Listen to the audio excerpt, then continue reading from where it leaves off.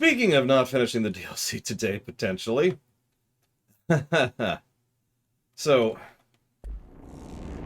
you'll notice I've got a power cube.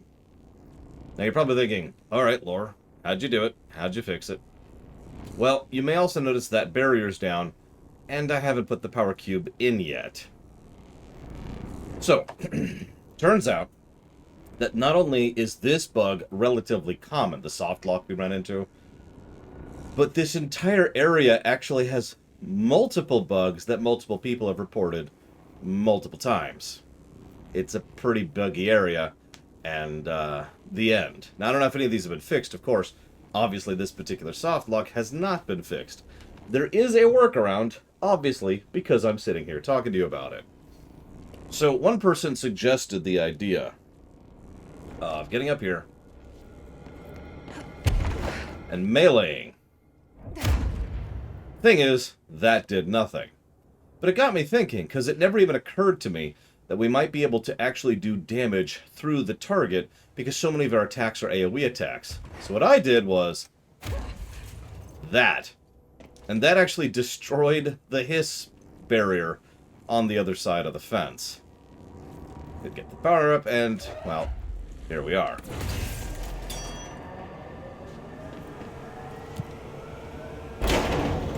That's how we fixed that problem. That was a soft lock, by most definitions, though. Also, apparently, this is the section where I need to go destroy hiss as we're going. Very much look forward to doing this over and over again to get all the hiss as we go.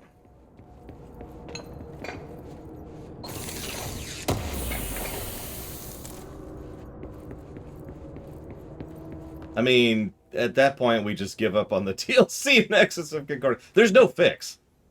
This is, like I said, this is effectively a warehouse. This is effectively a soft lock. Oh, yeah, hang on real quick. Is this it? Oh, hang on.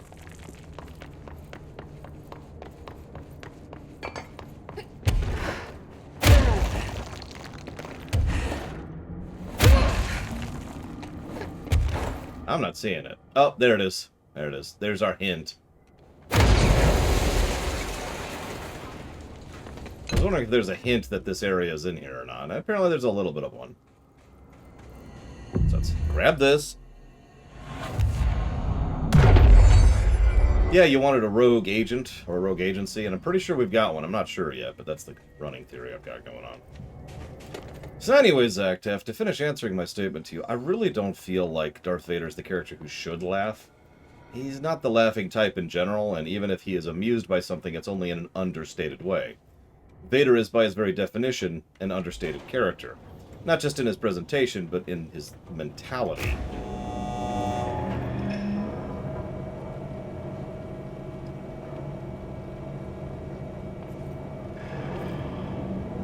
That's a good question. However, given the fact that there are multiple other bugs, I didn't see any hiss that time through. I was kind of leaning towards just giving a negative for bugginess, because we have a category for that, and just moving on. But let's see how bad it ends up getting, shall we? Which is how the hell do you react to that quickly?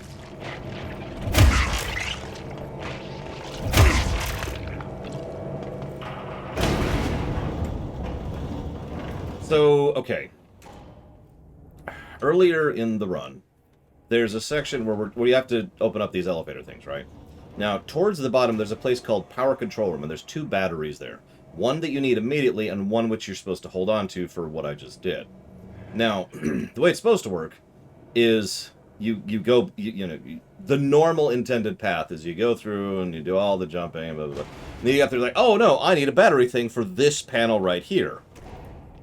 So what you're supposed to do is you're supposed to go all the way back down, grab another battery pack, carry it back up, and do it here. Or you can leave it in the elevator because the game is designed to keep track of the battery. And then you do that to unlock it, and then you're cool, and everything's cool forever, right? Cool. The problem... Yeah, I agree. Darth Maul is much more of a laugher. The problem that I ran into was I carried that with me then it vanished? But apparently what the hell?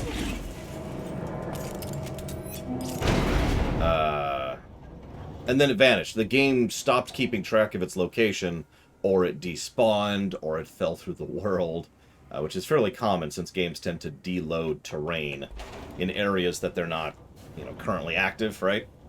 But either way, that battery vanished into the aether and was not respawning. So what I had to do in order to get around this soft lock is do a attack at a precise point in order to try and do damage through the wall in a way that's very clearly not intended, in order to damage the damn thing and get on with my freaking life. I'm going to do this one more attempt. I don't even know what this is doing, so we're going to do this one more try, and then we're going to give up on it and move on.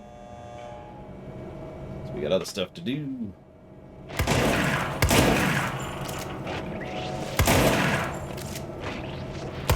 Yeah, I don't think I'm actually doing damage to these stupid things. So, we're gonna move on from this and never look back. So, a hard lock is exactly what it sounds like. It means, in game terms, the game has frozen and it's done. It's over. There's nothing there. The end, right?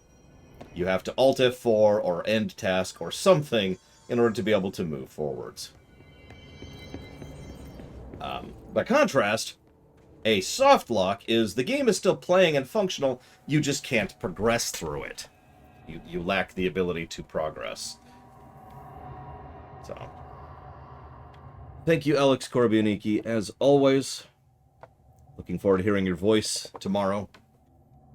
For the theater that you keep skipping out on. I see how it is. You actually are in Chapter 4, because you're in Chapter 5 as well, but you are in Chapter 4.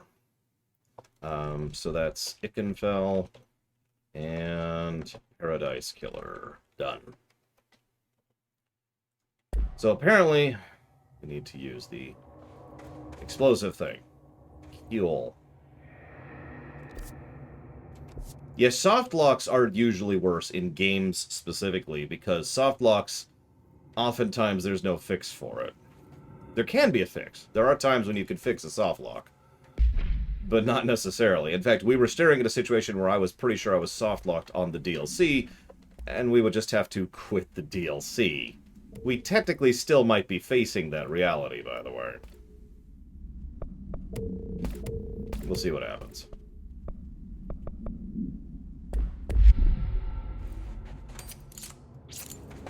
So, let's take Alex's advice here.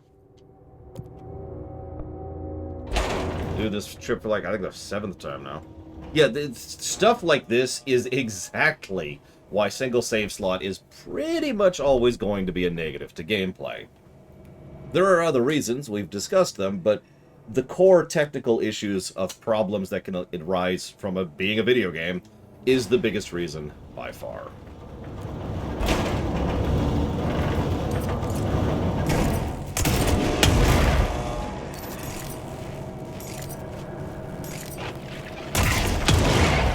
I got one, probably. But unfortunately, that charge took so long. I think I got 2. This is really dumb. It's just... Go back down! Hi, One Winged Angel. Hi, Dream Whisperer. Hello, James Carmichael. Yes, Skyrim is an excellent example of a game that had both hard and soft locks at launch, which was awful!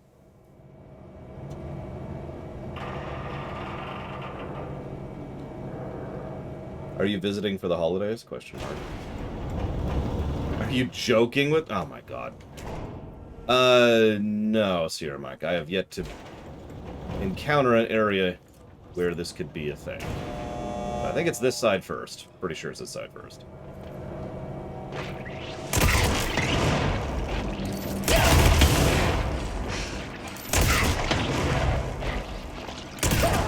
Alright, we did it. Now let's see if it saves our progress through death.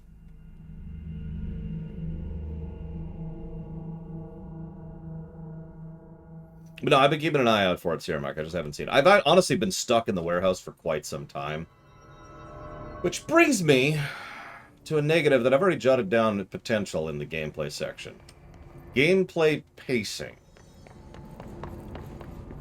Um, this, I mean, we can just move on. We still got this thing. But the gameplay pacing of this game is lacking. Well, it's not always lacking, is actually how I want to phrase that. But it is certainly periodically lacking, which is a problem. But more to the point, this DLC in particular has really long stretches of nothing going on. It's probably also worth noting that I'm not super impressed with the level design overall in this DLC. And that's not just because I've been stuck in the warehouse for over an hour at this point. Not in least which because of that freaking power cube.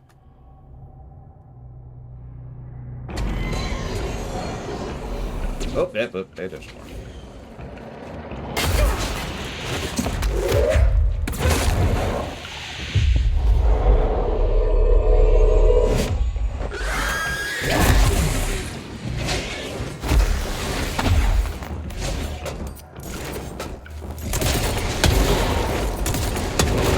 I still have the rocket launcher equipped.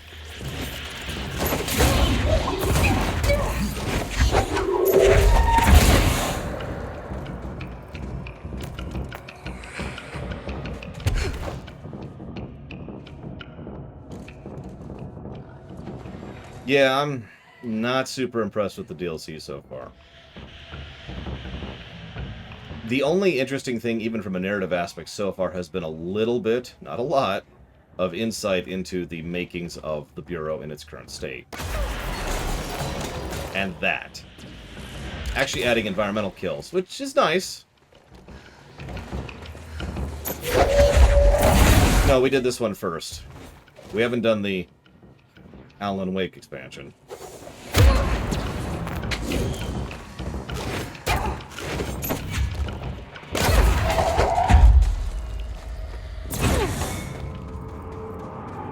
Yeah, we've got a bit of a Scully thing going on. Anyways, Dream Whisperer apparently cannot sub to me. I knew it! Are you currently subbed? Sorry for the sigh. I don't mean to be sound like I'm anti-Alan Wake. It's just, as I've mentioned several times, so I guess you haven't heard this, Alex. The very first fact I learned about this game was that it was set in the same setting as Alan Wake.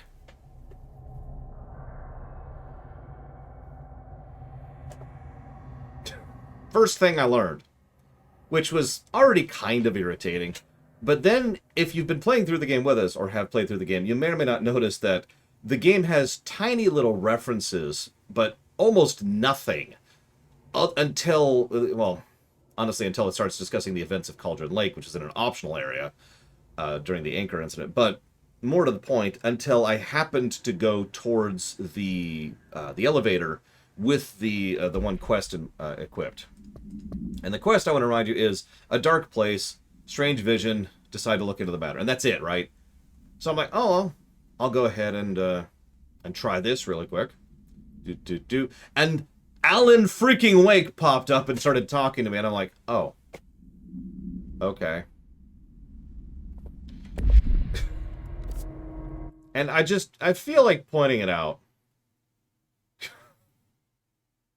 Because that's really strange, and would have been a great moment of, holy crap, that's awesome, if it wasn't one of the first things I learned about. And they advertise the hell out of it. It's not even just the person who told me about its fault. They advertise the crap out of the fact that Alan Wake is part of this setting, even though it is arguably a big reveal. Right? You know, it was his sled kind of a scenario here, and it's like, it changes everything, and it's like, okay, that sucks. Thanks for telling me that.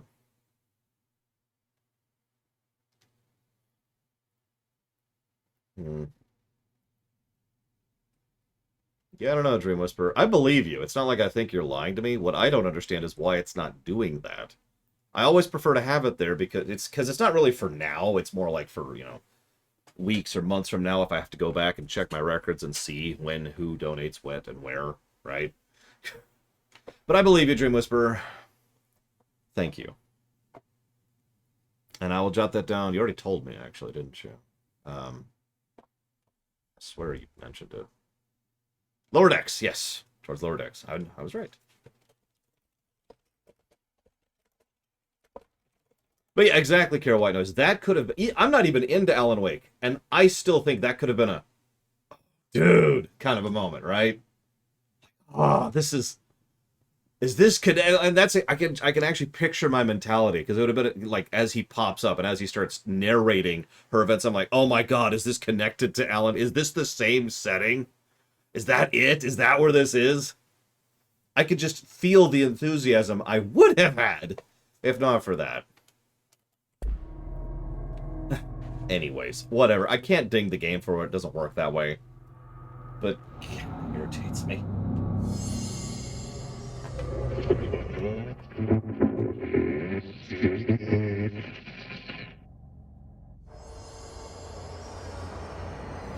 Sure thing, farmer.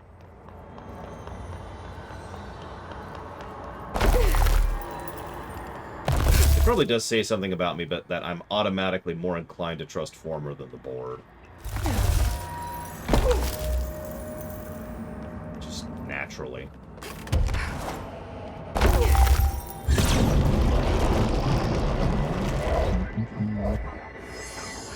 Hello? Board, are you there?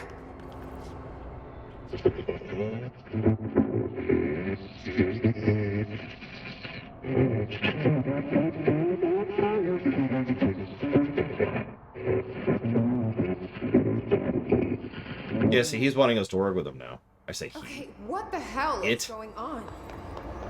Wait, I'm back here?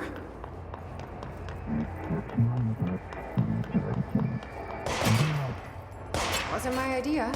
Blame the eyeball.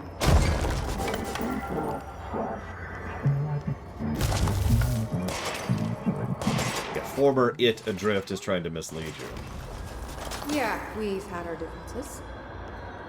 But it is giving me something you want.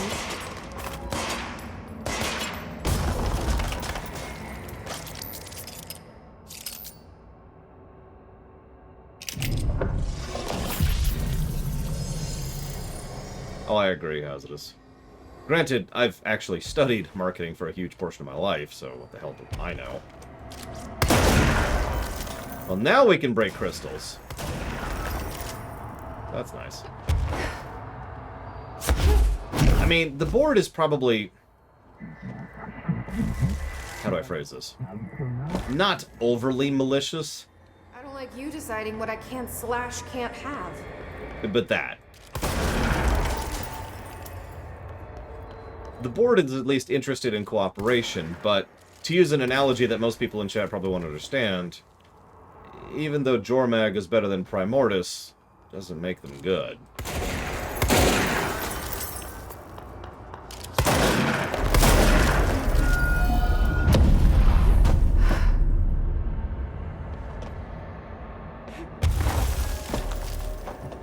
Yeah, they are bureaucratic, and they definitely are self-interested, although that's just shrugged.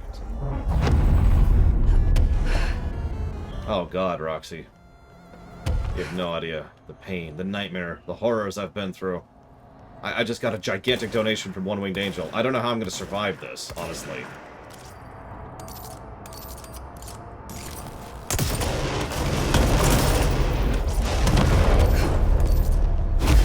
Can't trust dragons. Hopefully we can trust Aurene. Fingers crossed. For anybody who understands that reference. I'm really scared that in the upcoming expansion we can't trust Aurene. Because I'm rather fond of the character.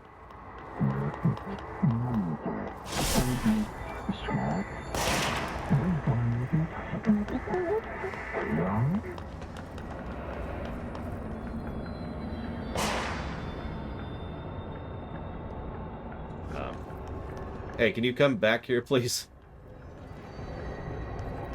Aurene. Don't worry about it. It's a Guild Wars 2 reference.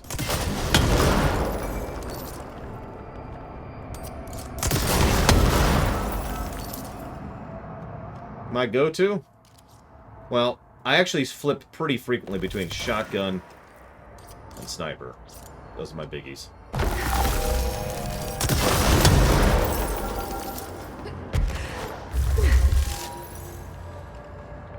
But, you know, whatever. Ace I don't have levitate, I guess.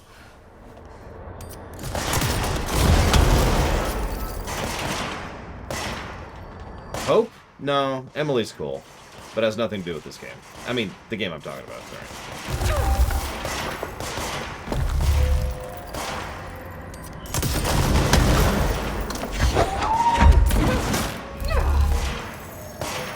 Over here. Hey, Ross. Alright, we done here?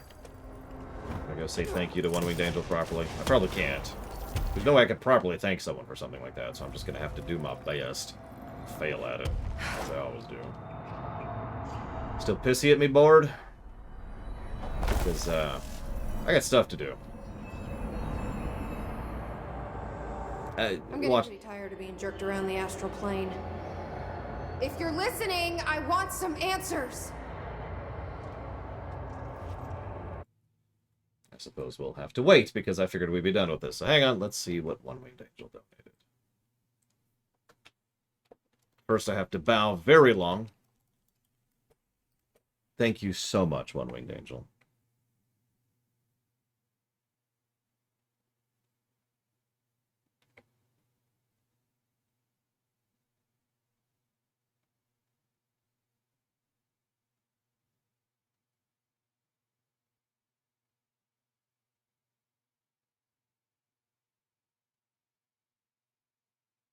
I do very, very much appreciate, as always. Thank you.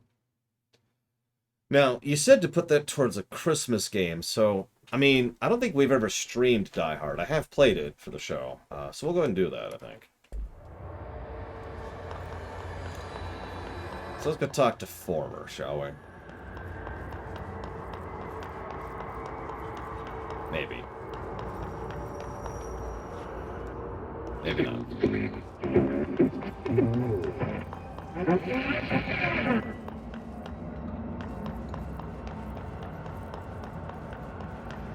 I mean, you're obviously trying to points, but, like, you suck at your job.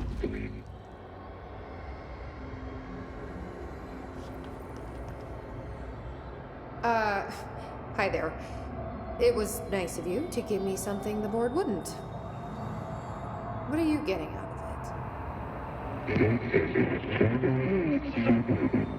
So, I'm just supposed to believe you're a particularly charitable,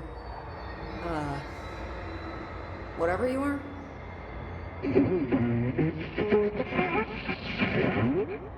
Hungry? I mean, yeah, actually, I'd love a sandwich or something. That's not what you meant, was it?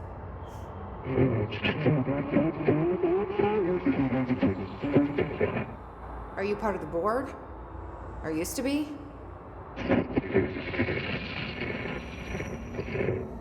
Okay, so you split because the board blamed you for...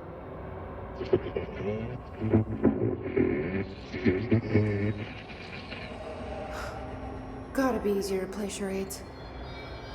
Do I need to rescue someone?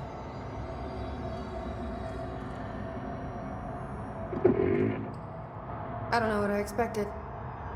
It took a minute. Listen, this has been great, but I have to go. Thanks for your help, and, stay out of trouble.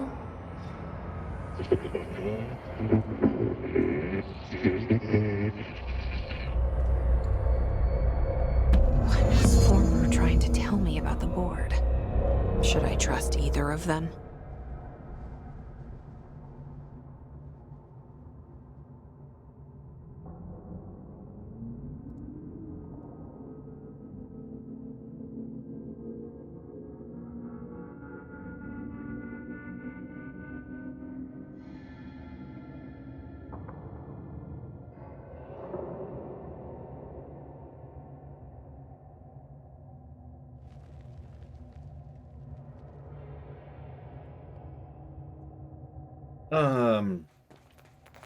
Words. Favorite color of bell pepper? Red. Easy answer. Yellow is a second.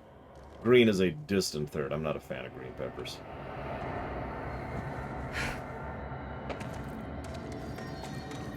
Yeah, no kidding, Camber. Alright, let's just do that. What is this?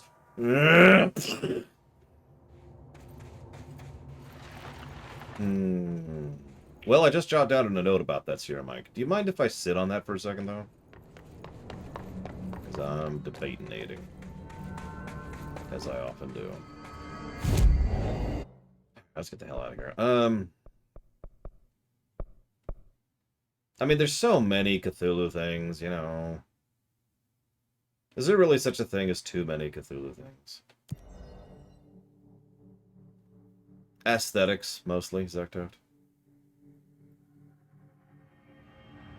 I'm down for that, Hazardous. Green peppers are also really good when properly cooked. I was presuming raw.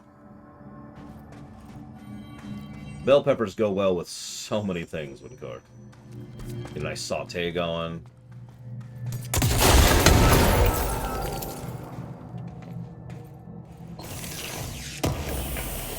Well, I do actually have an idea. I kind of want to see more information first. I could be wrong. It's actually a flaw of mine that I've gotten worse at over the years.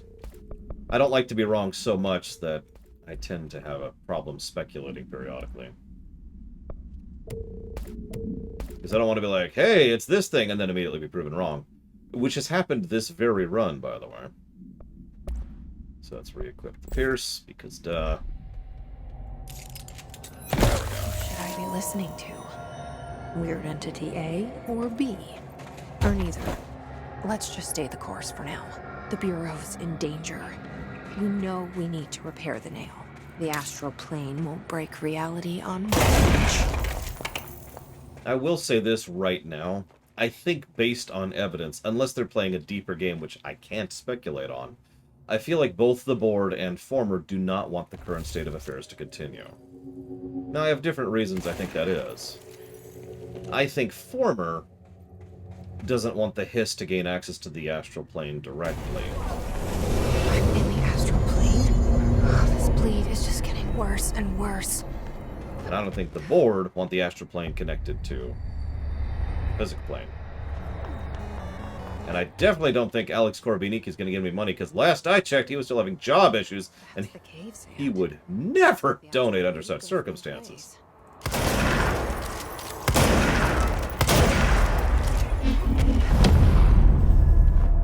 Like, that would be madness.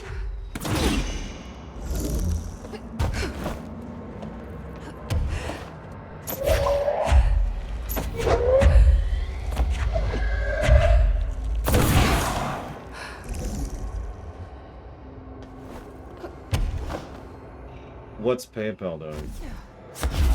Yeah, I noticed the not power course. Hopefully these ones won't despawn on me. Sorry. Oh, goody. Well, we've had a soft lock you haven't had, so hopefully we won't have the soft lock you did have, Sierra Mike. Oh, good, Alex Korbinicki. That is a good thing. Hiss in the astral plane? Bingo. That didn't go so well last time. Whoops, I didn't mean to do that. I meant to hit this button. And then this button. And then do this. And then do this. I mean, PayPal is a pretty scummy thing. Like, for those of you who know what this means, PayPal is a shadow bank. For those of you who don't, it's just as bad as it sounds. It's actually probably worse than it sounds, if we're being honest.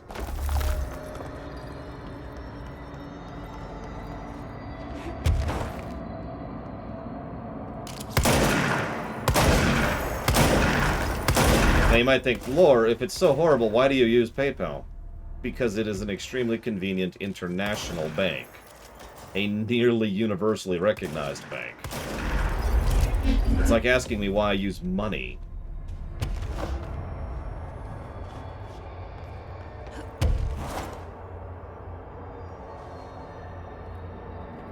Either way, thank you very much.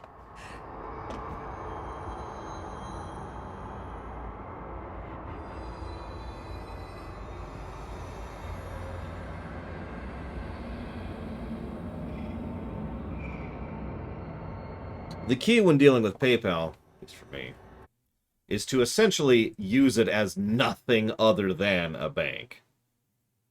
Don't deal with they offer literally 100% of the time when I log into PayPal, they're like, hey, we've got a new deal for you.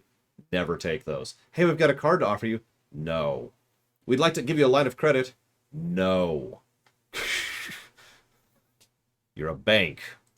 You handle transactions. Piss off.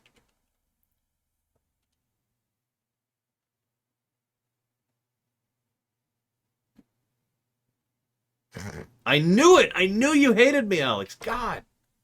Ah, it's okay. I don't blame you. I think your voice, you're just... If they hadn't screwed over scholars so much, I think, you know, maybe you could find it in yourself. Have the joy, happiness again in your heart, but there's nothing left in there.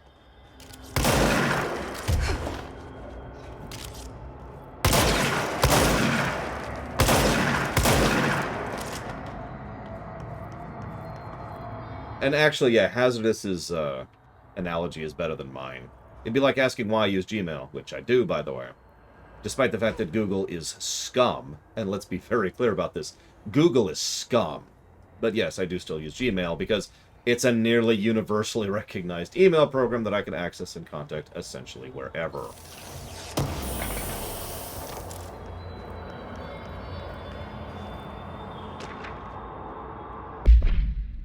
A ceramic beckoning cat figurine. Oh, I didn't say it out loud. Sorry, those are going to It Can Fall and Paradise Killer. The following is a list of items observed with The following is a list of the items observed altered effects: non-corporeality, affinity for specific human behavior, minor physical movement, waving the arm. Multiple simultaneous incarnations of this item have been observed. Whether these are independent altered items acting uniformly or replicated instances is unknown. How the item originally arrived in the oldest house is unknown. It was first discovered sitting in the director's chair and was immediately contained in a panopticon cell. The next day, an agent noticed 2 additional figurines had appeared. Hours later, all 3 had vanished. The items had been sighted throughout the Bureau, appearing while agents perform tasks. It is theorized that fulfilling certain unknown criteria will encourage the item to appear. Present location unknown. Actually, that's another good comparison. Imagine living in Metropolis and trying not to buy anything from LexCorp. Good luck. This goes back to something I've talked about so many times, in real life and on my show. Hills and chocolate. At this point, I really should just turn that into a lorem. Just jot down hills and chocolate so I can just reference that as shorthand going forwards.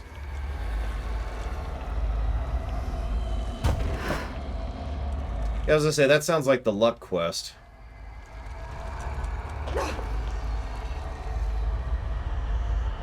Yeah, no kidding, Sierra Mike. It's a shame because they had a hell of a business model and then they torpedoed it. Don't mistake me, they still make plenty of money, but, well, they could have been better, you know? That's all I'm going to say on that. I don't want to get into that because that gets into the nature of philosophy on what companies should and shouldn't be, and yada frickin' yada. Nope. Not letting that happen again. You stay right there.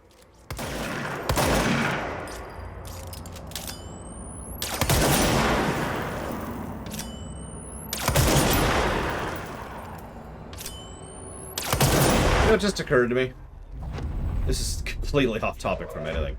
How many games can you think of where you actually want to use the pistol past, like a certain point in the game? Oh, this is bad. Nope, okay. Well, we're just going to accept that happening.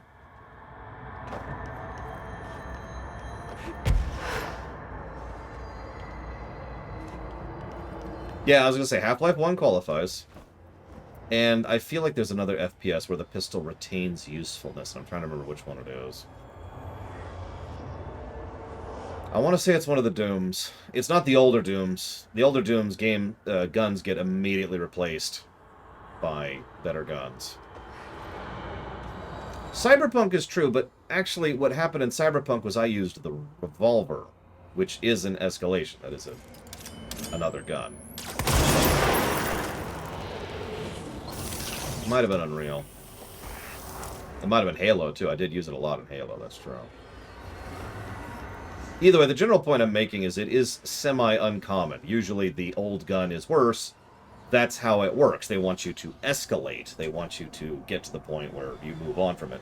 I just realized another one. It was actually Saints Row 3 or 4. I forget which because they blur a little bit in my mind. But in one of them, you could turn your pistol into something that was actually worth a damn via upgrades and the like. Reminder, the Bureau does not have windows. If you notice a window, immediately close your eyes and make your way to the nearest safe room. You are permitted to fasten a blindfold from an article of clothing. Any resulting lapse in dress code will be excused.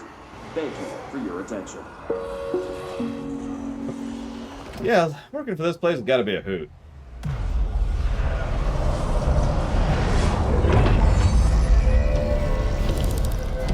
Okay, haha, Plutonia. It's going to be interesting if we ever do finally review Unreal, because I tried to get it working and I sort of succeeded. I think it was Saints Row 4, now that I'm thinking about it, Kevin.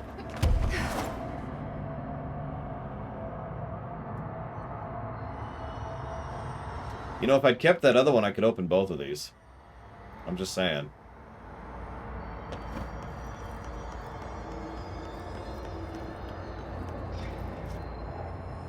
Any indication of which side is which? Absolutely no doubts here, Mike. Attention, we are having a standard demonic invasion. Please go to the nearest safe zone. If the nearest safe zone is covered in anything that it shouldn't be in, do not go there. Instead, seek the next nearest safe zone. FTC security personnel will be here for you. I actually have to do both. That's funny. Well, we can backtrack later. I'm gonna laugh if I just softlock myself by trying to not softlock myself. That would be apropos, wouldn't it? Come on, where are you?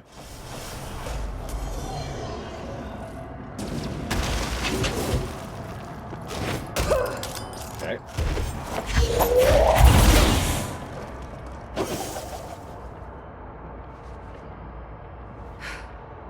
Are you here to kill me?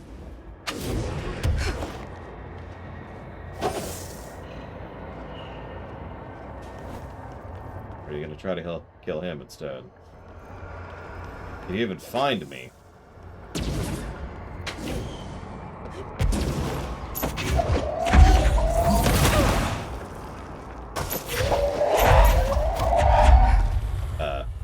Didn't want that, but sure. Make that work.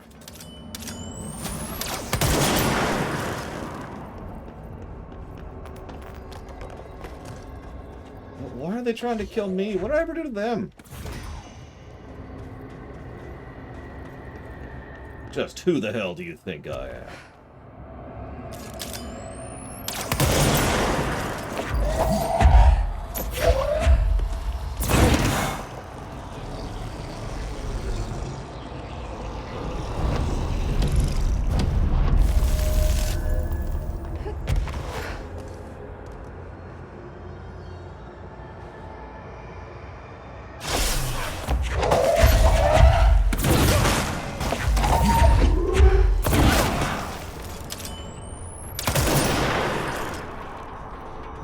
Of course you can, Alex. No, listen, I refuse to listen to my valued and awesome viewers who I specifically go out of my way to not only talk to on a regular basis and try not to ignore, even if I get distracted sometimes, but also have the text up here just to make sure that people on the VOD can know who and what I'm responding to. No, I demand right now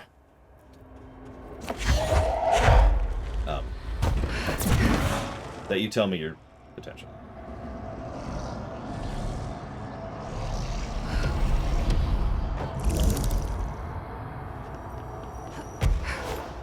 Thanks.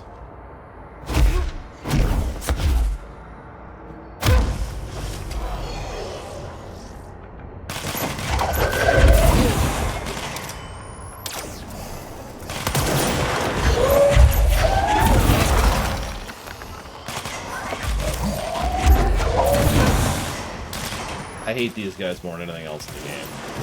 Even more than the invisible guys.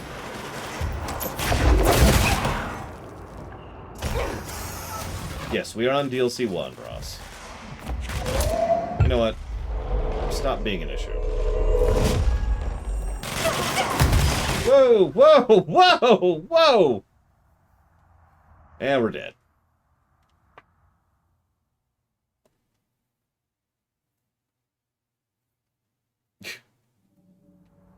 I think if I was to give that negative, it would be more for the fact that the game likes to do the shotgun loot method without really doing what's necessary to make that work.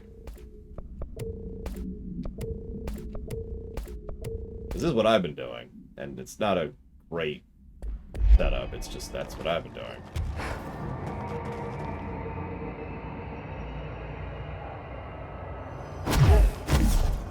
Yeah, I wasn't really on purpose, Kira White Noise. It was just targeting them because it targets things randomly. I don't know.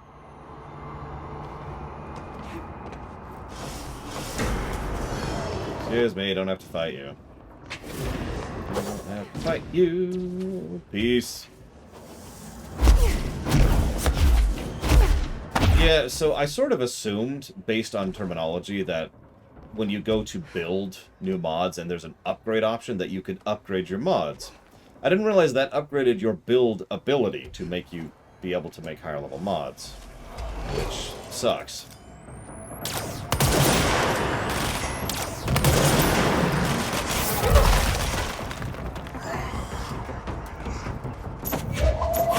God damn it, would you quit it? And I just, yeah, that power box is gone. Alright, whatever. Yeah, let's get rid of another one. Let's see how well designed this section is, shall we?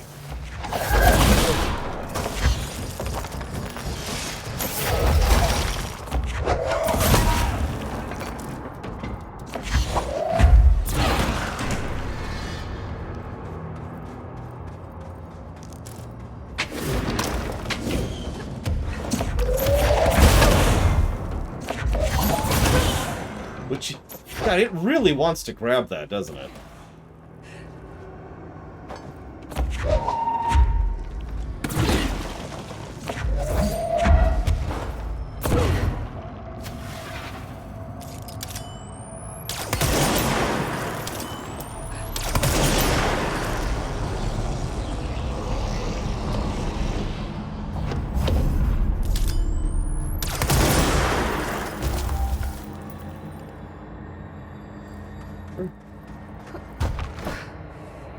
Yeah.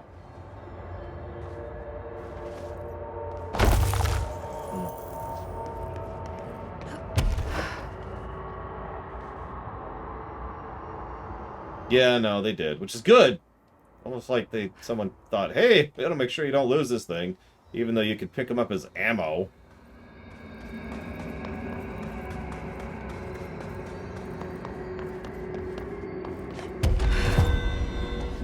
Oh, for God's sakes.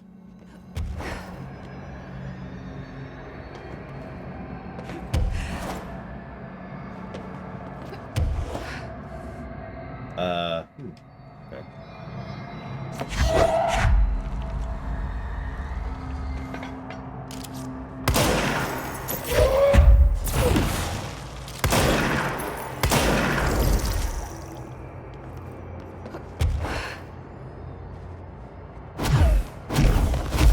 Hey, Snarky. I believe Blops 1 is on the list. And I think World at War is on too. That's Call of Duty 5, right? Which I've actually played that one before.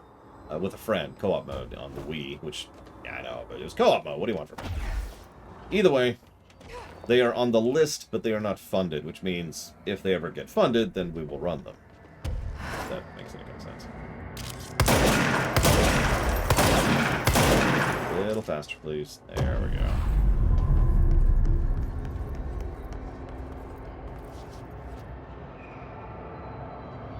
I mean, it effectively is Sierra Mike. And it doesn't seem to care about any. I've actually had it pop up during a cutscene. Let me say that more clearly. I've had the audio show up during a cutscene. They didn't actually have the text. It didn't go, but I could hear the pop-up in the background, and I was like, oh my god. Really? And yeah, to be blunt, Navi does serve a good purpose in Ocarina of Time. especially for a first-time player. That's something I was testing during the review, off camera mostly, but still.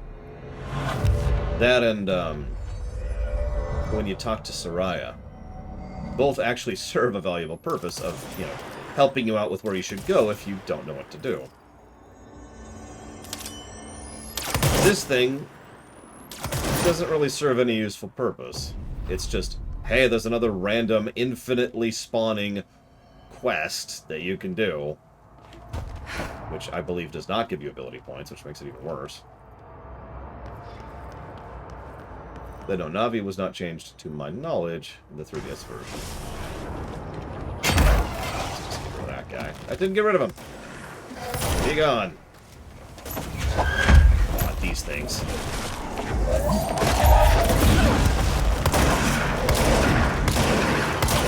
This is my Dune.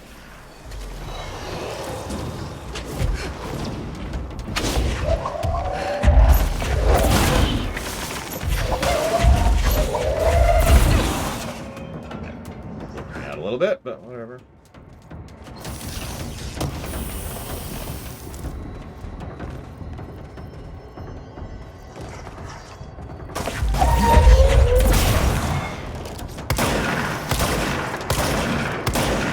Touch this.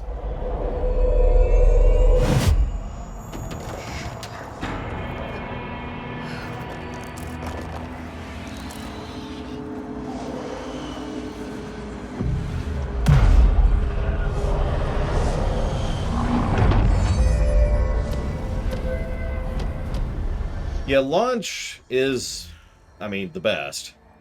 But not just because it's fun. I've been thinking about this off camera a little bit. Thank goodness. I was just kind of hesitating there to see her. I'm like, ugh. Because the really awesome thing about launch is the fact that it's well designed. Like, you could tell a lot of thought and work and effort were put into making sure that launch was fun and interesting and worth a damn, right? Substantially more development time was put into launch than, honestly, probably any other kit in our combat, with the possible exception of what I'm doing right now.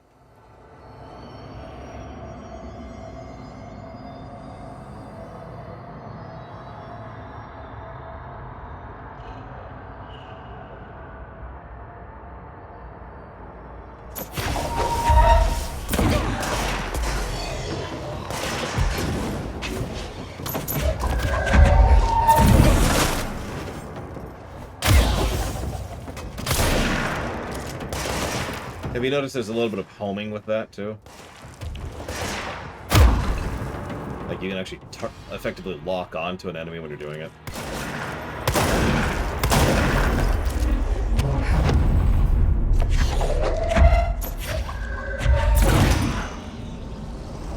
We did a full shield build earlier, and it was okay. It was just kind of dull. I mean, more dull than the rest of the game. Oh, we're going the wrong way.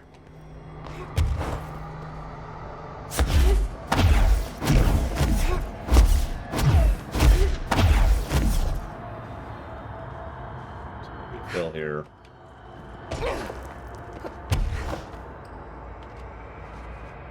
It was useful, it's just, I mean, honestly, it'd probably be a lot better if the aforementioned trash problem didn't exist.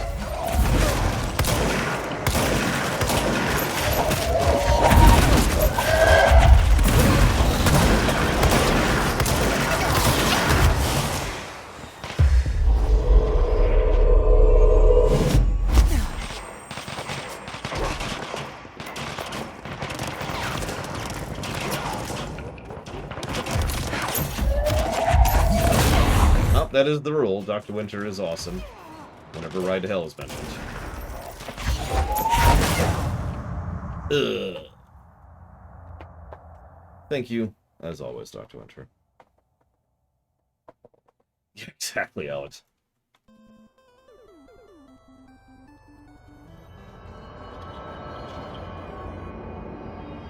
Are you going to tell me that... There we go. Am I going to get a text notification? I saw it. I heard it.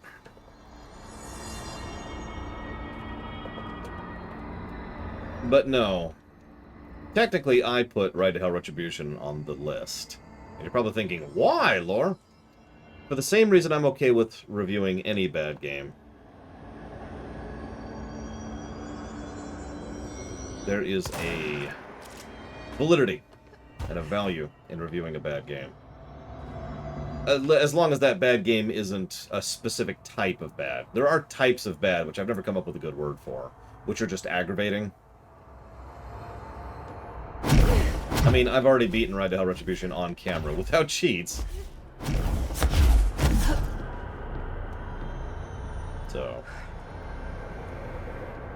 yeah, I'm curious if it'll beat Mega Man X7. Remember, Mega Man X7 is well after the Oblivion line, so that is a very up-to-date, that is our worst game, and I'm not sure if that's gonna change. Pain simulators, that's a great way to put that, Sierra, because yeah, some games are just pain simulators. Some games are just, why is this a game?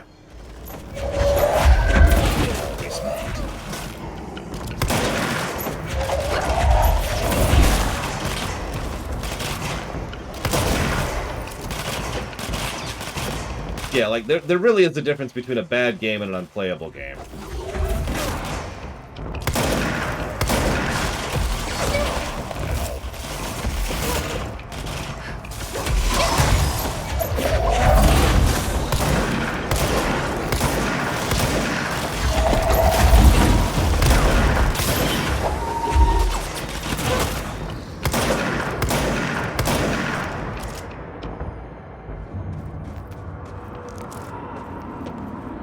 Yeah, if you've never seen the Ride to Hell Retribution lore run, it is probably the lore run I would recommend more than any other lore run I've ever done.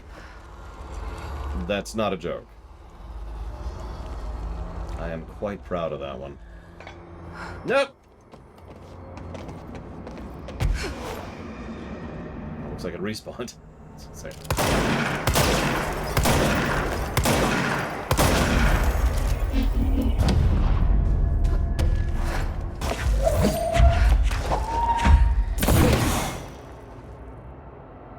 Why is that?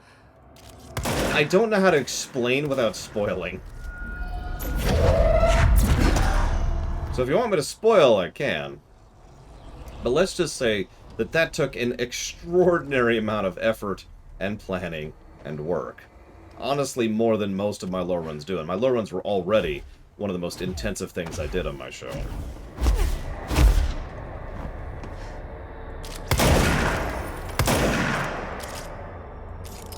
And yep, Johnny McEasycock. What was his name?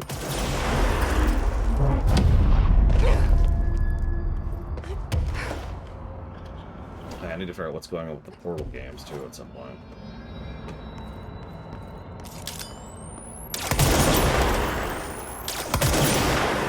You know how they knew that the destructive physics were enjoyable? They based so many things around it.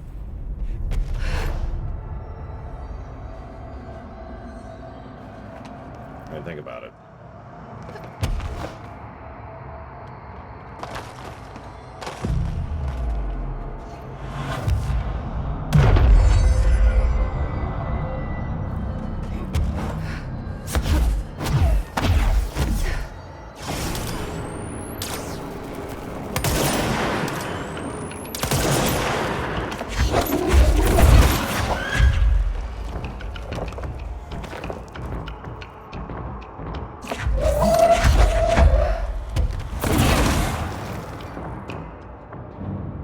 Yes, absolutely, Plutonia. We've actually covered that in reviews. There has been a few games where it's like, if this is supposed to be a serious game, it's terrible. If this is a parody, it's hysterical. I'm not sure which it's supposed to be. So I just kind of listed both scores for that one.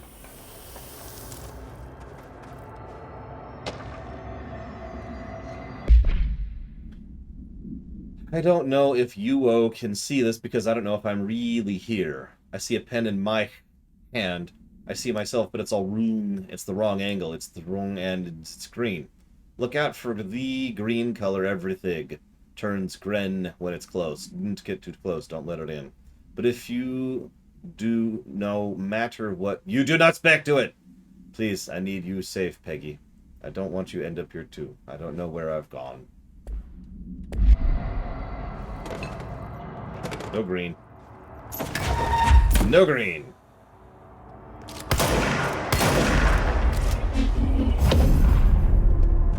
Yeah, if the room is a good example of that. If the room was intended to be taken seriously, then it's garbage.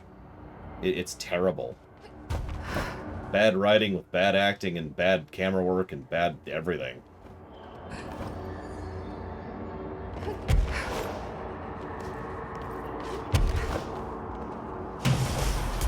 What's interesting to me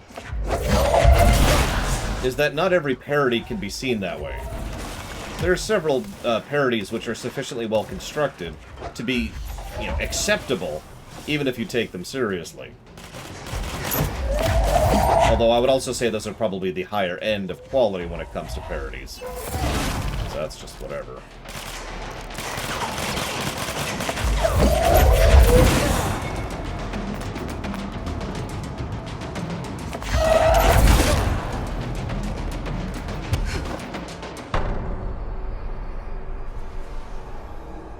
Yeah, Spaceballs is a good example of a movie that it wouldn't be as good, seriously, but it would still work, right?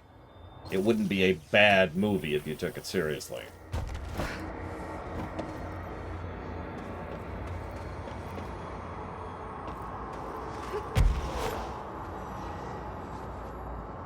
I'm not sure, Dr. Winter. I did respond to that, but I've kind of been thinking about that since then. I do feel like the...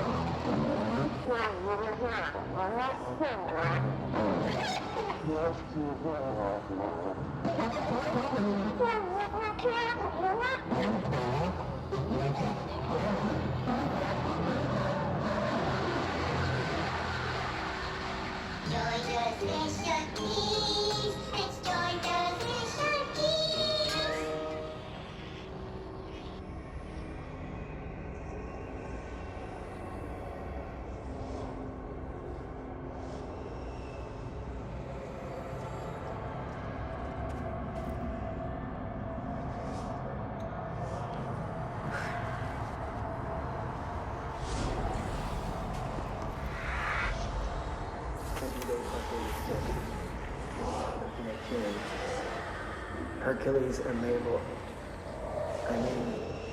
bid numbers 3 and 11 attacked my staff today. 2 fatalities.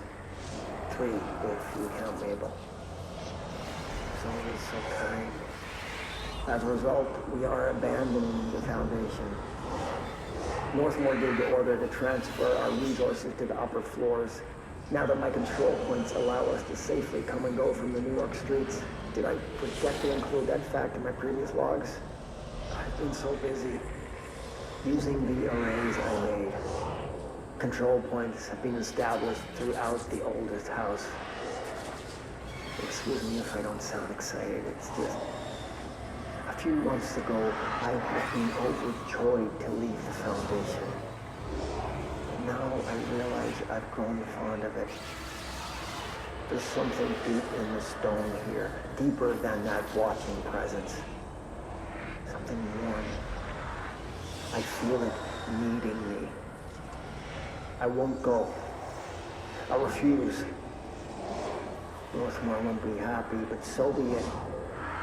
I'm starting to see him for what he is. An impotent storm. Father Shade in a cheap suit.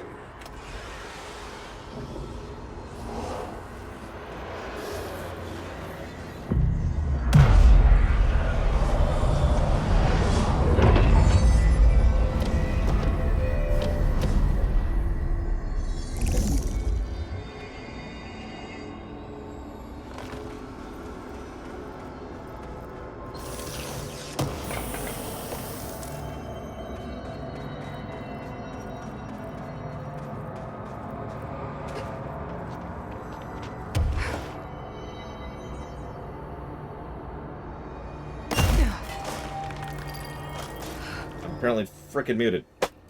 To finish answering you, Dr. Winter, I think that taking the combat out of the game would be to its overall detriment. I think what they should do is add to the combat, add to its complexity, and add to its depth. And reduce the number of it, but that's just a duh. So, what I was talking about was, like, even here in this expansion, even in this DLC, they're just doing the bare bones beginnings of actual, what should be the combat of this game with stuff like that. Environmental combat, right? We did see this a little bit in the Ashtray Maze, and that was awesome, and probably the best encounter in the game still. Not just because of the music, but because it was well designed and awesome. Oh, they're actually respawning. I'm out. Peace. So in short, no, I don't think this should be turned into a straight platformer. Now, if the choice was straight platformer or this, that's a little bit different. I might actually lean more towards platformer in that case, because this combat is not super great, as we've already talked about.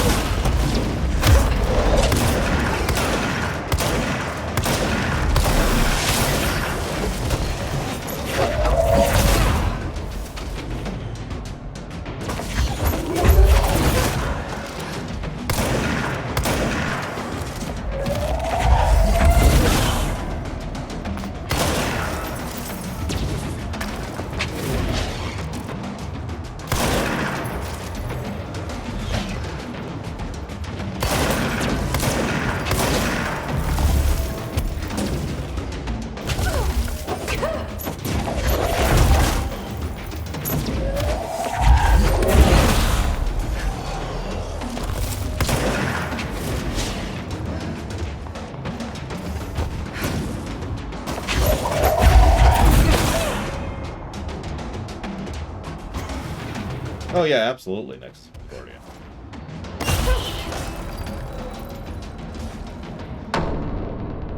A Hoog?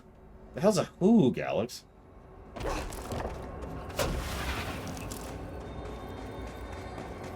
Yeah, earlier, I guess 2 days ago now, I was talking about the section in Man of Steel where Lois is being guided through the spaceship. Imagine playing that. Imagine playing the person just... Let's see. Hold on, 1 second. Smash! And like most of... Like, imagine controls built around trying to, you know, use the terrain, use the shifting house to defeat your enemies kind of a thing. And again, shrink the number of encounters, increase the quality of the encounters. Oh, he needs a hog! Oh, no problem, Alex. I'll get him a pig right away. He likes bacon, right?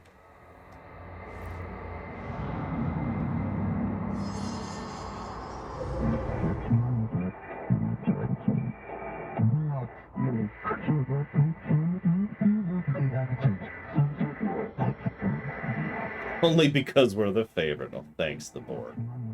Do not speak to the farmer. You're welcome. Cute. Yes, I did. And I didn't quite understand the comment. And I meant to respond to it and forgot because I'm an idiot. So, I know that some of the missions are in the advanced Hitman games, but the way I was thinking of it is, like, if we ever do a review of Hitman 3, wouldn't we just review, like, Hitman 3 at that point and kind of bake the previous missions into that review kind of a deal? Unless that's not possible. Admittedly, I don't know. I don't even own Hitman 3 yet. I'm kind of holding off on that because it's nowhere on the list.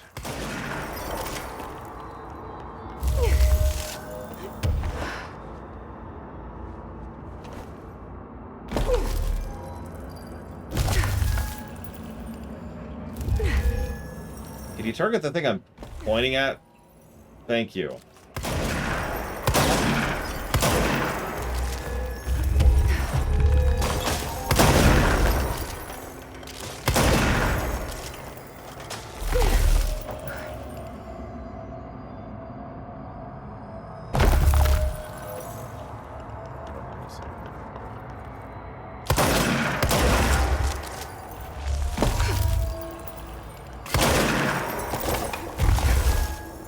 Oh, for goodness sakes.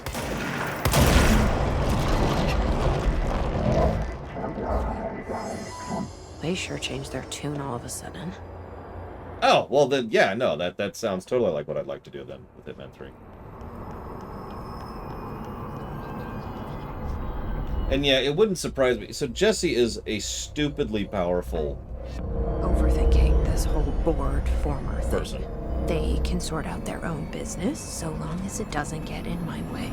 Obsessing over these problems is something Trench would do, but I've got my intuition. And you. Yeah, she's very powerful, just as a para-utilitarian.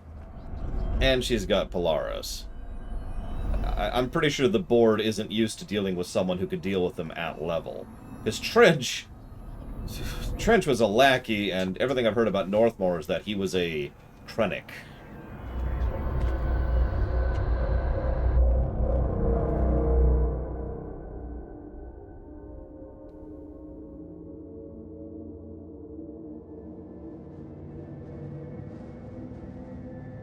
And yeah, exactly, Kira. Wait, no, sorry. Well, it's almost done. None? Dr. Winter? I'm gonna go with none.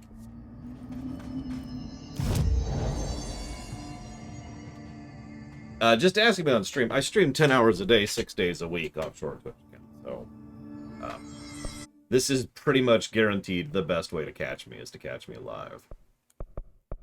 Let's go ahead and... I need to speed up C's, though.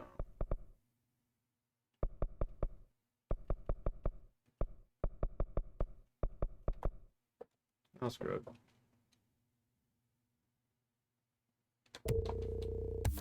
Well, I mean, I'm not alive, but you know what I mean.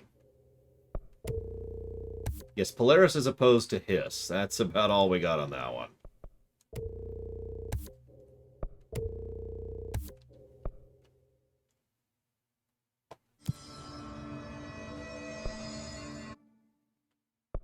Wait, are we at the crossroads? Maybe Emily has something new to say. Emily! Emily! Jesse, you're back. So did you find anything noteworthy?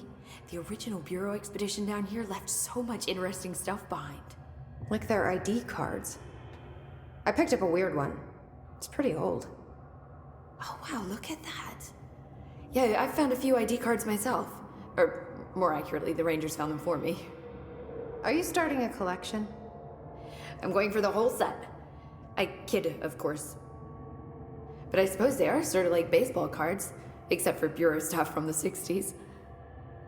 Hey, the one you found is different than mine. It looks like it's a higher clearance level. A rare one, then. Want to keep it, Emily? Yeah, I absolutely do. But I think you should hang on to it for now. High clearance access might come in handy. Sounds like you have something in mind. Guilty. See, I've been going through Dr. Ash's notes, or the ones I can find, anyway. Like Darling, he seemed to enjoy hiding his most relevant research. From what I gather, there is another floor beneath the warehouse with a special lab that requires 5 high-level staff members just to access. Here, take this. It's an old skeleton key. Something else the Rangers found. I give them $5 for every useful trinket they bring me. I'm gonna assume this key is my ticket to that lower floor. And that super secret lab you mentioned. Bingo bango, as Dr. Darling used to say. Look, keep your eyes peeled for more ID cards around the warehouse. If Ash's notes are reliable, and I'm sure they are, then 5 is the magic number.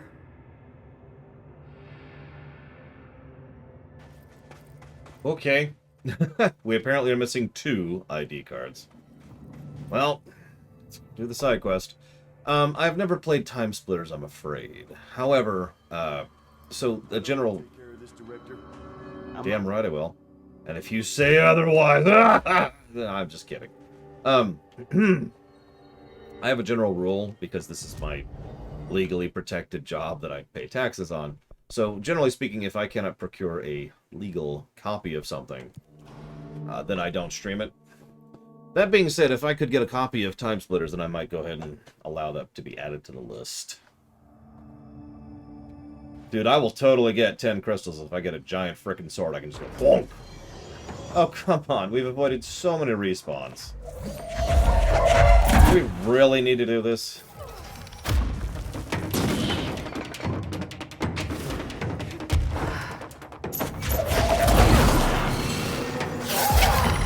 Really? Is this necessary?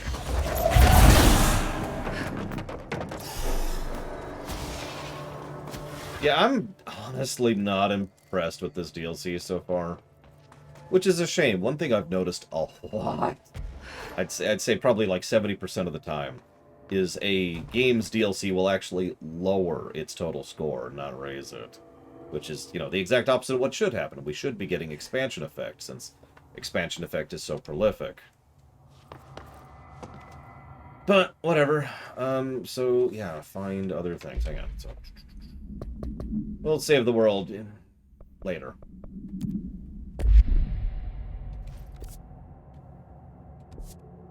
So, we weren't exactly skipping stuff as we were going through this graph. We did have to work our way around a soft lock.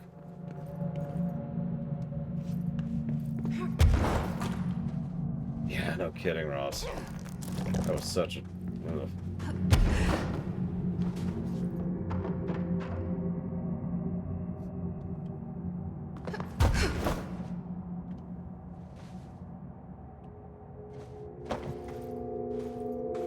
Oh, well, there you go. If we could get a hold of a legal copy, then sure. It's one of the requirements. I have a few other requirements to add a game to the list, but that's the big one.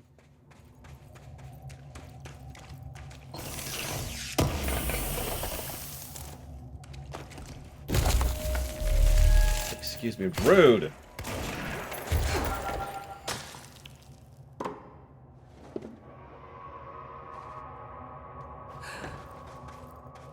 Well, don't build it up too much for me.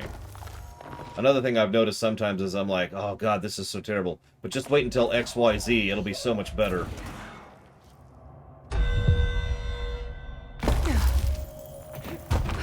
Thanks, Navi.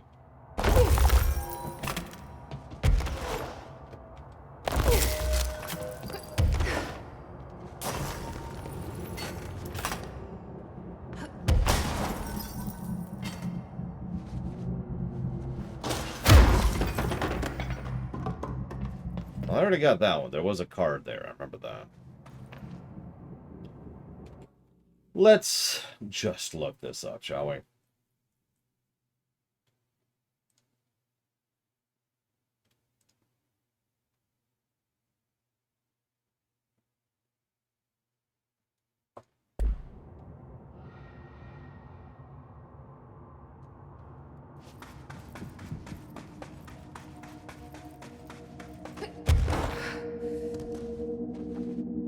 I mean, it sounds like a cool concept. Time splitters, I mean. Okay, so that's that. Alright. And that's where I want to go, apparently.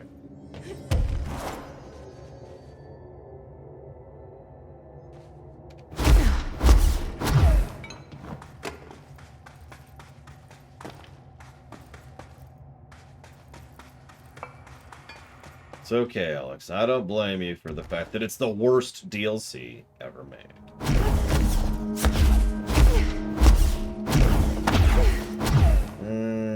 That's a good question. I never reviewed Just Cause 3. Is this where it wants me to go? Yeah, no, that's where it wants me to go. But I have to admit, I was really bored with Just Cause 3's DLC. Probably at least partially because it was so non-existent, you know? Like, okay, cool. Flight suit, that was neat. There's a couple new enemies, cool. The airship missions, those are alright. Being shot by a sniper, you know, that's cool. But that was kind of, like, there was no meat on its bones at all. Dude, you freaking... Oh my god. You know what? Dying is actually better. I would prefer dying. Because dying usually despawns.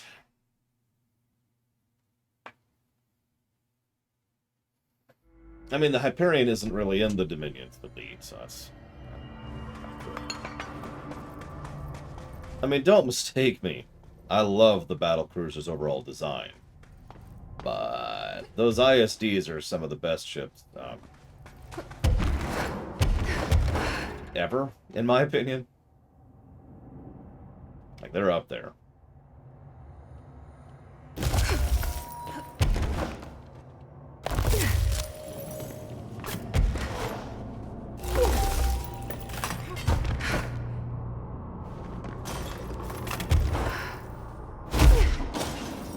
Okay, made it in.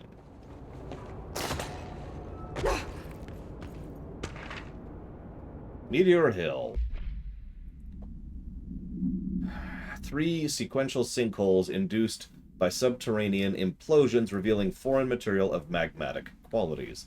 Local chapter of the Youth Science League, I can talk, were participating in an archaeological dig on the hill when the event occurred. Many boys were injured in the resulting collapse. Some touched the magma directly. Bureau agents arrived at the scene 7 days after the incident. Samples of the lava-like material were taken. The area was quickly sealed off from the public at our recommendation. Our aim was to ensure all remnants of the material were rendered inoffensive, but the magma descended too deeply into the earth to retrieve. Foul-smelling odors were detected in the area, which were hypothesized as being dissipated elements vapor trail left at the scene. All material was delivered to Washington for examination in the Bureau's on-site laboratories. As for Prototype, I've never played it. It's on the list. Nowhere near funded, but it is on the list. Well, there's 2 big reasons why DLC usually... Let me walk that back. There's usually 2 big reasons why DLC tends to be worse than the base game. Reason 1. It's done by a different developer. Another one of those ID cards. Pretty Security basic. chief. Reason number 2, it's done without proper support. I talk about support a lot, but it's because it's kind of a vague sort of a thing, right? You know, it's whether or not you have access to time, budget, personnel, resources. You know, it could be something as simple as having the right offices or having priority when it comes to different projects. DLCs are usually low priority, low support projects, because the whole point of a DLC from the corporate perspective is to try and squeeze a little bit more money out for free out of an existing product. Venators are quite nice as well, Zucktap, I agree. Okay, got that one. Probably got that one. Definitely got that one. Definitely got that one.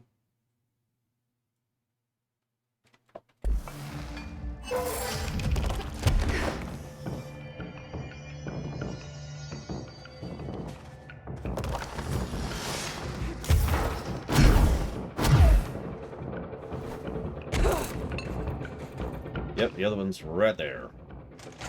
We couldn't open this earlier, apparently because you can't until you have the quest. This ID card was for an excavation engineer. Why did so many people abandon their cards down here? Don't worry about it. Dr. Ash, as Chief Excavation Officer, it is my job to support the research team. So I got you your machine for that ridiculous sand research project. However, it's my responsibility to ensure the safety of my crew. Do you know how many trips it took to get an entire bulldozer down here piece by piece? And do you know how many of my guys were lost in those trips? Here's a hint. Too many. Which brings me to my point. I'm writing you today because of this request form that just landed on my desk. Apparently you want a lightweight 1- or 2-man military-grade helicopter for the purpose of surveying the vast expanses of Column by air. I bet you didn't even stop to wonder how much time, money, effort, and blood this toy would cost us. Well, no. Sir, I am sorry, but I will not subject my men to another month of marching through that death trap upstairs. For Christ's sakes, these people have families. Not that they ever get to see them anymore. Request denied.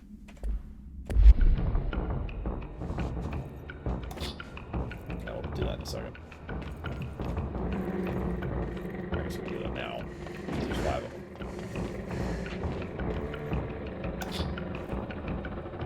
Does it matter?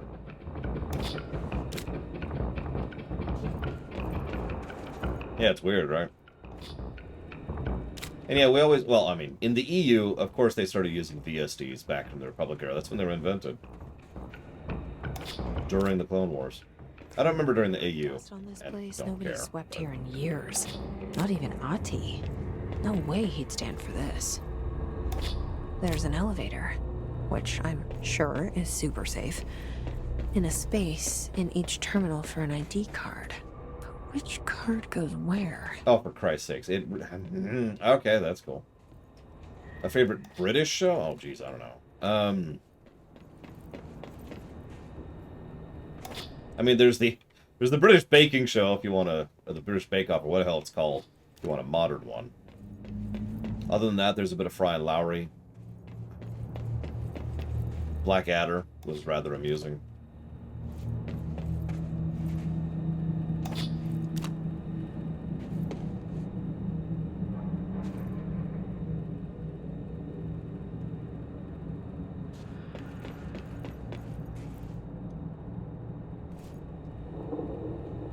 Okay, so that's security.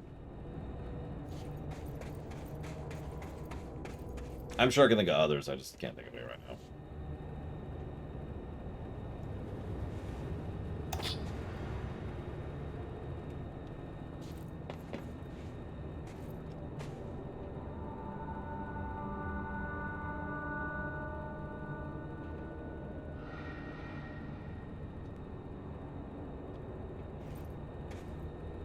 We'll put this as the excavation engineer. I didn't like Red Dwarf. No, thank you. Not my style of humor.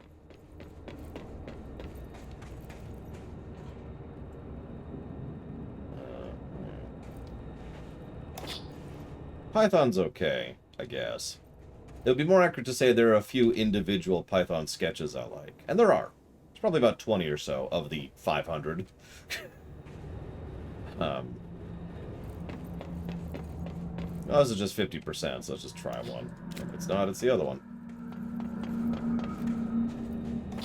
It What? worked. Now I just have to get on a rickety elevator that goes who knows how far down.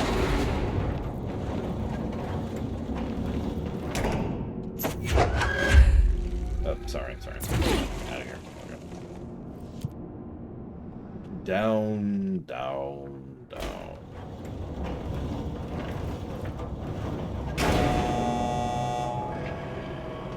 What's funny is I'm not a huge Doctor Who fan either. Dust. Still, this lab's way tidier than any of Darling's. Except for Trout. He's awesome.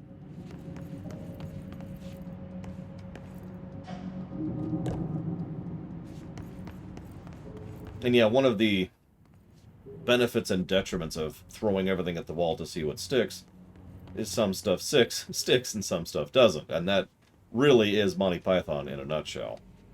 I don't mean that as an insult in any way. They themselves have confirmed this. For doing everything they could to do everything they could.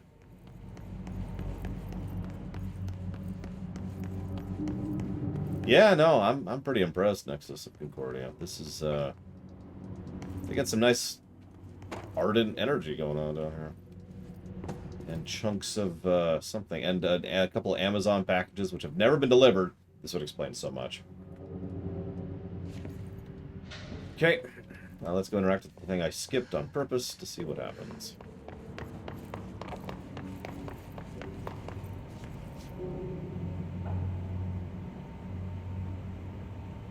You're a telekineticist. You can lift, like, giant chunks of concrete. Use your mind! Alright,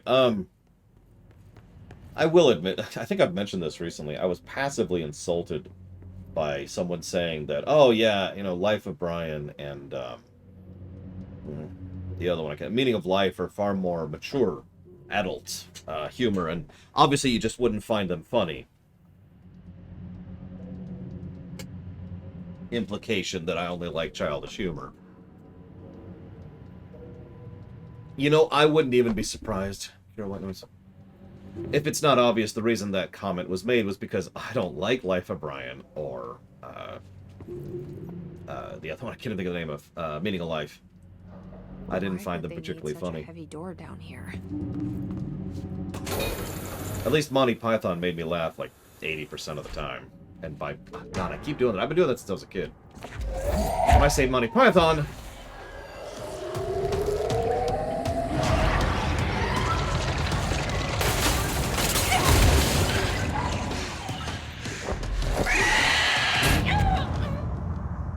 I mean Holy Grail.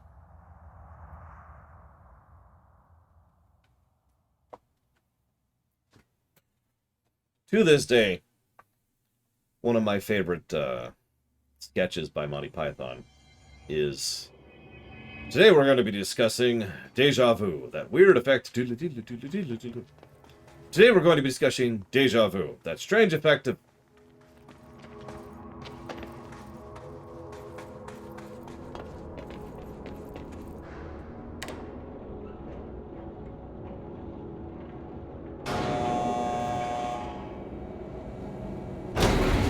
I knew it, Dr. Winter. You are truly lost. Alright, we're gonna have to kill Dr. Winter before he infects the others. I don't know, we could toss him into some boiling acid, but it's gonna be so slow, you know? That sounds kind of terrible. We do have the guillotine. And then, wait, I've got it. We could have the acid pit, and then the guillotine, so that the head falls into the acid pit. What do you think?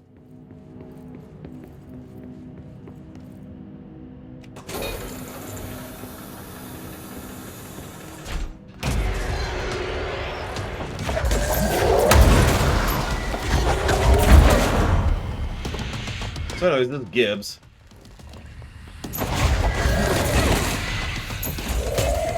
Somehow. Even though I'm not sure how the Hiss got involved with this, but you know, whatever. Let's regen for a second.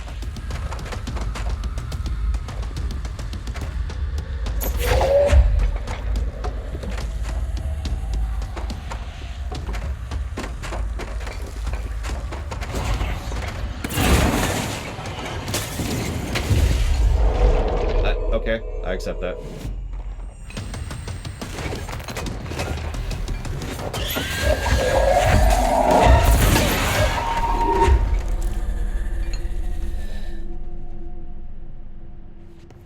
Well, this was neat and tidy.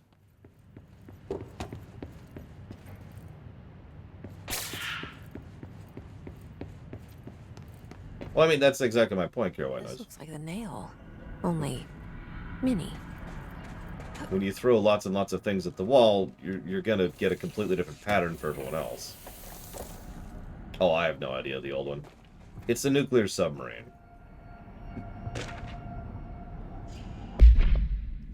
To Dr. Theodore Ashe, Jr., as Director of the Federal Bureau of Control and chosen Representative Liaison Benefactor of the greater authority of the Board, I demand your immediate withdrawal from the Foundation. Prior memos issued broadly to Foundation staff called for swift reassignment of all personnel to the upper levels of the House. All staff complied except you. This demonstrates a lack of respect for my office and the Board itself. This is their house, and we are their guests. We should conduct ourselves accordingly. Normally, such insubordination would be grounds for dismissal, but, out of respect for your late father, consider this instead my final warning. The Board and Director Ashe chose me as successor to the office, and no amount of petulance will change that. Indeed, your actions seem to suggest you know better than myself, and by extension the Board. Permit me to assure you this is not possible. Sincerely, Director Broderick Northmore. A document? Is this in some kind of code? I can't read a word of it. I should take this back to Emily and tell her I got into Ash's secret lab. I mean, wouldn't you, Roxy? Yeah, it's something I've asked, but every now and again, how do I decide on voices for reading stuff in camera? And it usually just follows naturally from the sentence structure. And you saw how quick, that was like one sentence in before I started talking like this, because it just fit that, you know? Actually, I haven't, Alex. I need to see. Actually, I probably have, because I've read every Awkward Zombie comic. I did cognate that at the time. So I'll have to go rewatch or reread that at some point. Anyways. So, the In-Betweeners. I think I've heard of that one. I have a 5950X CPU. I have a Death Machine PSU, which I don't even remember the specs on because I recently replaced the damn thing. I have a 3080 Ti, it turns out. I think. What else? I have really nice RAM, about 64 gigs of it. Most of that's for rendering. And, I don't know, what else? A few M2Es, several SSDs. 1, 2, 3, 4, 5, 6, 7, 8. About 12 hard drives, all hooked up for backup purposes. I found Ash's secret lab. Excellent. Please tell me everything. Spare no details. So, Well, there was another cave. The walls were covered in paintings of eyeballs. The research seemed dedicated to studying a kinda smaller version of the nail. It looked like the same material as the one up here, but just a different shape. Well, are you sure you didn't see any functioning prototypes? Or at least some schematics? I mean, Dr. Ash was a very accomplished engineer. None. Sorry. I did find this handwritten note. Wow. Ash had terrible handwriting. Never meet your heroes, right? Huh. That might be our first crash. No, Venters. See, my enemies don't stay my enemies for very long. I'll give it a second, but see what happens.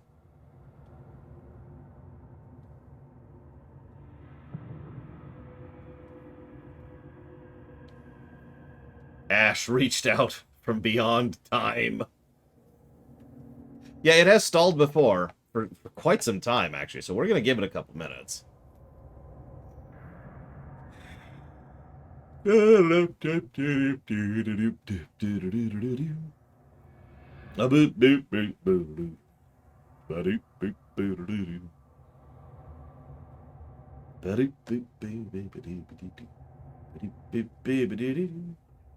Checking Discord like I do.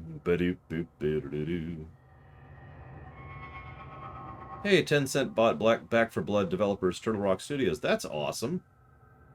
Wait, no, what's the opposite of awesome? Sound awful. That's right, awful.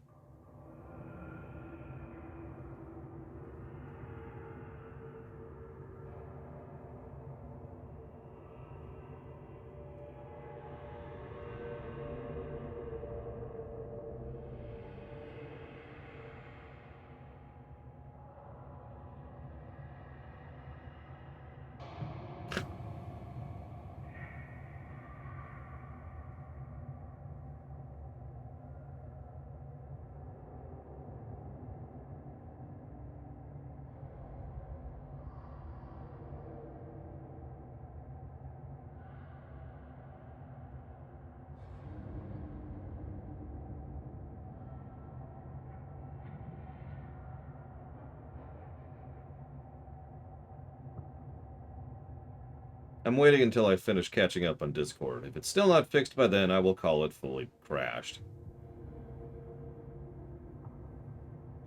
Which, would be now.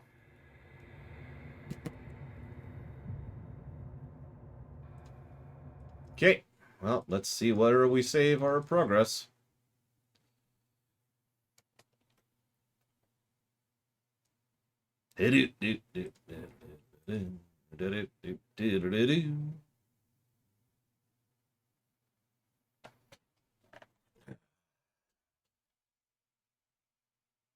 Oh my god. I should use TurboTax right now, even though I physically can't until February. Not only that, Javan, it saves... It has kind of the Dark Souls saving system. So every now and again, it'll... Like, something that has happened before. This is actually our second crash. One thing that's happened before is we did a part of a puzzle and then instantly crashed. When we reloaded it, that part of the puzzle was still done. Like, it still saved that we had completed that step. So that's why I'm kind of curious. Yeah, you know, I've always seen that phrase, never meet your heroes. I think I got a better quote. Have better heroes. You can quote me on that.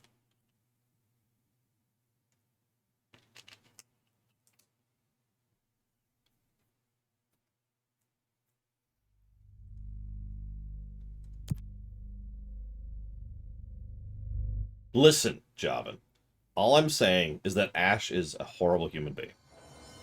Nope, it didn't save, but we are at the step to take the notes to her, so that's something. Could be worse.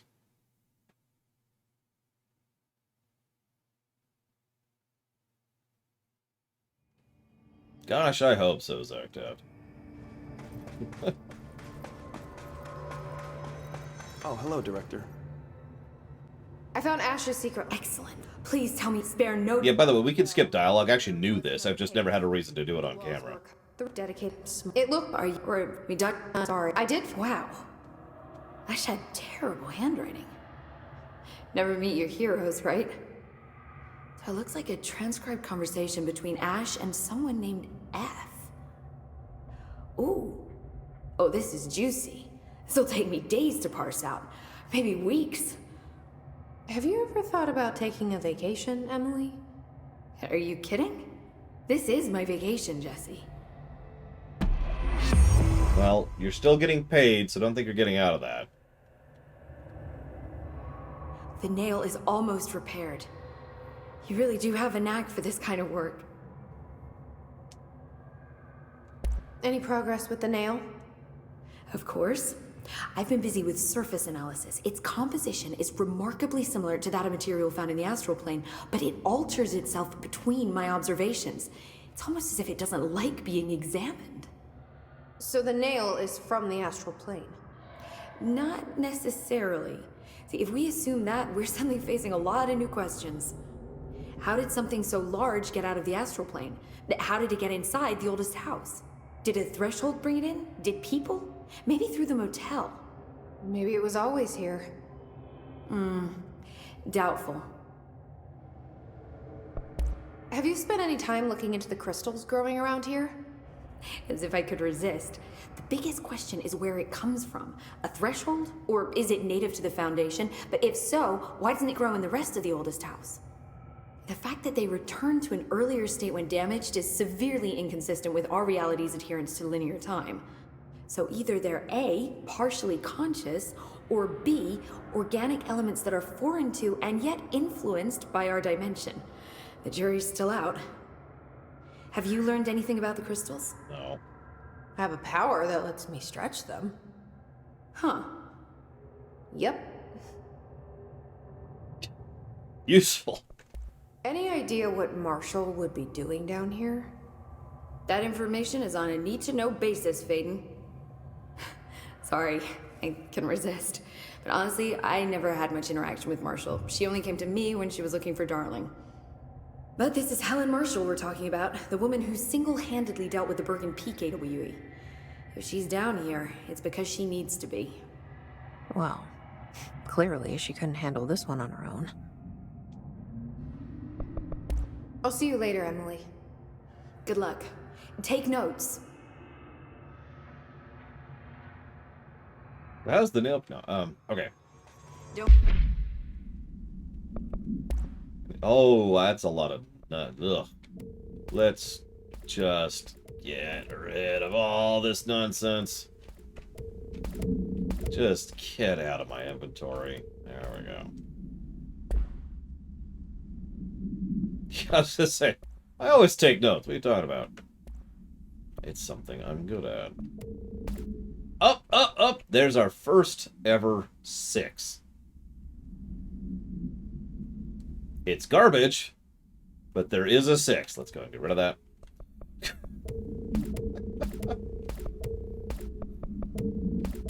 Gain ammo back for the sniper rifle by meleeing. Stranger. I get what you're going for there, game, but no. Define fair. Offshore Twitch account. And honestly, I'm kind of debating building up an aggregate negative for some of the issues we've had here. Like, we did have the soft lock earlier, and that's not super great. Oh, you suck, Savacom. Did you have fun? Because if you didn't... This situation's so dire.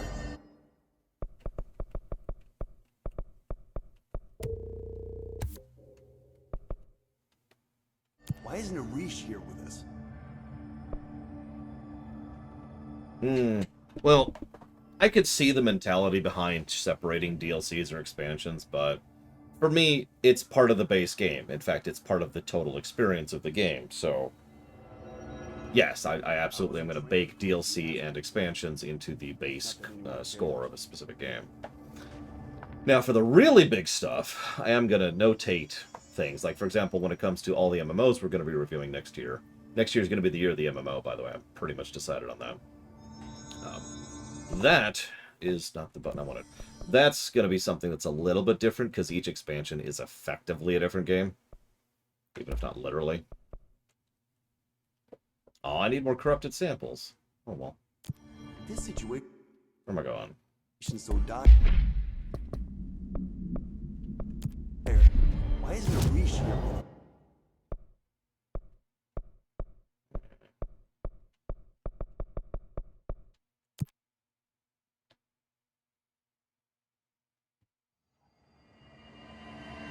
Yeah, Darth Tyrant is correct. Even though I will notate and take careful notes to make sure that X, Y, or Z is a factor of Heavensward, or Onslaught, or Burning Crusade, all of that will still go into one score. The score for Tor, Final Fantasy XIV, or WoW. I think I am going to stick with those three for right now. There are other MMOs that I actually kind of want to review, but those can wait. Well, I know where I gotta go. Oh yeah, and also STO. I forgot STO's even on the list. I might shove STO into that as well. The other MMOs I was thinking of are ESO and Guild Wars 2. Didn't I?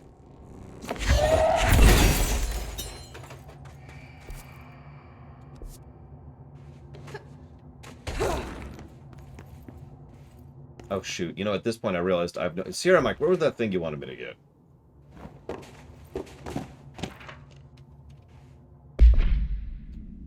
VHS tape. The item's creation is the source of much research and debate. It was a product of the Bureau's first attempt to film ATI, Entity A001, during Operation Shallow Tide. An agent was able to conceal themselves in an area frequented by ATI, at which point they began filming. The agent reported that the video camera showed no signs of disturbance during the filming. Later, when reviewing the footage, the research staff became mesmerized by its altered effect. Measures were taken and altered evaluation began. Never before have Bureau personnel been so closely involved in the creation of an altered item. The experiment was quickly replicated, though not with the same results. The footage was simply useless in every subsequent attempt. This event spawned a great debate as to whether altered items are created by paranormal entities, intentionally or otherwise. Similar experiments were prohibited soon after, see the Ash Act for details, as the creation of altered materials was deemed an action the Bureau should not engage in.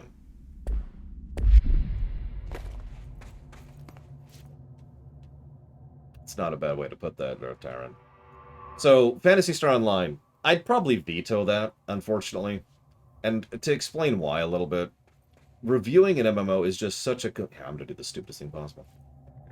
Reviewing an MMO is just such a completely different animal than reviewing anything else.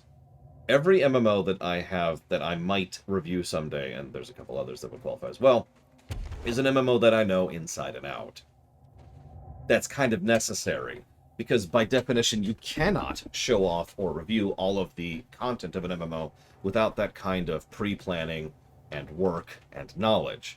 If I show you the Molten Core during a WoW run, I have to know what the molten core was like at level, because it's functionally, not literally, but functionally impossible to experience it at level, right?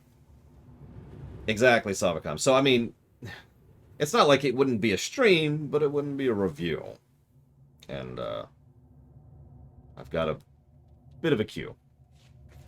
Ahti. Well, I keep changing my mind on how to pronounce his name, but other than that, the biggest thing I think about him is that he's awesome. Actually, it's funny, because everybody likes Ahti. Have you noticed that? Every single person likes Ahti. I kind of wish he was in the game more. Just a little bit more. We did all his quests, so. More, actually, Ross. Correct, Dr. Winter. If and when we do Tor would be lowest priority of the big three. T. There we go. Got it right. Okay, this is not where I want to go, apparently. If and when we do Tor, we'll do it in order, just like we would in everything else. I mean, we started with Sith Warrior, but that was because we were testing the possibility of doing reviews of an MMO in general. That was sort of an acid test. It worked. It was successful.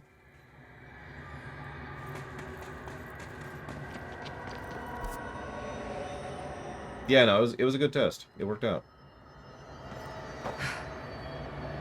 The only reason WoW and FF14 and STO and possibly ESO and Guild Wars 2 are even on the list, or even in consideration, is because of how successful that test was.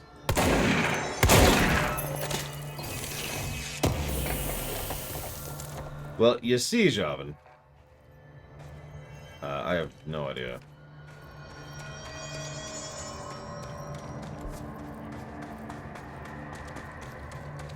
Ahti, there is actually an archetype for him, and I'm trying to think of what it's properly called.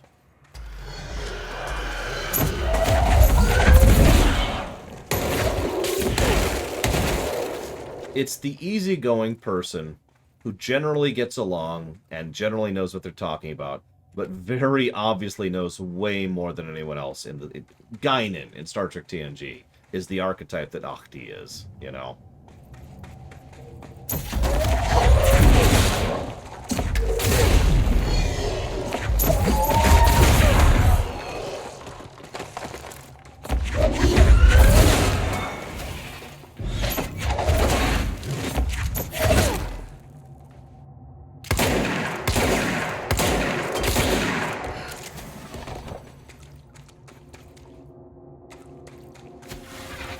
No, Venters. I 100% do not have time. Yeah, the Oracle in the Matrix would be another good example.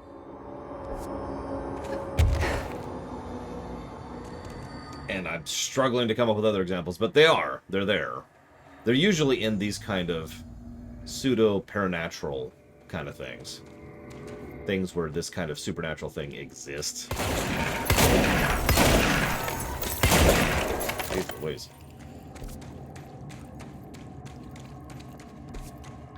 Hiss got in.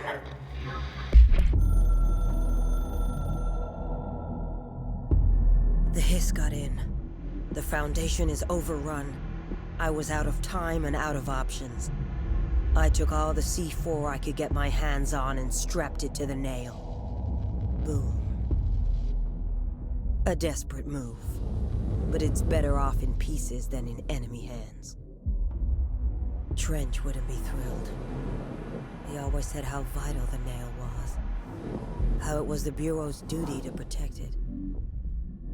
Bullshit. Those years spent in the director's chair warped his priorities. In the end, he valued order over people. The advice of invisible voices over that of old friends. He lost sight of who he was. The board made sure of that. But I did my duty. The Hiss can't corrupt a pile of smoking rubble. My last act as head of operations. I'm done. At least I could take those bastards down with me. Well, that explains how she died. Oh, I just thought of another one, by the way. Igor, from the Persona series. It's a very, well done, honestly, example of this kind of archetype. Pile of smoking rubble. Marshall blew up the nail? What the hell was she thinking? So, for this exact archetype, they are always positive. That's actually part of the point of the archetype. Someone who does more than they let on and is more of a negative thing, that's another archetype. So, how many of you have played or seen Quantum Break, which is by Remedy, by these same people?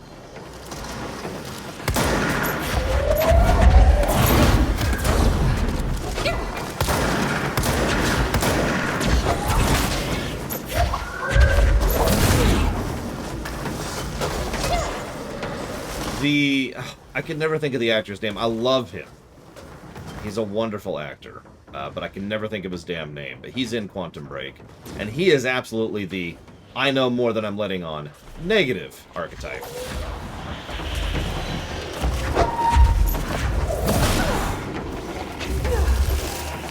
That is the one, Javan.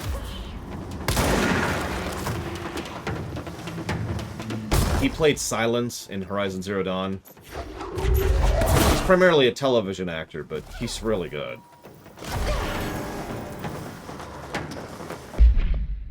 Astral Spikes. Reddick, that sounds right. Lance Reddick? Nah, that doesn't sound right.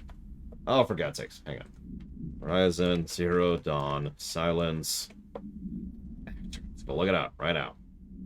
Lance Reddick. I was right. Lance Reddick. Awesome actor. But yes, the character he plays in Quantum Break, which is named Martin Hatch. That is a perfect example of the cigarette smoking guy. Someone who knows more than they let on and is on the negative axis. Thank you, Night Forger. Always. If you know where you want that one to go, please let me know.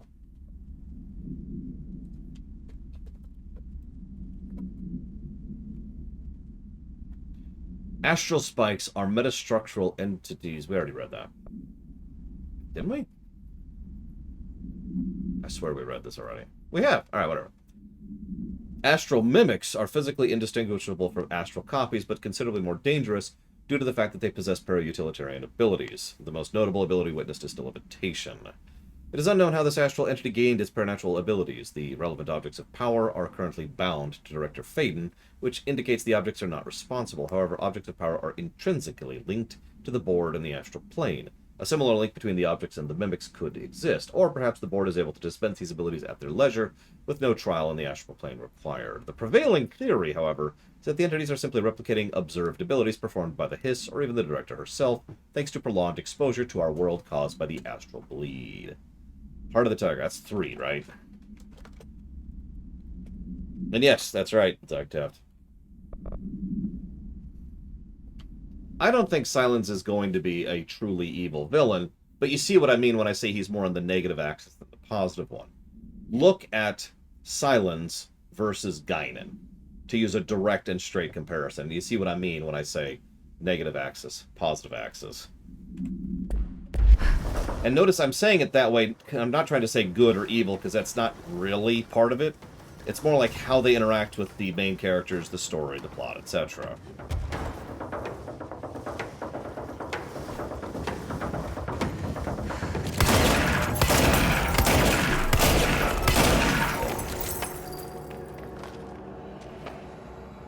Well then. I guess we go this way. Didn't I already... Oh, whatever.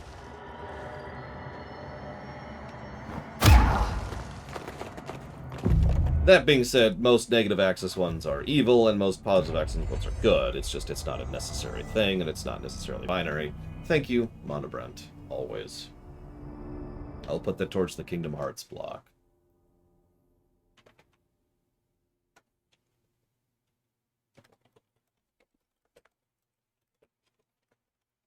I like how Kiera and Alex both say it's effectively the same thing there. That's just... Anyways. Ironically, Q follows into multiple archetypes because he is written inconsistently. A sort of unavoidable reality of a character. Well, it's the same problem with Janeway, right? Which archetype does Janeway fall under? Several.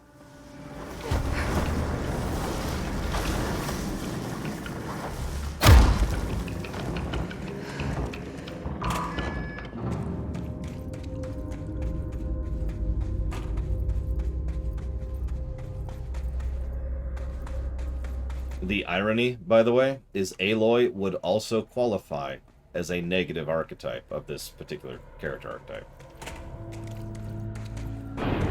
She is just as hoardy and just as refusing to sherry as Silence is. The difference is that, obviously, she does legitimately want to help people, whereas he is primarily self-interested, but you get the point.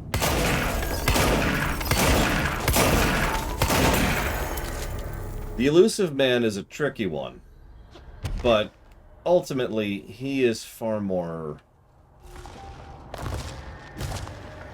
He is a tricky one. I'm going to come back to that one, because Q is also an interesting one. I happen to agree, consequently, with Kira Whitenoise. My favorite portrayal of Q is when he acts like he's Silence, but he's actually not.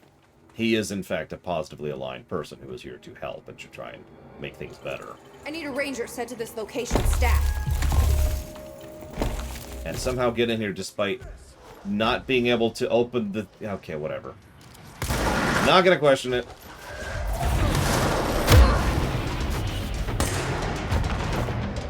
I think you're right, Javan. I keep saying the archetype positive, the archetype negative, because I don't remember the proper names, because, you know me, I'm stupid. But...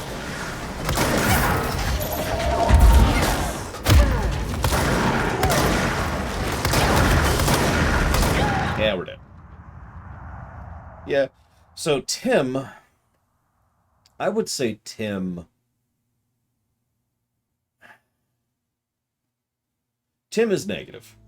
Tim is negative for effectively the same reason that Silence is.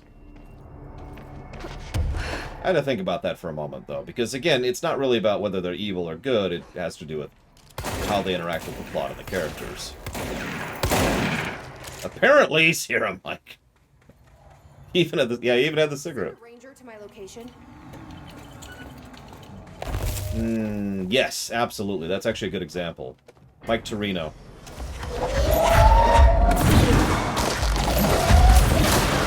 He's especially an interesting example since he so much acts like he's a negative one, but he isn't, as we discussed during the GTA lore run.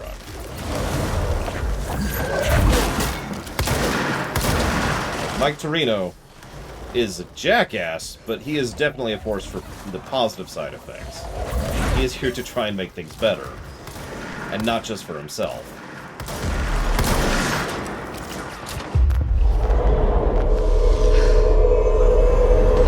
Come on! God, that takes so long! Jesus! I am never doing that again. Horizon Zero Dawn, Trihexia. And yeah, no, I've actually already given that negative Trihexia, because it's... What archetype is Janeway when she's best written? Let me think about that for a minute.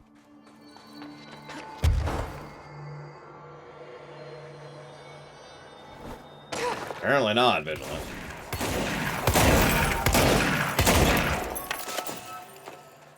That's calling support again. Send a ranger to my location. Reinforcements are here! How did you get in here? I mean, it's whatever.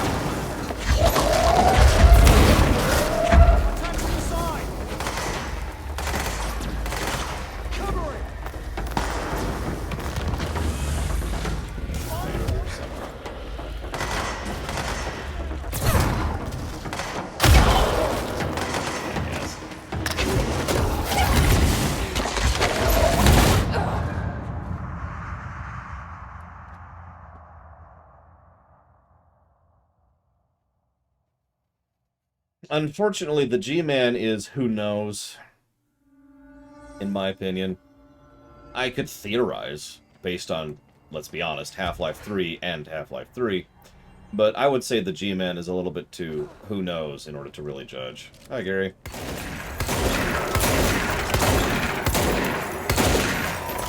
Yeah, going by the 3 archetypes, I would say he is more neutral than anything else. He is definitely a chess master. He definitely has his finger in many pies, and he definitely knows way more than he lets on. And he lets on a lot.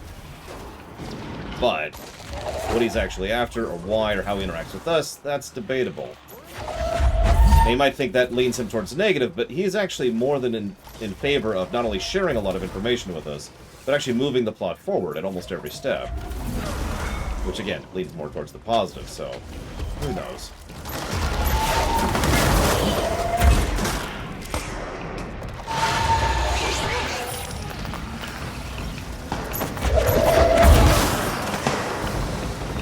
Which one was latent image? I'm sorry, I don't remember off the top of my head. Let's do this! Alright, talk to me about the thing, Gary. Ready. I'm ready. Off camera. We done? We cool? We look cool? Okay, we're gonna look cool. Alright, we're going. Thanks, Roach. 2. Get all the junk. I mean, loot.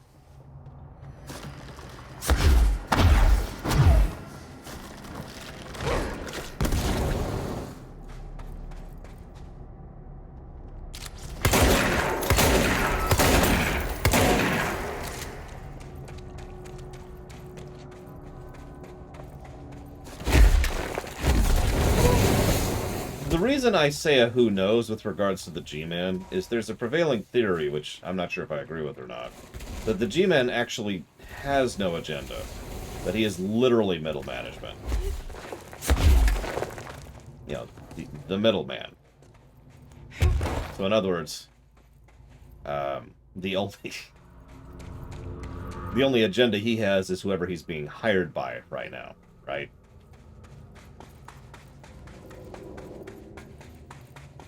But again, it's possible he does have his own agenda. Who knows? All right, this is the last one.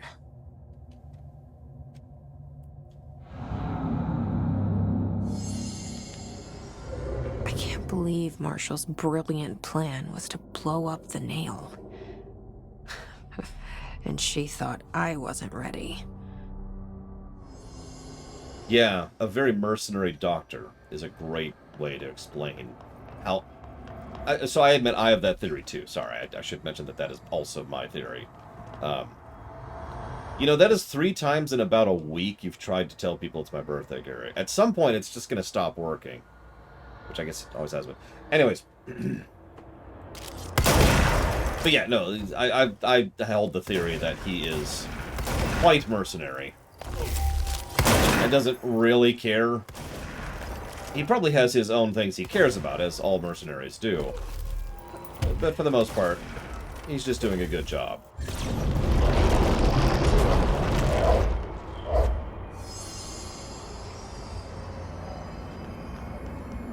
I mean, I don't want to say too much, but Half-Life Alyx. There. Easy as pie. Fuck! But that's the last one. I fixed it, didn't I? Damn it, Former.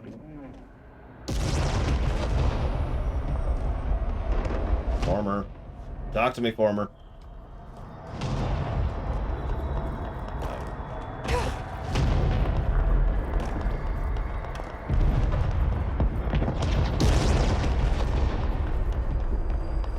Oh, that didn't lead anywhere. But I really expected it to. Okay. Oh, Cranky Kong would win. Easy answer. I think I can make that jump. I'm not sure if I should.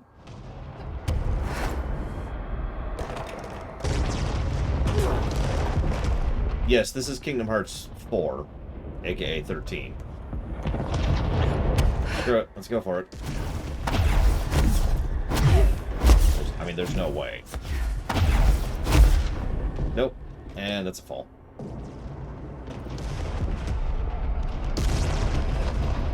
Alright, what do you want me to do here, game?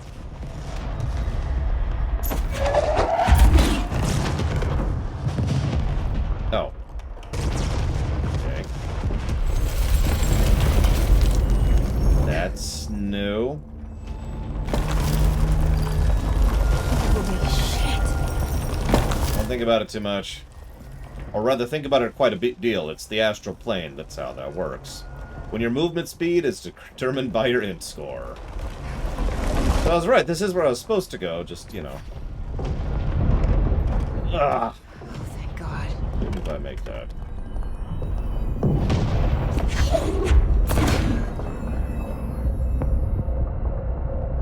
We are What was all that? very technically still in New York. No, not worse. Or I Emily suppose will know. under New York might be more accurate.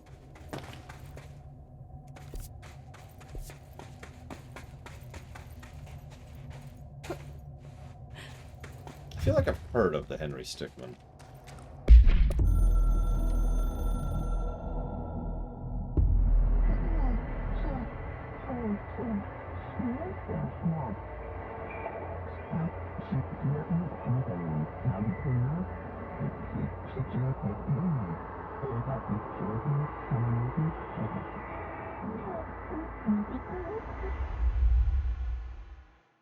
Oh no, it totally did, Nexus, which is possible. Again, astral plane. Oh yeah, sorry, Lore Shock. Involvement here. I have played Pikmin 3.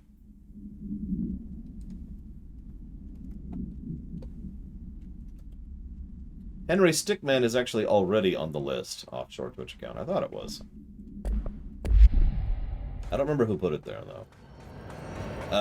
What? This is...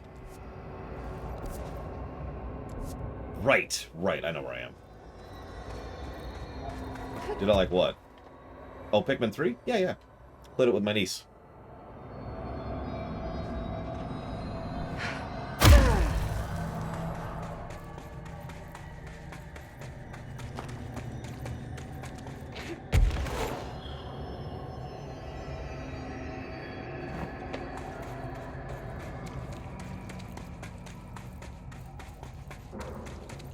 I mean, that is entirely possible, Alex.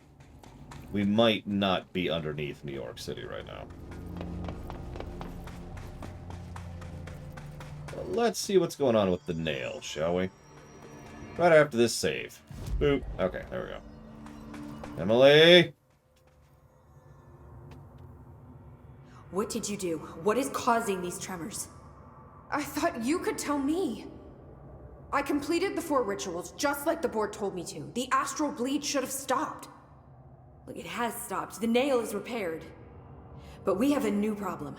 My analysis of the nail indicates that it is literally a piece of the astral plane.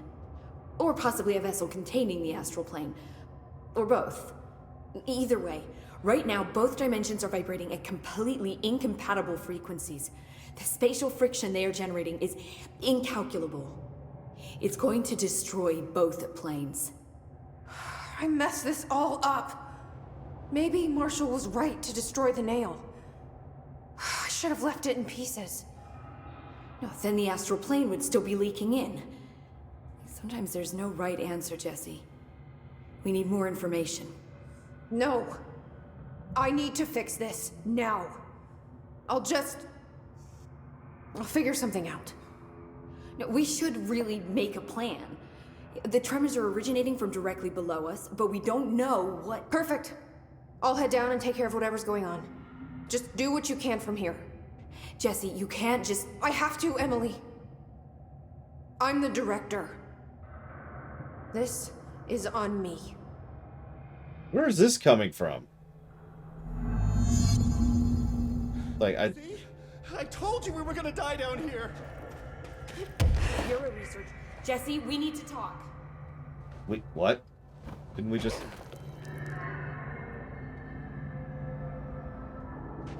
Yeah, Emily is completely right. What is going on with this? Whatever, stakes increased. Let's go. Actually, I think officially there's 5 Trihexia. I forget the exact number, but the Ultimania gives the exact number. It's 3, 4, or 5. It's one of those. That was just the top of the nail? How much deeper does the foundation go? Yeah, I'm going to go ahead and jot down a potential story negative, our second ever for that nonsense.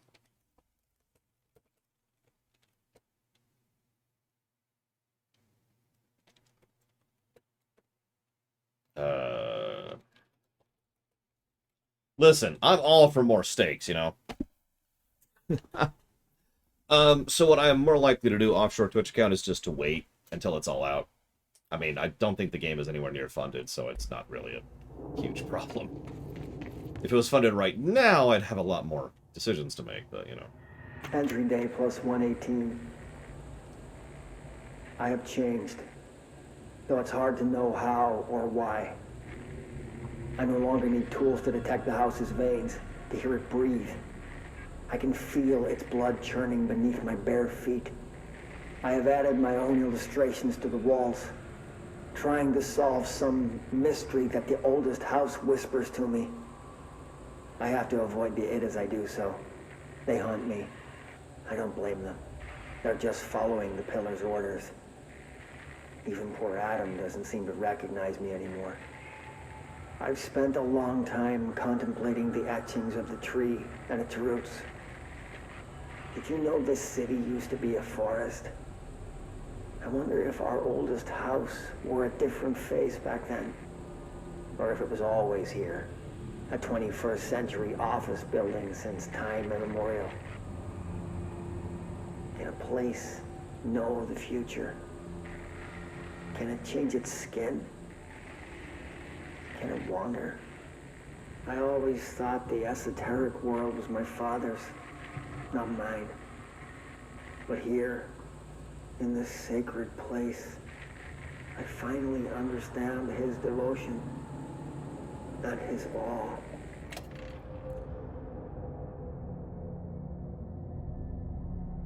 Dang. Also known as... Alright, so. See what's down here, shall we?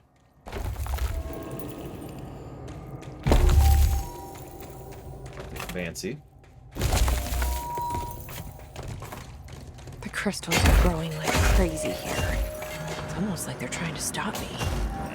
That can't possibly be what's happening.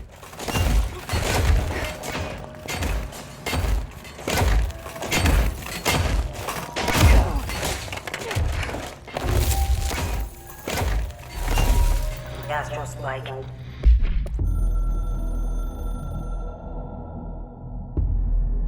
I tried to get out after the detonation, but the Astral Spike came out of nowhere. I escaped, but my HRA was damaged. I'd bet a year's salary the board sent it.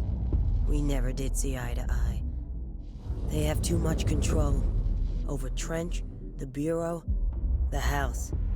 They make themselves part of every important process. Nothing a little C4 can't fix. 2 birds, 1 bomb. Christ, what a mess. But I stopped the hiss. I did it. If Faden did her part, then the Bureau is safe. Until the next thing. Jessie has good reason to hate the Bureau. But that could be what we need right now. She won't follow the same path. Won't fall into the same traps. She'll lead her way. So, Director Faden, here's my last lesson. You can't save everybody. Yeah, we're not at that level of power yet. We'll get there, though. HRA was damaged. The board said it. When Marshall blew up the nail, the board attacked her. I don't fucking like it.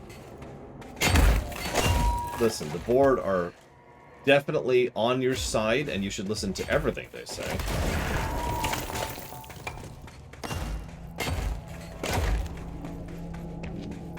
Forever.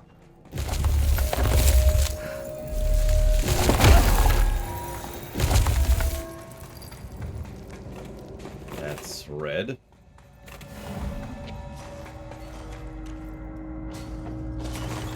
the director.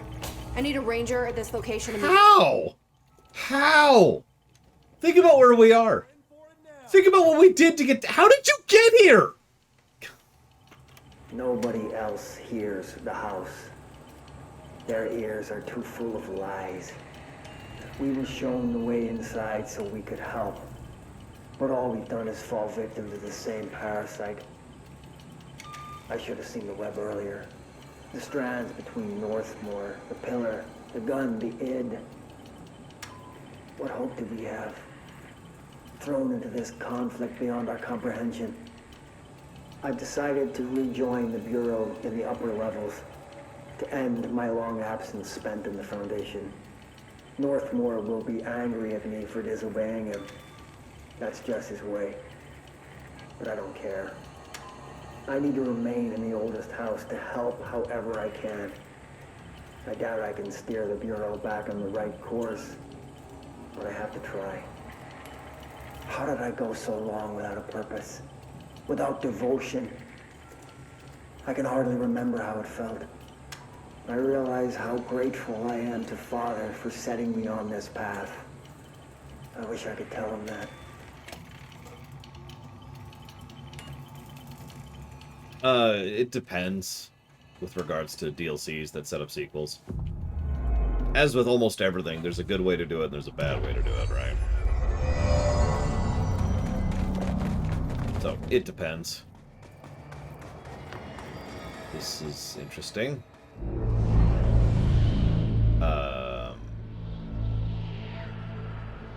Marshall? You're alive. Well, no. You will no longer recognize us, or yourself, or him, or her, or them. Family is dead. The walls are broken, but yellow and red in the eye. God damn it. Inverted is made right. You fuckers take everything. I am not letting you take this. I have no idea. You want this to be true.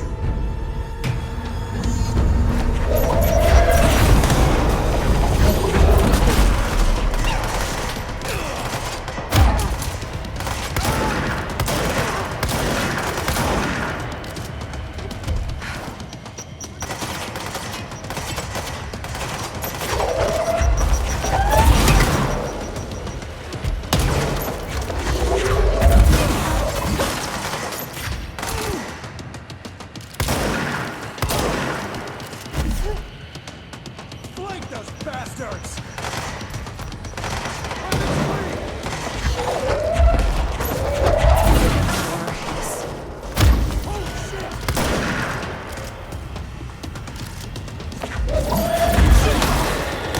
Sorry, Roach, he is just super dead, isn't he?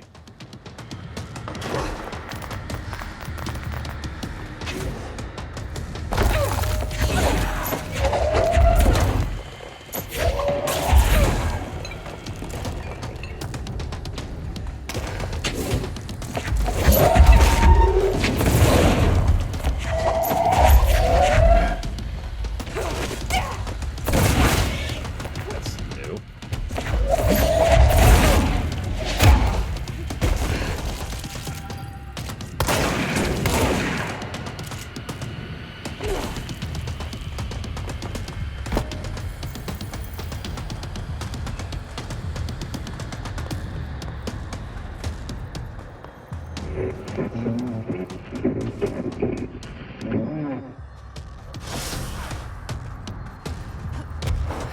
Thanks, Former.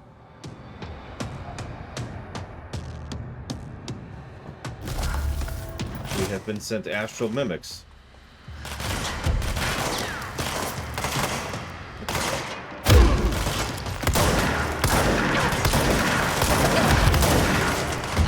Yeah, we're dead.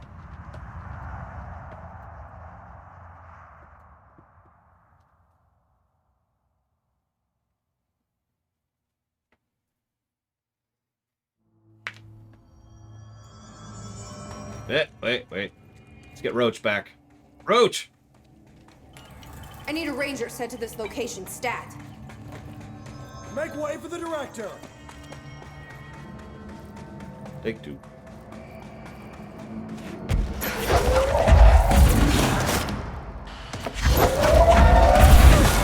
Way too much health. I should mention that I hit like an absolute truck with all 3 abilities, and she's just like, no.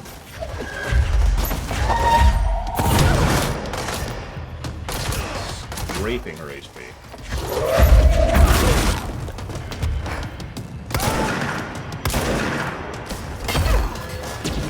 Didn't even hurt her. Surround him!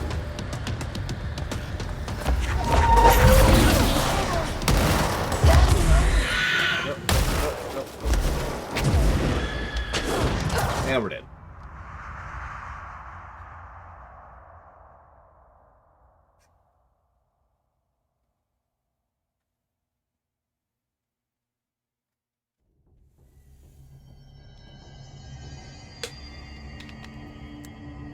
Yeah, she hits like a truck and she's got a ton of health.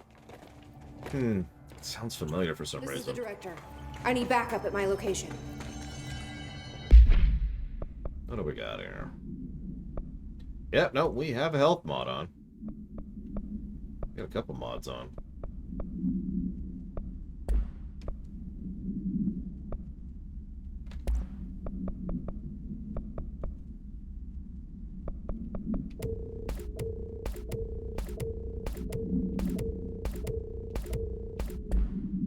Oh, we're pretty good in terms of mods. Can't blame that.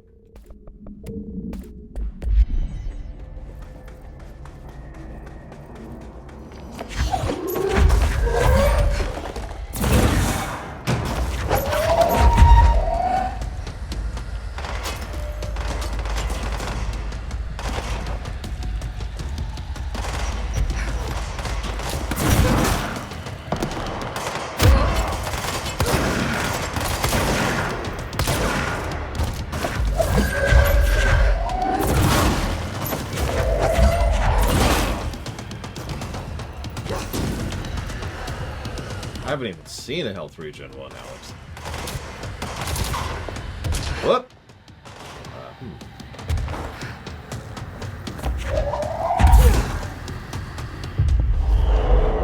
Listen. Suffer me now.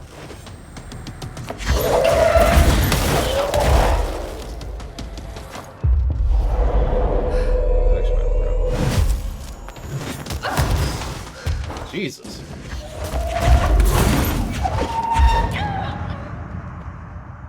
Alright, I'm already bored with this fight, so we're just gonna become invincible and get this over with.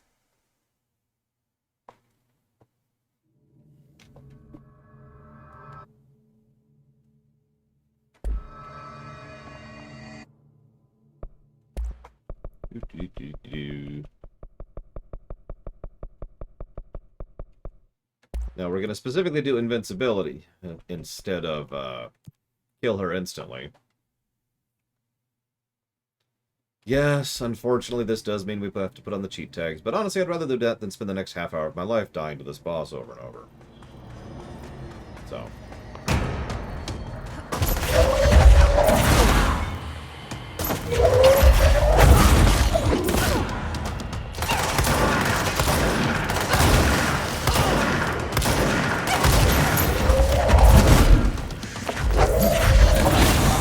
Part of the problem here, in most fights I can tell what I'm looking at, where and why. There are several times when I literally can't see her in this mess, because everything is red, and she's wearing an all-black outfit, which is red. Like, I cannot see her. There have been several times where she has hit me, and I didn't realize she was standing right next to me. Now, granted, I have a bit of a color blindness problem, but still. This is the opposite of color distinction right here. This is probably the last boss. Not sure.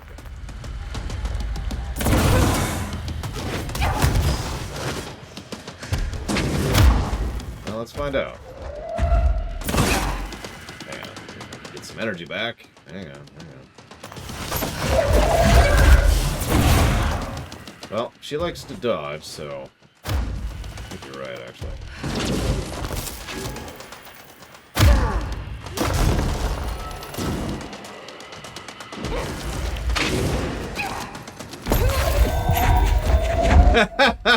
Hey! Hey! There's another settlement that needs your help.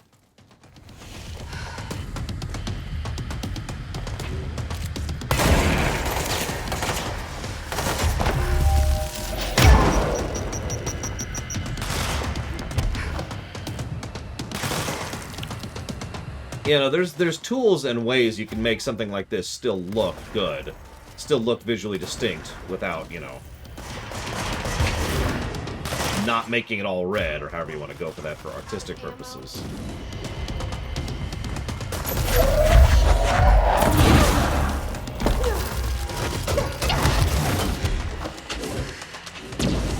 That was almost death despite immortality. That would have been funny.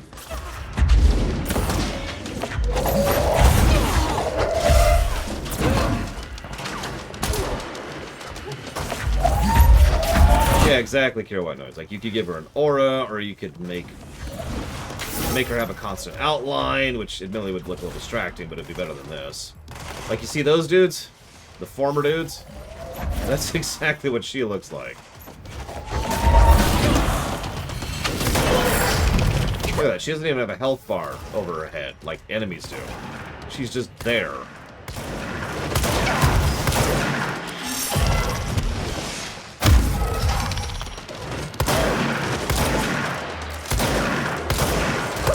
I do think I'm going to give this fight a negative. Especially for a final boss fight.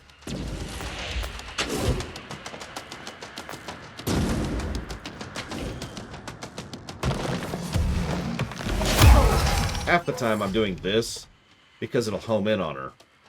That's how I could see her. Sorry, I wasn't here to help. The nail is corrupted. That explains why the board wasn't answering what's causing the quakes. Marshall came down here to stop this. I should have been with her. I could have saved her. But I can still save everyone else. I have no idea. Offshore Twitch account. I mean... shrug, you know? I don't agree with that, Javin, but, you know...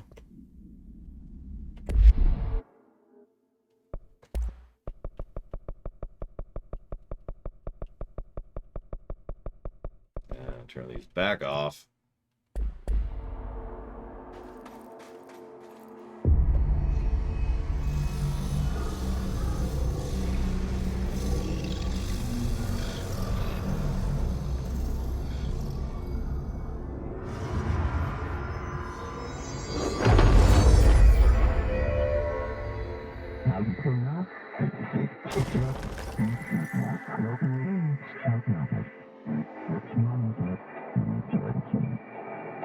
We hope you will improve your attitude and loyalty. Oh, I'll be sure to.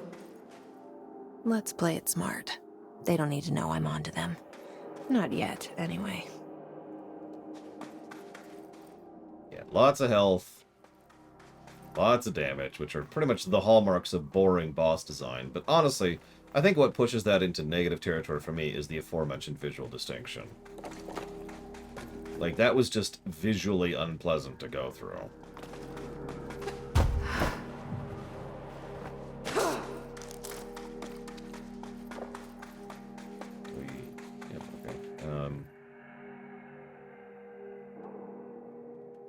I'm pretty sure there are people out there who enjoy punching sponges.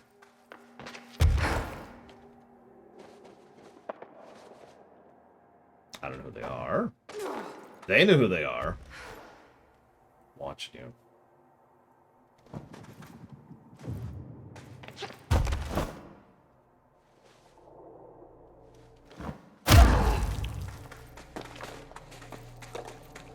Do I have to leave here, like, manually? Is that where we're at? Is that what's going on here? That's true. Some people do like black licorice. Let's try something. Nope.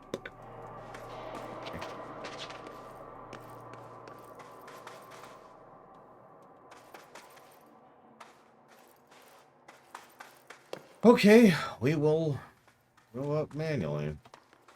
I don't know where the exit is. Like, no, it has to be this way, though, right? We tried this way. Unless I'm just getting turned around, which is entirely possible.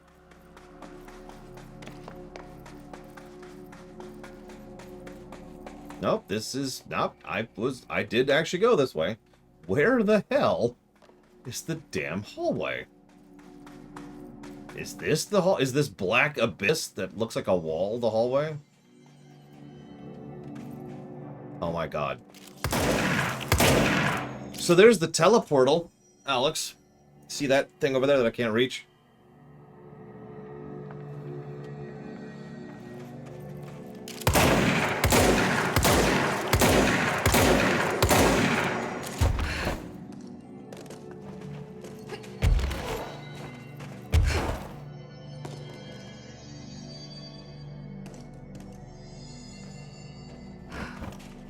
Let's see if we can glitch this a little bit here, shall we? Now, we clearly have enough room to get through there. There's just an invisible wall.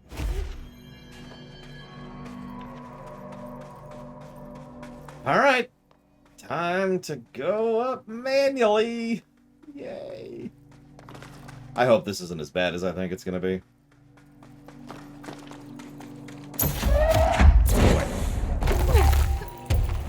It might not be as bad as I'm afraid of. Because remember, we had to go a bit down through, you know, this nonsense to get down here.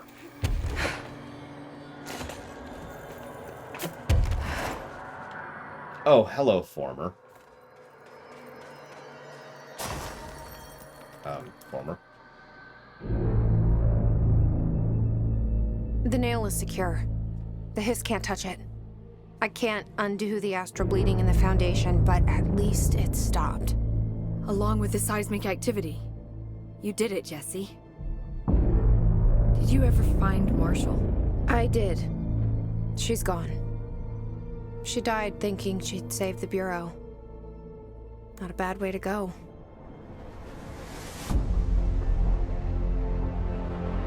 I wasn't ready for this crisis.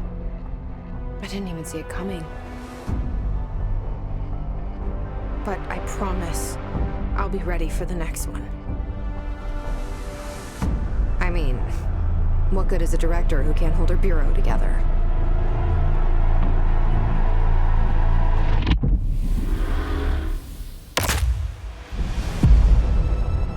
The end.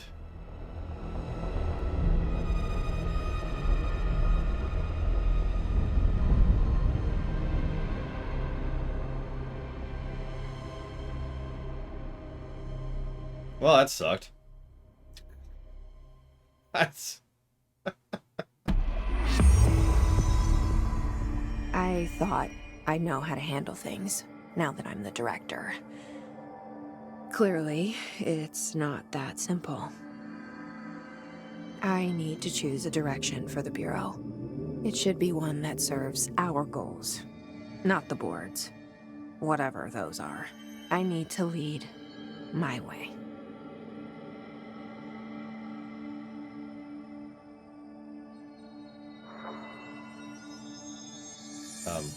Oh, there we go. Am I stuck here? Emily! Save me, Emily! I can't move! Which, honestly, in this setting would be a real thing. Now that this nail business is handled, I should probably be getting back to executive.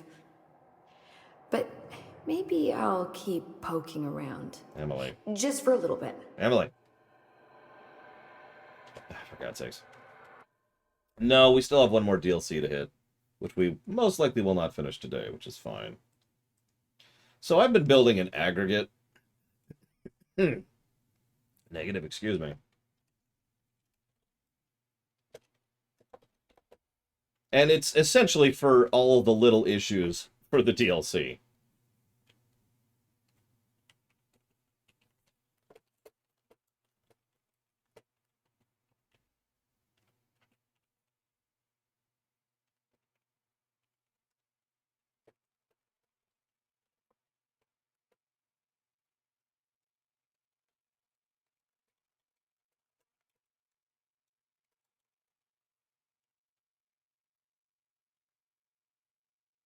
Hmm.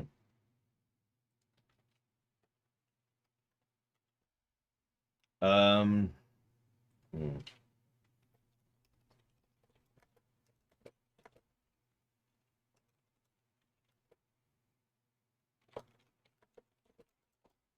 So let's cover this here.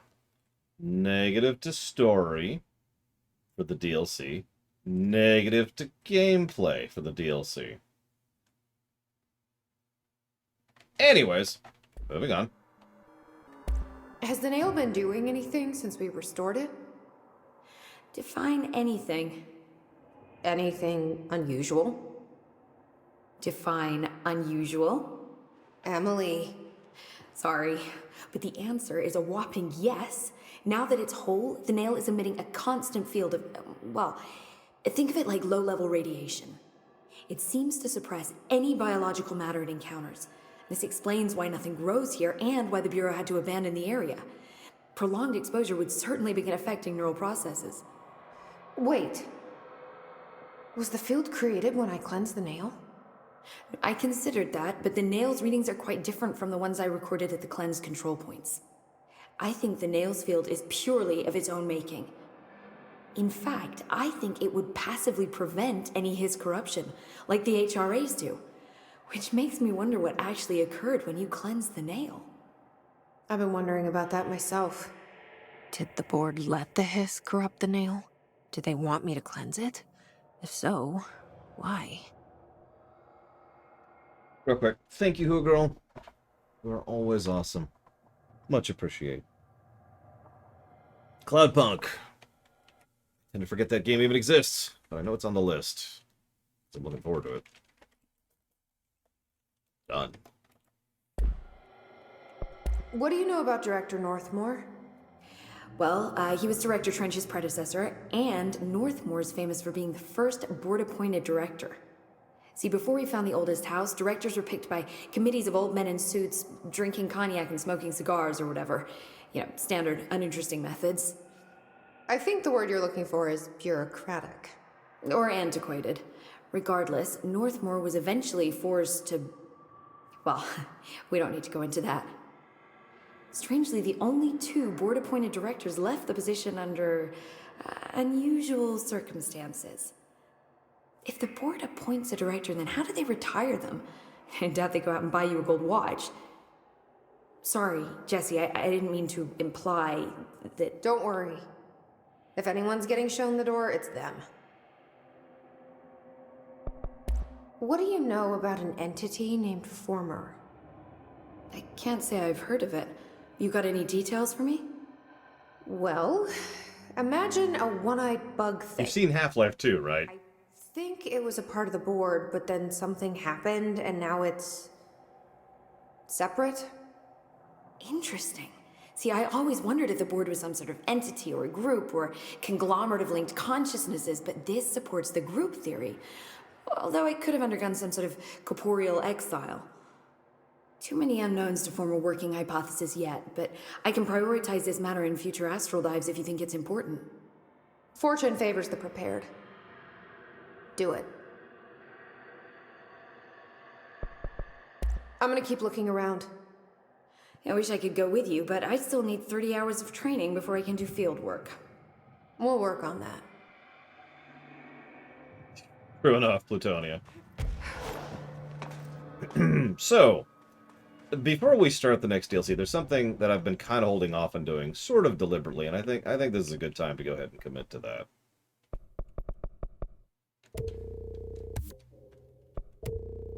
So where do I go to get to the top of the power plant?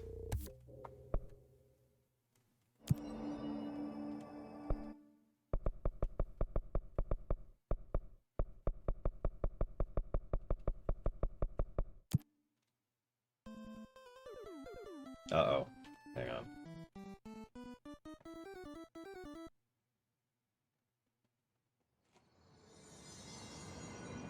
So the message says, do not question, complain, annoy. All is well, good enough, going our way. Carry on. Put money/motivation towards these games. I will do all that you command of me, my lord the board. Pay no attention to that giant knife in your back. And as always, thank you, Alex, very much.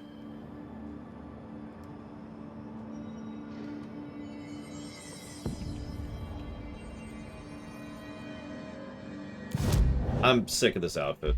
Hate this hairdo. So we've got, you know, that. That's terrible. We could try this for a little bit. Too many bad memories. Let's just be an X-Men.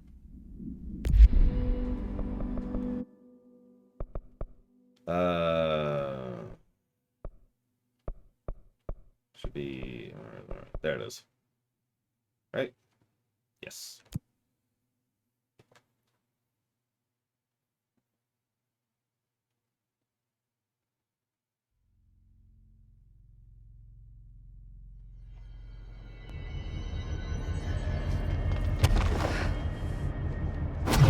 I was just about to say, what the heck, Joven?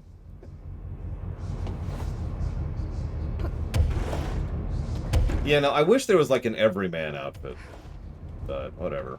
You know, just like a jeans and a t-shirt. I know that she's technically wearing that in her normal outfit, but her normal outfit's way too nice for what I'm thinking of. Oh, hey, it's one of the furnace fires. Fire furnace. You know what I mean. There's nothing else up here. So where am I going? What am I up here for? Yeah, like a hoodie. Have you seen that picture of Scarlet Witch in the WandaVision series where she's just wearing normal clothes and looks like a completely ordinary person? That is the look I would pick for Jessie.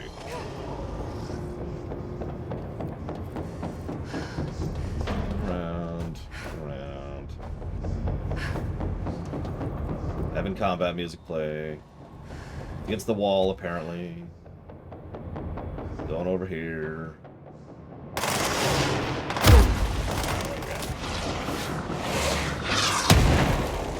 Okay, that's gonna be irritating. Let's deal with that.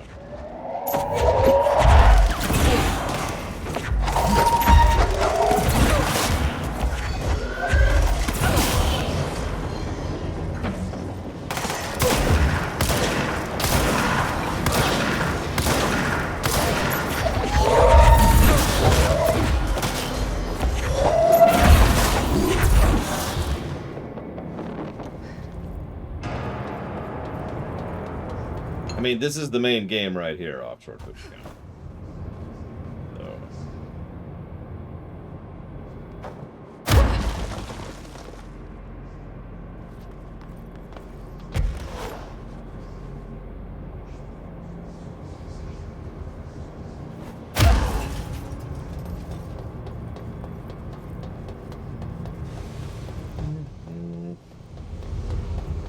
Looking around, looking around.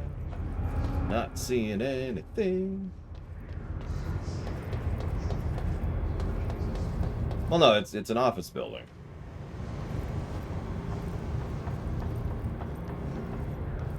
So, you know, it's an office building.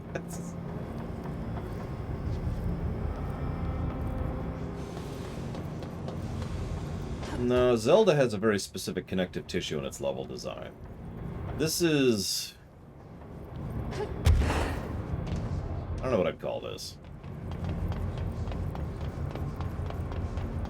NSC. Northmore Sarcophagus Container.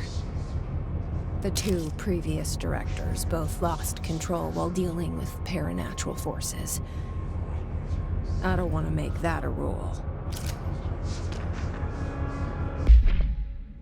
The NSC was designed by order of Deputy Chief Trench shortly before he became director. The container provides a safe method of extraction of Hua's excess energy output while acting as a humane way to house him. The coolant pumps keep the container and its Hua from overheating while the energy is siphoned. The energy is then conducted to converters where it's rendered into a Hua through the use of turbine generators. The electricity produced powers the entire Bureau, making us completely self-sufficient and effectively invisible in the New York City grid. After NSC-01's disappearance by some unknown manifestation of Hua's power, the occupant was restrained and a second model was built. NSC-02 possesses built-in spatial anchors that are designed to prevent any translocative effect from its occupant.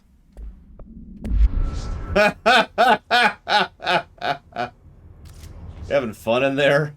Northmore? I made the Mako reactor joke when we first walked in here.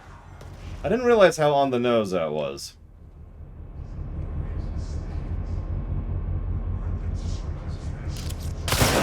mean, he kept the lights on.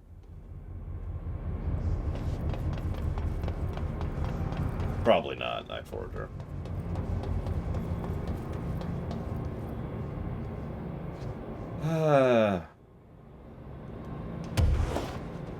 Anywho.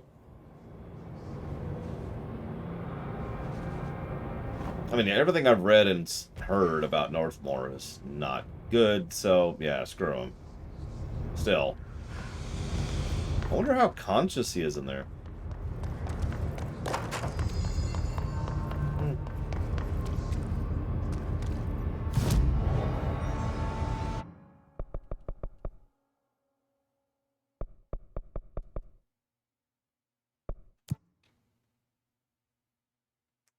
Oh, Sierra Mike? What is it? If you don't mind my asking.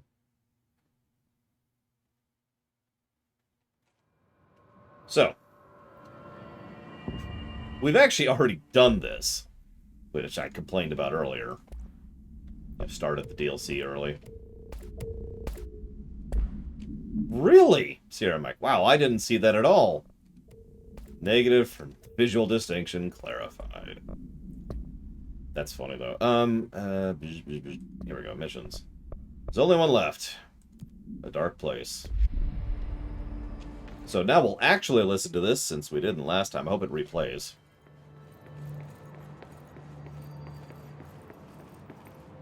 Of course it doesn't. That's okay. I think it's here.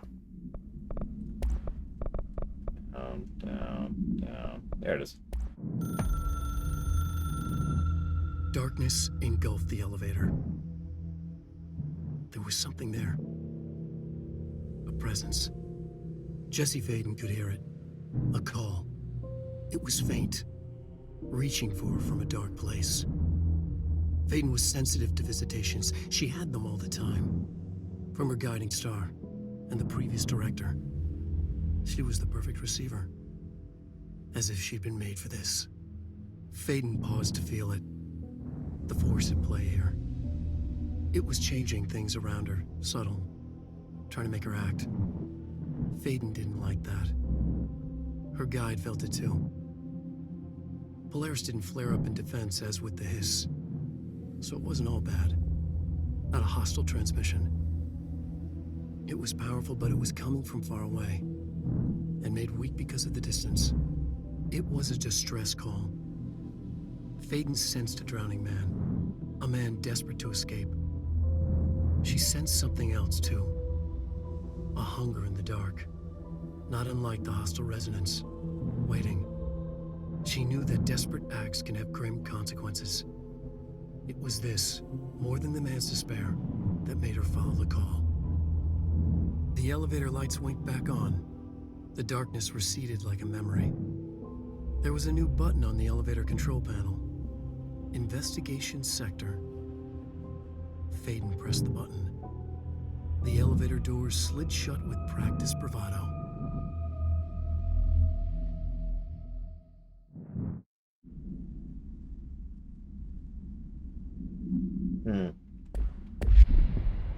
Well, I certainly hope there's no presence of darkness when we go down here.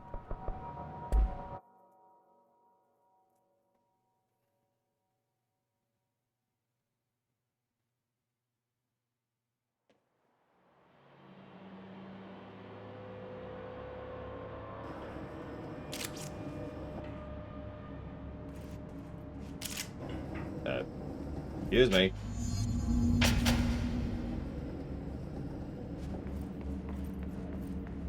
Hello? Anyone here?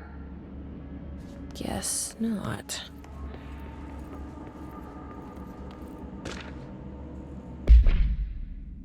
Mr. Kirkland, here are the agents confirmed missing, presumed dead from the containment breach yesterday.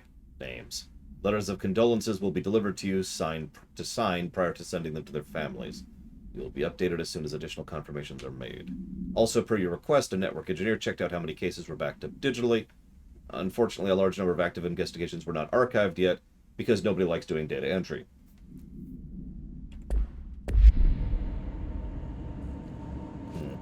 Seems a lot more crowded than the rest of the Bureau.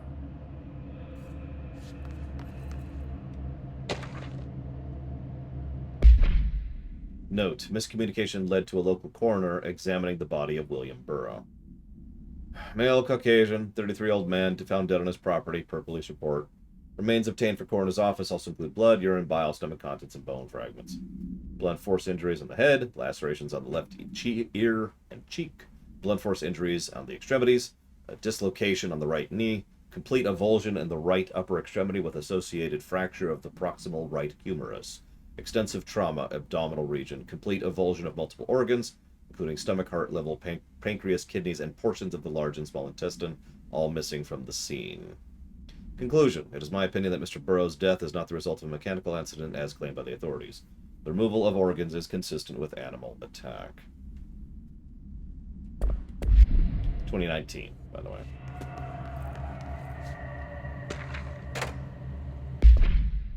To whom it may concern, it is with great anger and regret I tender my resignation as head of investigations for the Federal Bureau of Control. I do this in protest of the rampant disregard for my department's My staff cannot continue to work in these conditions. Previous requests and warnings have fallen on deaf ears, so now I must rely on my actions to speak louder than my words ever could. I blame this situation on our who has routinely ignored my requests for assistance in reclaiming the parts of the investigation sector lost to the loose inside. I will never forget the screams of brave agents begging for us to open the firebreak. I will carry that shame for the rest of my days. The director has failed his agents. I shall never forgive him for that. Sincerely, William Kirkland.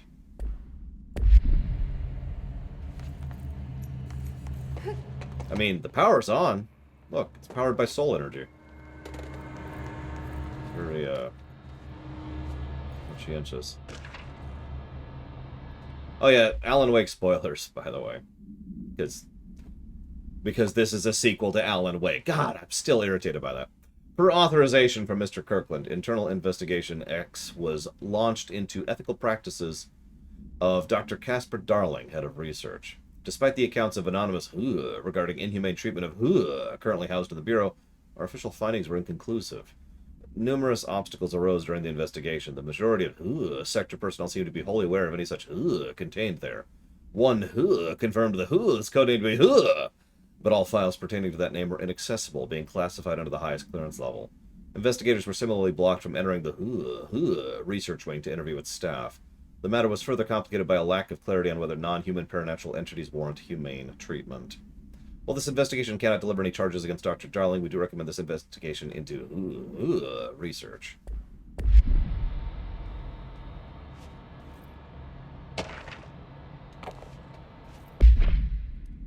Mr. Dennis, a request came through recently from the FBI asking for 8 files on Bright Falls, specifically the disappearance of the author Alan Wake. Per the Interagency Information Exchange Agreement, I had some paper pushers gather up a folder on all the pre-approved files. Don't worry, all the inappropriate material is either missing or redacted. But I'm writing to let you know we received this request from a special agent named Alex Casey. Sound familiar, right? That's because Alex Casey is the name of the fictional detective in those hard-boiled crime books Alan Wake wrote. Pretty interesting that an FBI agent shares the name with the most famous character Wake wrote into, looking into a case dealing with the writer's fiction coming true. I think this is worth looking into. What's your opinion? Give the word, I'll start surveillance on this guy. Gleason. I'm reasonably aware of the Alan Wake story, but I don't know anything about American Nightmare. I actually checked. I already baked it into the Alan Wake remaster cost, in terms of time. But I went ahead and added a presumption of Alan Wake 2's time onto that as well, and we're just going to call that the Alan Wake block.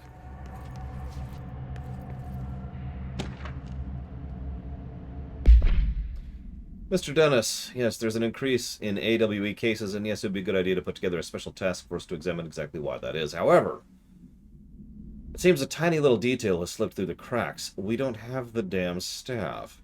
If you expect us to detect, investigate, and process more cases, you need to give us more people. It's simple math. I mean, the Federal Bureau of Investigations here, we lost in the Hartman thing. The Hartman thing? And the ones who left for the other departments after Kirkland quit were barely managing to keep up with the workload. Hell, just filing the paperwork for all the altered items we left behind in the sector has been an ordeal. Another thing, and this is going to sound paradoxical, but we have an overcrowding situation. You remember I was talking about support just a minute ago? Well, support can be a lot of things, and one of those is making sure that the people working on your project have a decent office and decent work environment to work in. You know, quality of life, little things, you know, comfort, windows, sunlight, plants, not having an open office, you know, stuff like that. It sounds like these people are just shoved into this lobby, the one we've been walking through, which is not that. We put forward a motion to move investigations to a more suitable location months ago. It better not still be sitting on your desk. The people here are getting restless, and as Kirkland's interim replacement, it is your job to handle it. Yeah, Trench was not a good manager, was he? This is Trench's approach. All right, we need to get through there. And that's how Trench would get in there.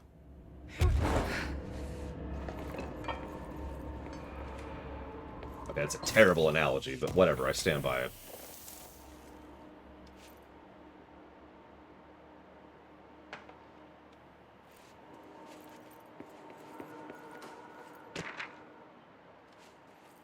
A lot to read here.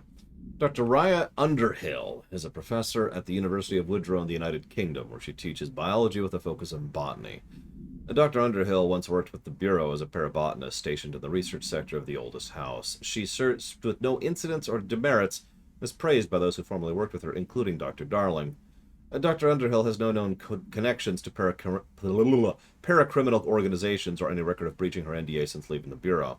Her civilian behavior has been ideal, with the exception of an ongoing personal relationship with Dr. Darling that appears to have begun during their time as co-workers in the research sector and revisited intermittently ever since.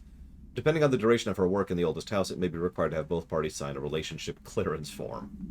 This investigation has found no compelling reason to deny Dr. Darling's request to offer Dr. Underhill an interim position with the aid of finding a solution to the mold issue.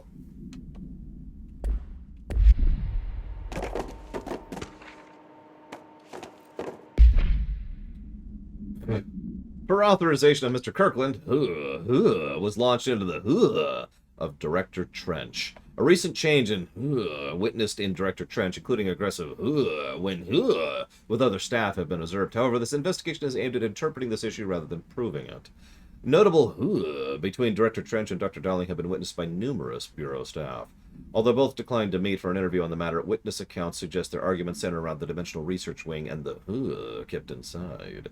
However, no evidence exists to confirm Director Trench's is anything more than interpersonal disagreements.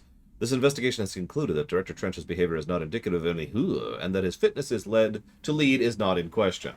You were wrong. Remember, as of this moment in time, as of the moment that investigation was happening, he was already infested by the hiss and already being magnified by it. Sorry, let me put this back where I found it. There we go.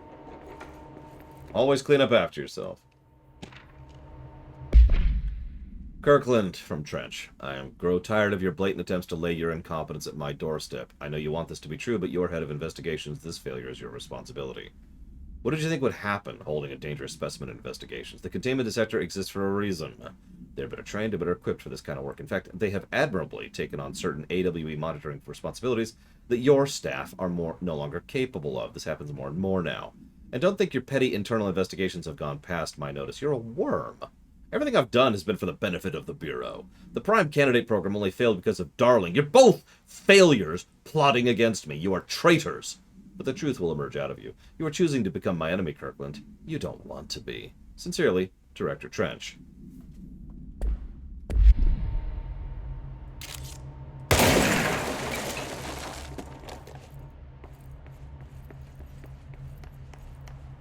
Yeah, that's cute, isn't it?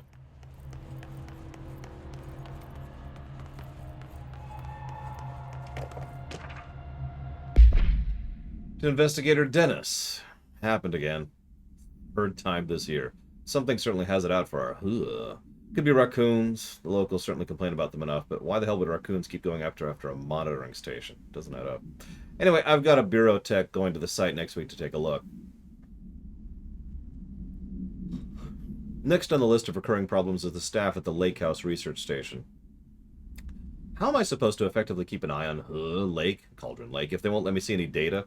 Hell, I don't even know what they're researching out there. We need to petition them again to share their info with the investigations agents. It's only a matter of time before this hits again, and I want to be prepared.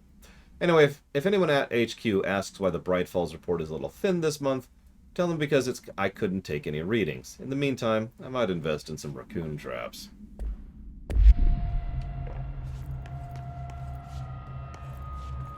Yeah, no kidding, Kira. God, it's funny how the more we learn, the more we play, the worse Trench gets. Like, I mean, we already knew, right? It's just getting worse, worse and worse.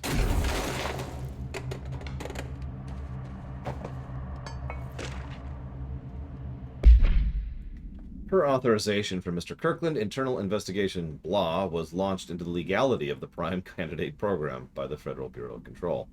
Since all known subjects relevant to the investigation used executive privilege to decline interviews, very little first-hand information was gathered.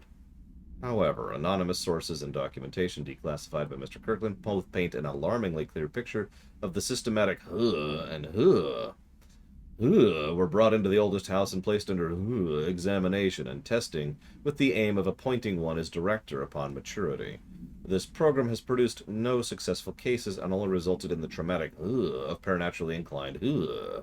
Not only is this breach of the Ash Act, but it flies in the face of basic human decency. The investigation team unequivocally the Prime Candidate program and recommends it be terminated immediately.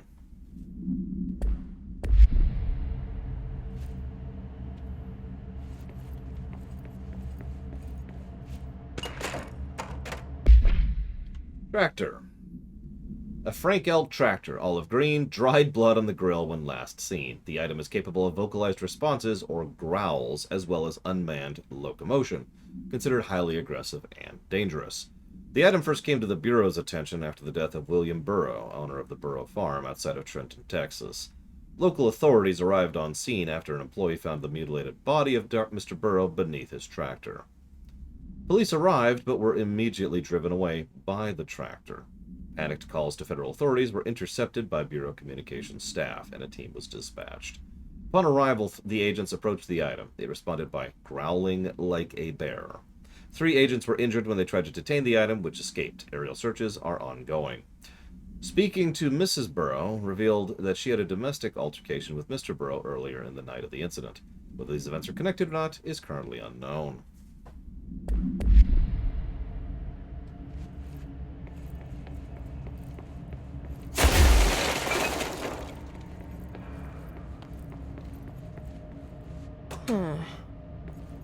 It's not working.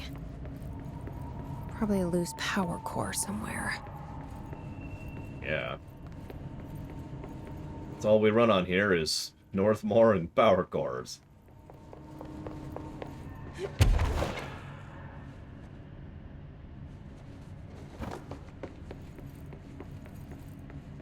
Although, got this video, did I? No, I didn't.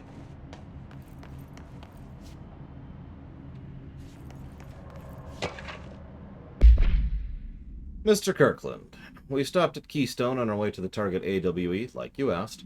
I'm sending my report directly to you to try and keep a lid on this Grumman Morales desertion issue.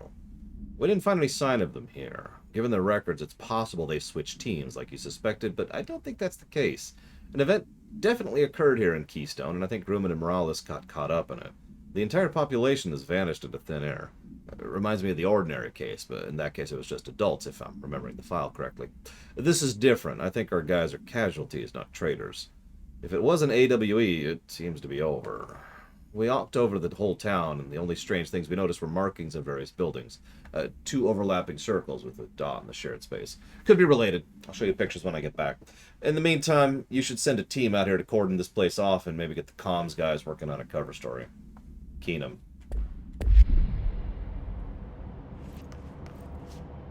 Go ahead, Tier Mike. It's unavoidable.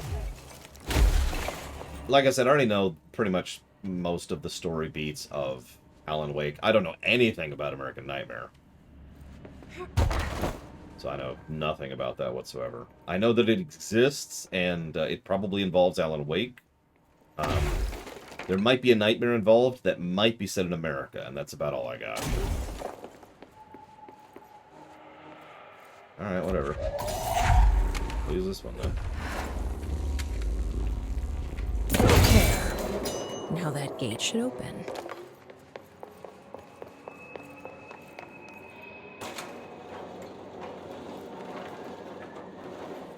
There are a lot of files in here.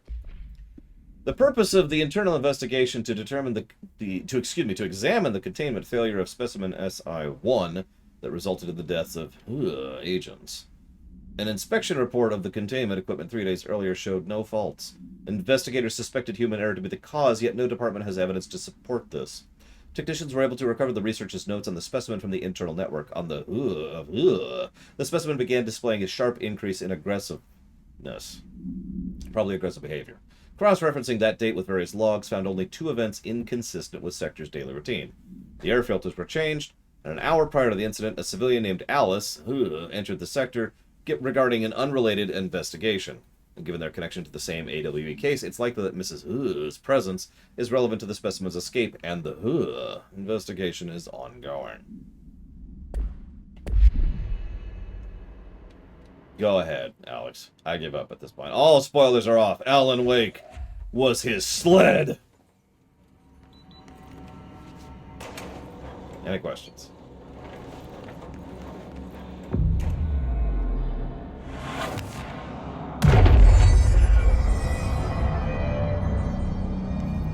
I'm no detective, but something definitely happened here. No.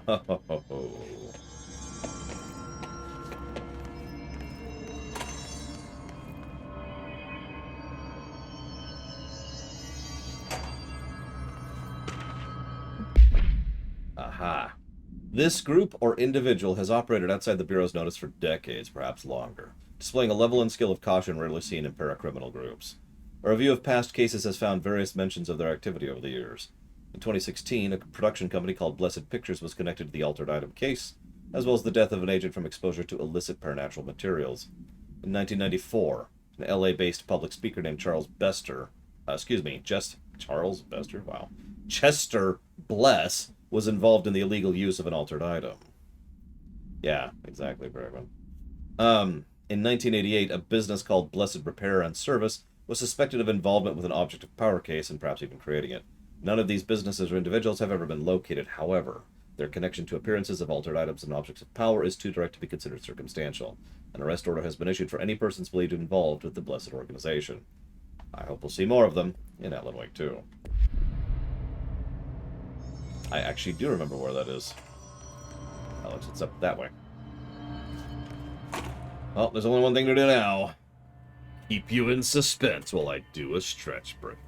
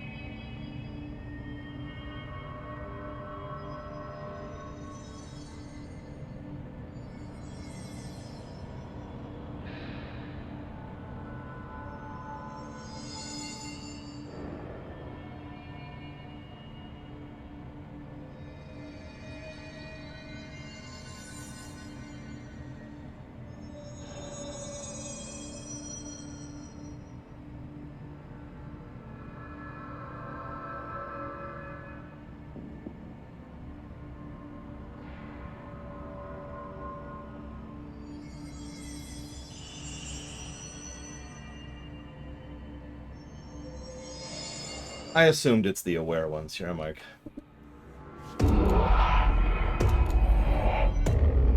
Do we know each other? This feels familiar. I can't seem to... I've forgotten it. I'm sorry. My name is Alan Wake.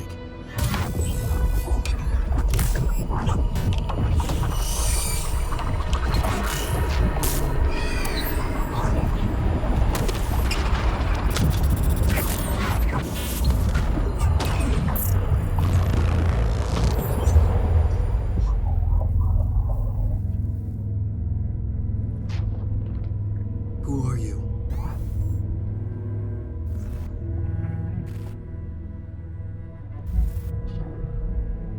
Who are you? Do I know you? I'm your friend Tom. Tom Zane. There's nothing to worry about. Tom. The poet. The diver. You look different. That was just a role. A character. The protagonist I played in my old film. I'm a filmmaker. An auteur like yourself. We're working on this together, remember? An artistic collaboration.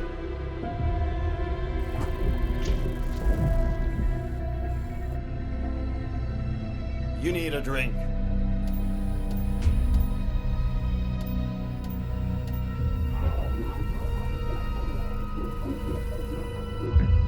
Gippisch.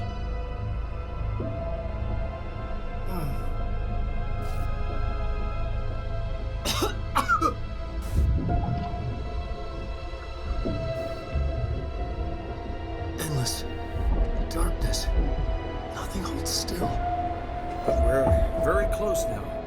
You've been writing. You found a way to escape. It'll work this time. Writing? You found a way! No. I don't... Wait. There's something. It's my double. He's out there. I've seen him. Yeah. Nothing to worry about. I'm dealing with it. It's fine, my friend. Let me handle him. You've met him? What the hell? Now, come on. You misunderstand me.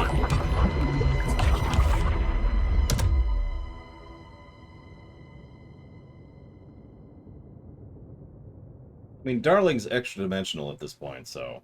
That was Alan Wake, the writer who went missing in that AWE case I read about.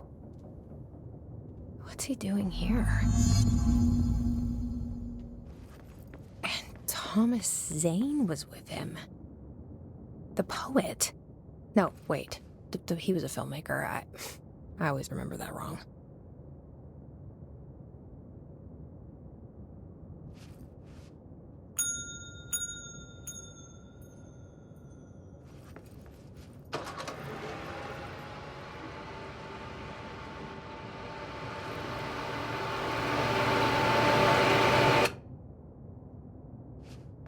No, Ross.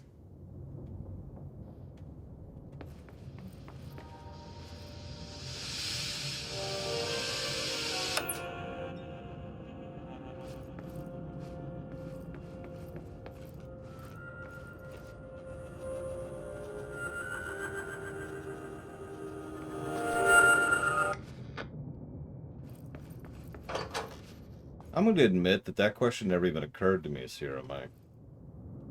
I always sort of assumed that Mr. Darky's ability was a little more localized.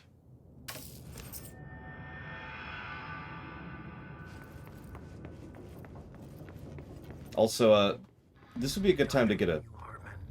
Devoured by hungry darkness, became the thing that had been Hartman. Broke loose, killed everyone it could. Lurking, roaming, waiting. Then something else came. A resonance. The thing that had been Hartman went through another change.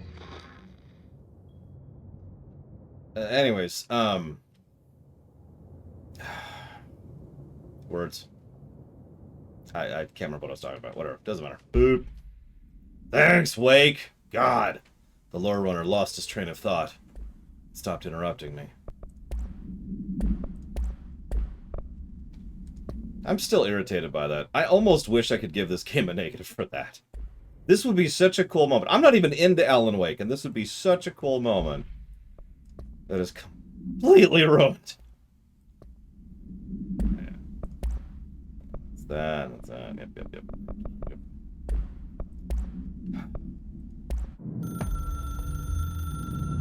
Dr. Emil Hartman was desperate. The Federal Bureau of Control had stolen his life's work. This was his last chance, his final experiment, what he'd been too scared to do before. Hartman dove into the lake, was taken, devoured by hungry darkness, became the thing that had been Hartman. Only an echo of him remained, fragmented impulses on autoplay, violent, bloodthirsty darkness in the driver's seat. Emerging from the lake, the thing was captured by the FBC, brought in, contained, studied. The thing broke loose, killed everyone it could. The FBC fell back and sealed the sector. The thing was alone in the dark, lurking, roaming, waiting. Then something else came. Not darkness, but similar enough. A sound. A resonance. It shouldn't be a surprise. If there's one, why not another? The darkness inside the thing could have been immune, could have resisted, fought, could have been passed by, passed through with no effect. But it didn't, and it wasn't. Maybe it had grown weaker over time, not aged. It was timeless, but weaker with no link to its source. A metamorphosis followed. The thing that had been Hartman went through another change.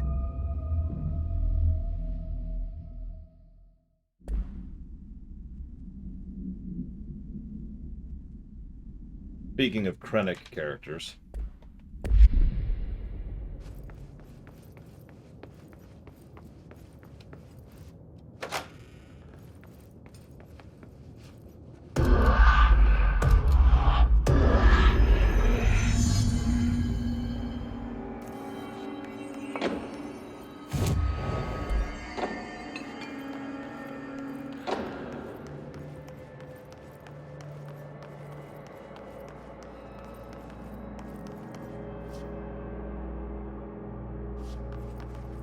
Yes, Nightforge, sorry. Oh, sorry, let me be more clear. Hartman was. I don't know what the hell the thing that had been Hartman is.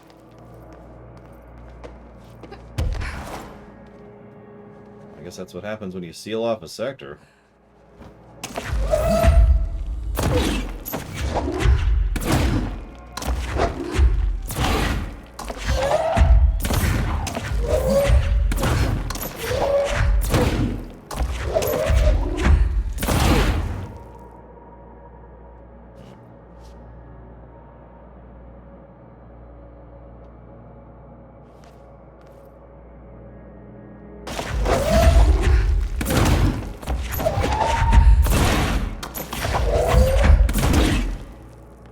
Can't tell if I'm making progress. Nope, those are just decals. Okay. Well, that sucked.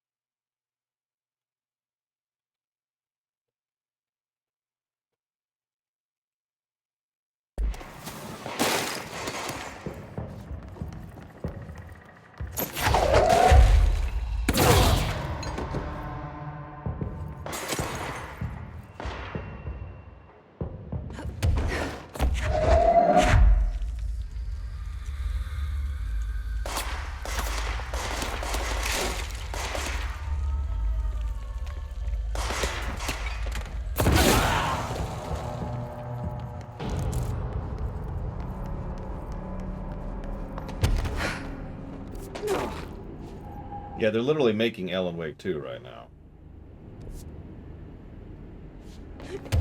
And yeah, it wouldn't surprise me if this DLC is setting up Alan Wake 2. We only know one thing about Alan Wake 2.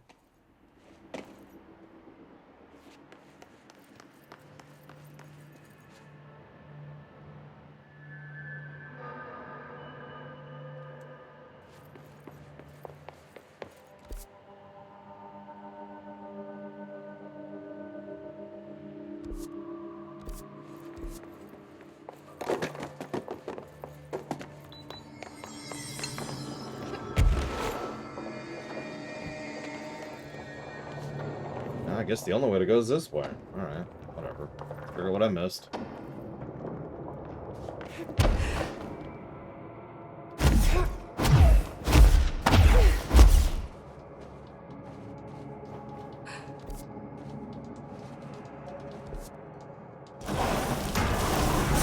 Don't mind me.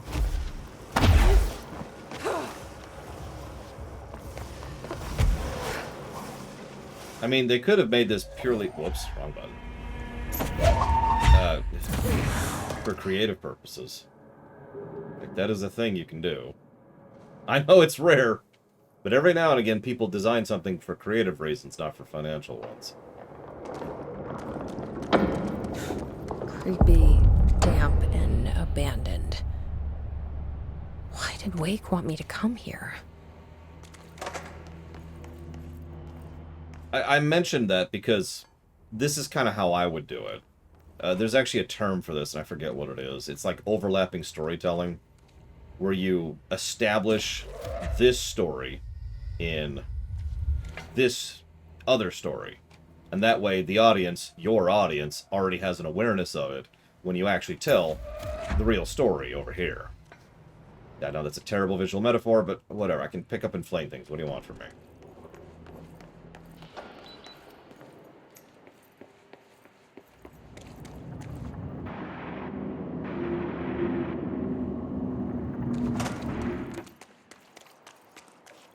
Ugh, okay. That doesn't look like a house shift. Do I even want to know?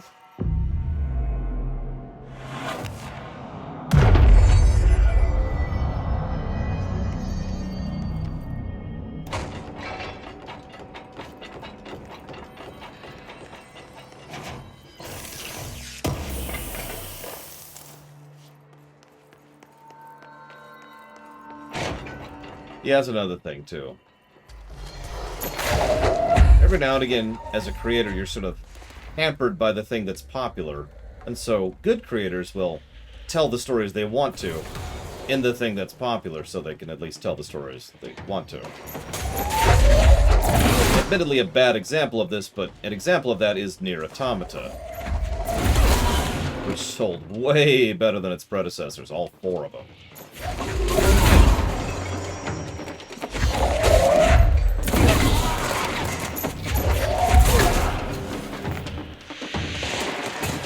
And yeah, I'm pretty sure the sales of this game are why Alan Wake got a remaster. Because, right? Yeah, SMT and Persona is another excellent example of that. Because Persona is just... My feet gossip at night, now I have to wear shoes to bed. Sincerely me. Okay. Persona, historically... I don't know the sales figures on SMT5, but historically Persona has just absolutely destroyed SMT on sales figures. So, you know.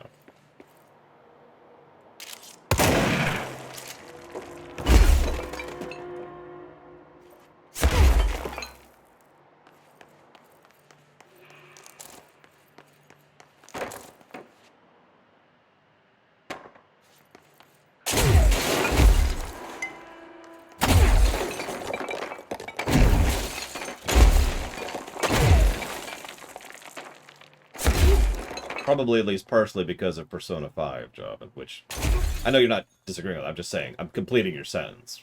Because that's likely. Interesting. Nice.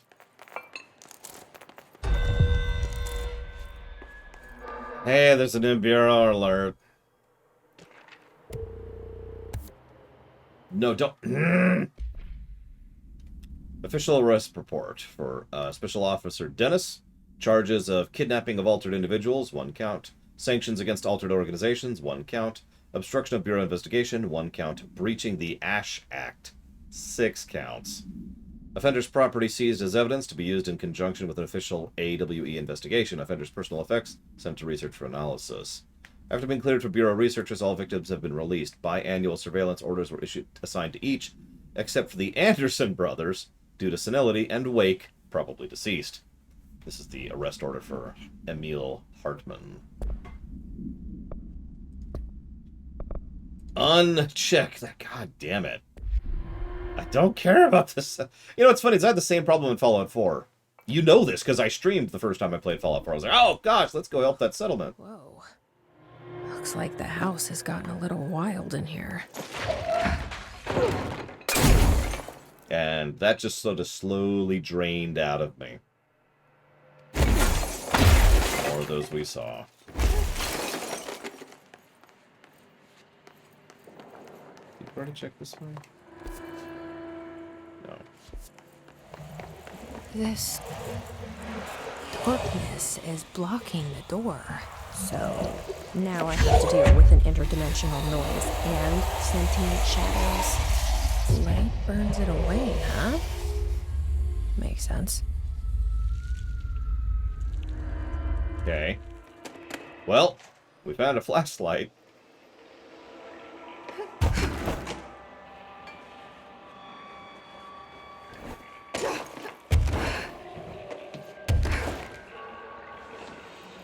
Looks like the mold got down here too.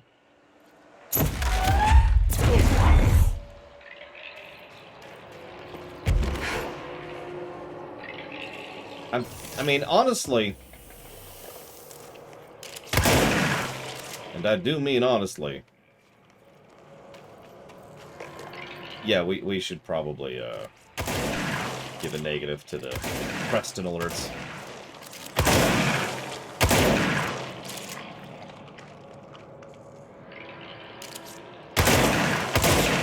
Yep, the mold continues to be the mold.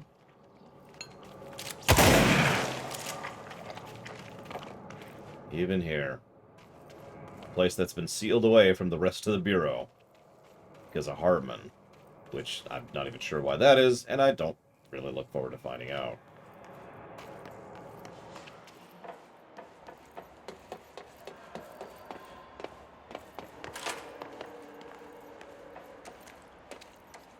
Man, it is really a dark expand or DLC, isn't it?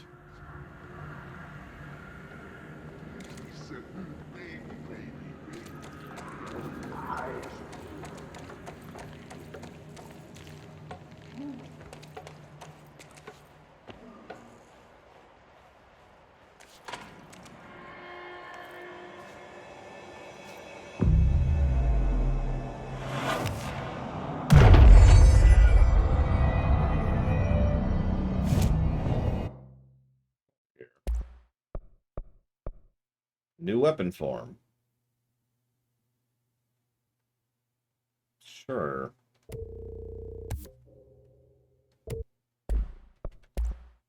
Up here. Still need a corrupted sample.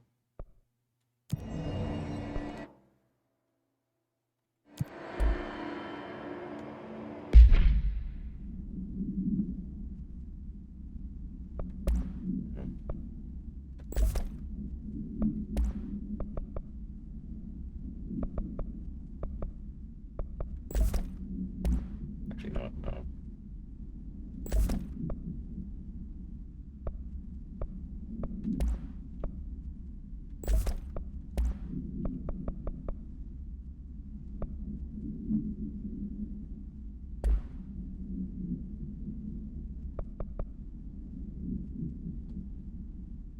Damn it, Night Forager.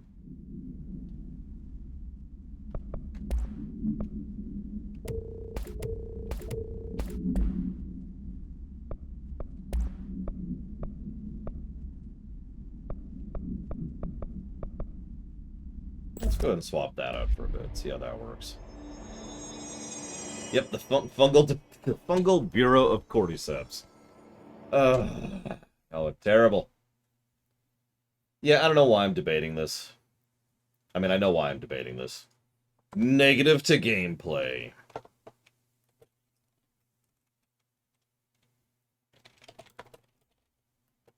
What are they actually called?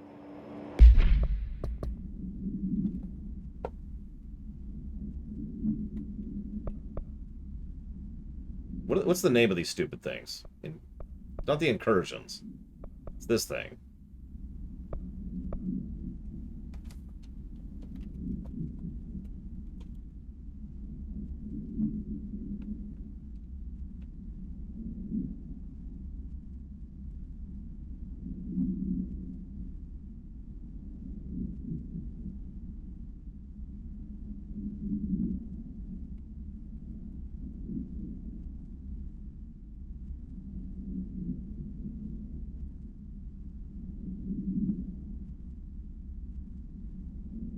And I'm just going to go ahead and codify that as a Lorium right now.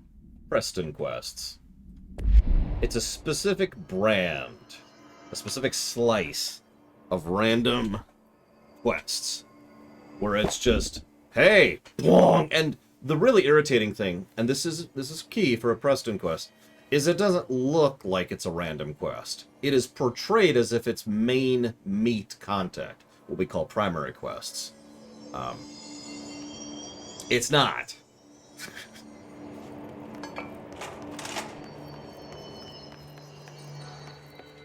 So, you know, go to hell. Alright, anyways. Where we at? This way. The third thing. The sound made darker, the darkness made louder. Hartman was stretched, like a worm through time. The third thing was a monster. Now he crashed out of darkness toward Faden. Okay, that sounds loverly.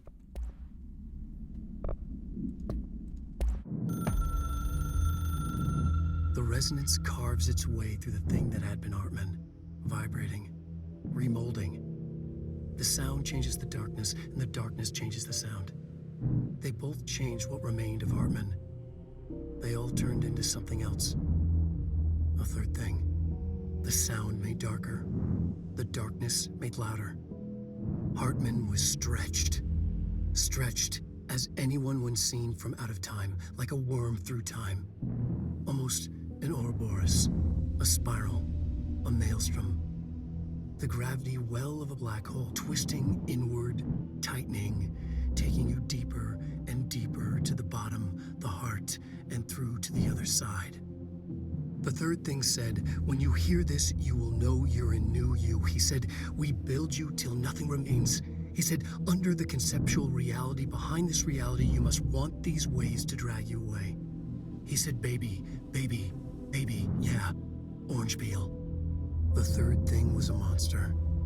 He'd tear apart any ordinary person crossing his path. Now he crashed out of darkness toward Faden. There was nothing ordinary about Faden.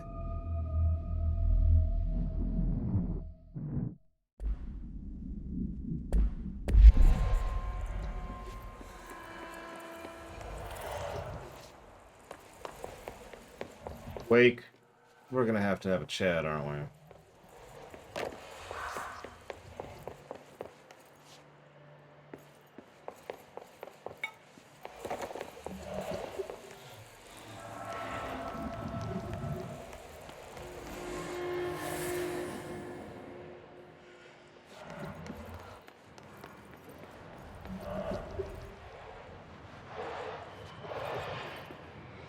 Agent Fisher, day 6 inside the motel.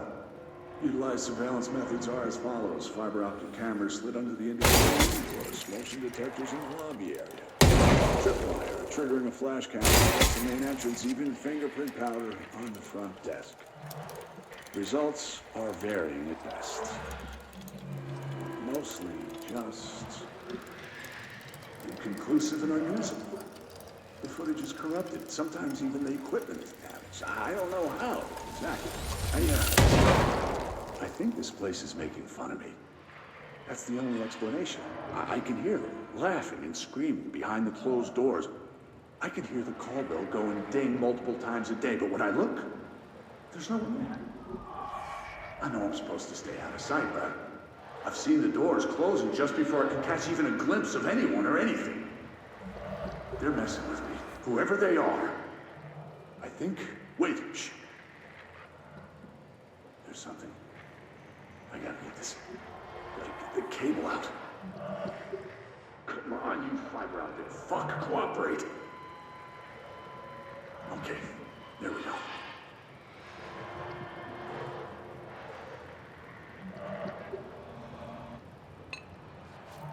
Alright.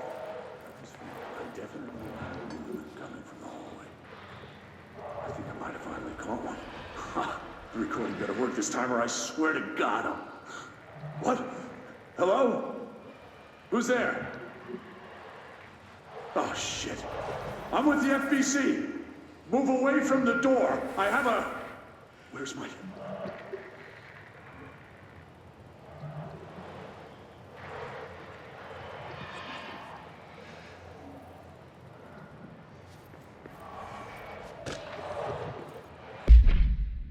Kirkland.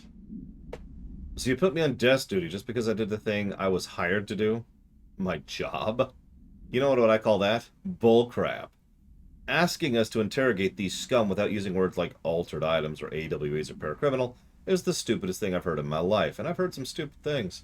They already know the facts. Hell, they know just as much as us, if not more. And they get to sit there laughing at us while we dance around our words, trying not to leak classified terminology. They already know the classified terminology.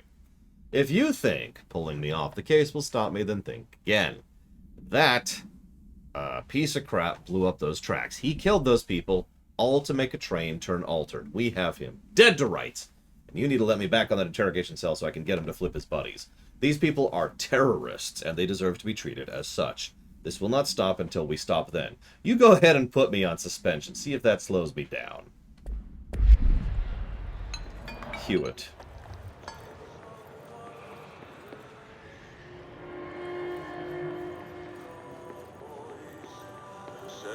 Ahi, really? Ati, excuse me, Ati. Lads in here have died standing up. Like More plants. Alright, let's go make some new friends. Where is it? God damn it, I'll kill everything in the universe! Ah! The air in here is getting bad. The vents... Hey, we already killed some of the mold. Mold city. It's not cool for you. Headache, nausea, mold depression. How can you tell when you are feeding? Everything home. Saatan pääse eteen.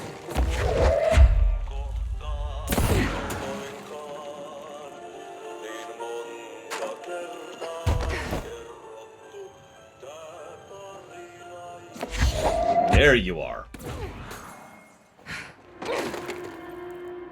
Hi, Darth Medora. Darkness everywhere.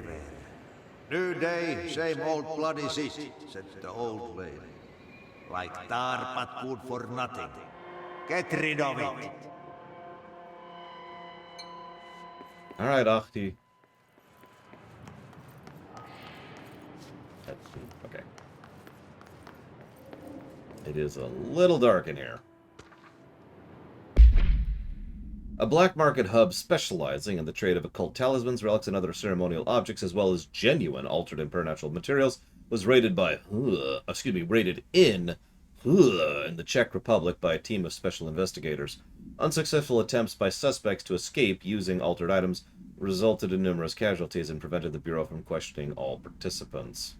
The following interrogations revealed that not only is there a vast network of these retailers, but they seem to be gathering information on altered items and other paranatural materials from sources unknown to the Bureau.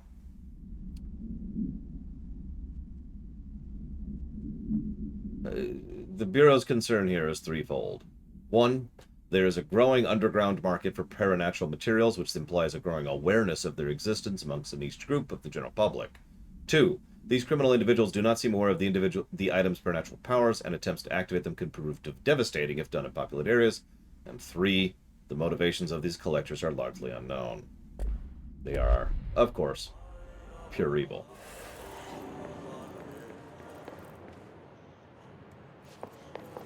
Honestly, they probably are bad guys, and we should probably kill them. I swear to God. Let's move away from that.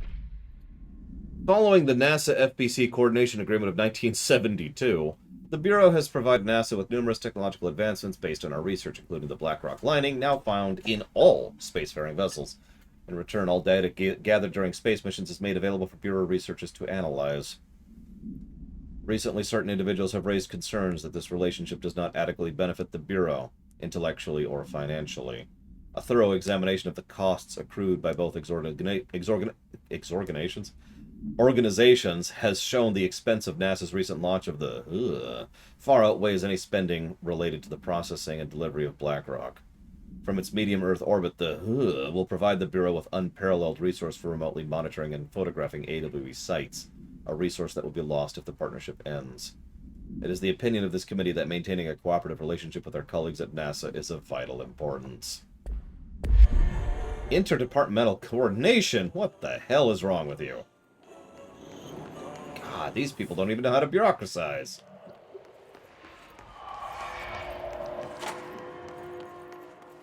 Okay. Reminder, all employees are required to report their hours at the end of each month. The Federal Bureau of Control maintains that time is not subjective, and hours passed on alternative planes cannot be claimed. Astral dives do not accumulate overtime compensation. Thank you for your attention.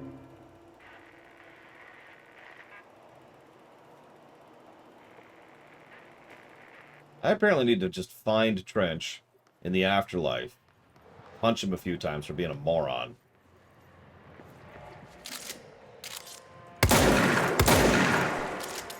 Okay, fine. Go away. I get it. Pop up. I did it! Oh, there we go. Okay.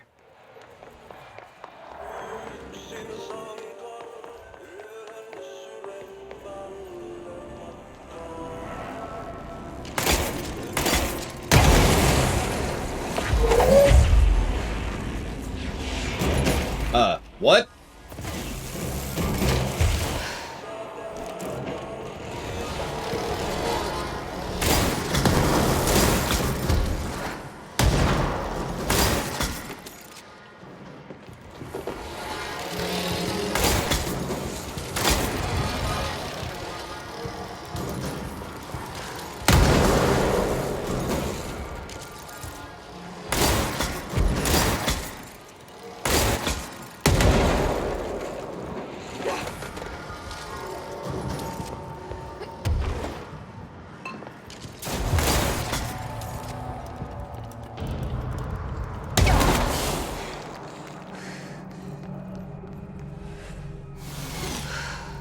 Well, I didn't get anything good out of it.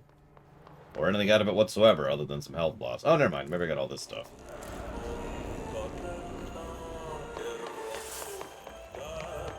So I guess I got one of them. No, there was just the one. Alright, whatever.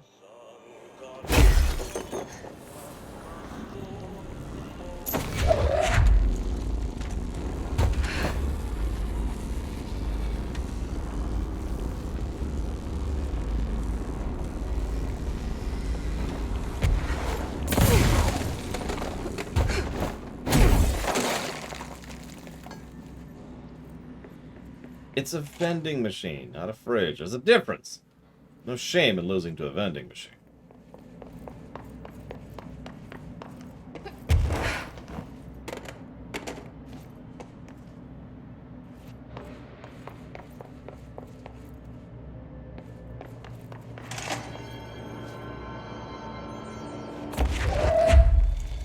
It's actually what I've been looking for a while now. A frickin' light. No, Nexus of Concordia. Yeah, I know there's a power thing right there. But, Bernie.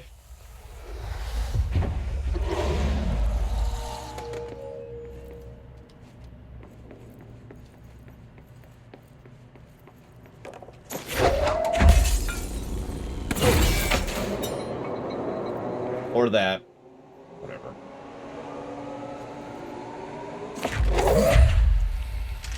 Apparently you're just coming with me, buddy.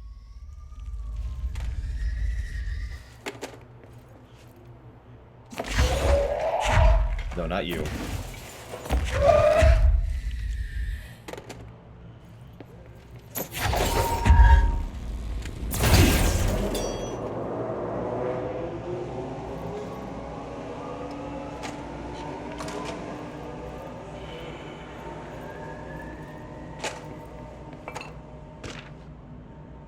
The Shadow.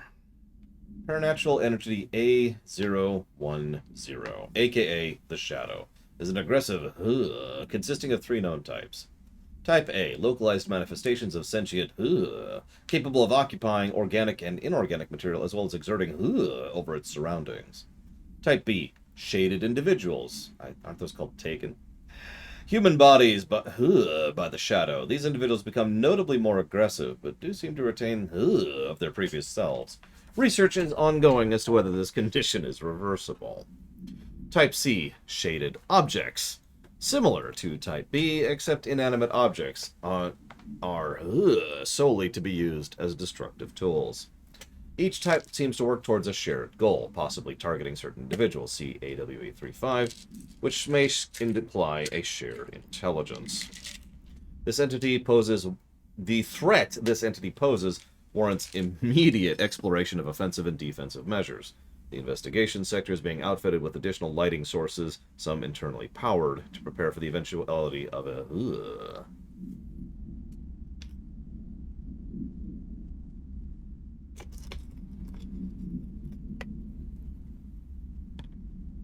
I can't wait to fight a Shadow Switch.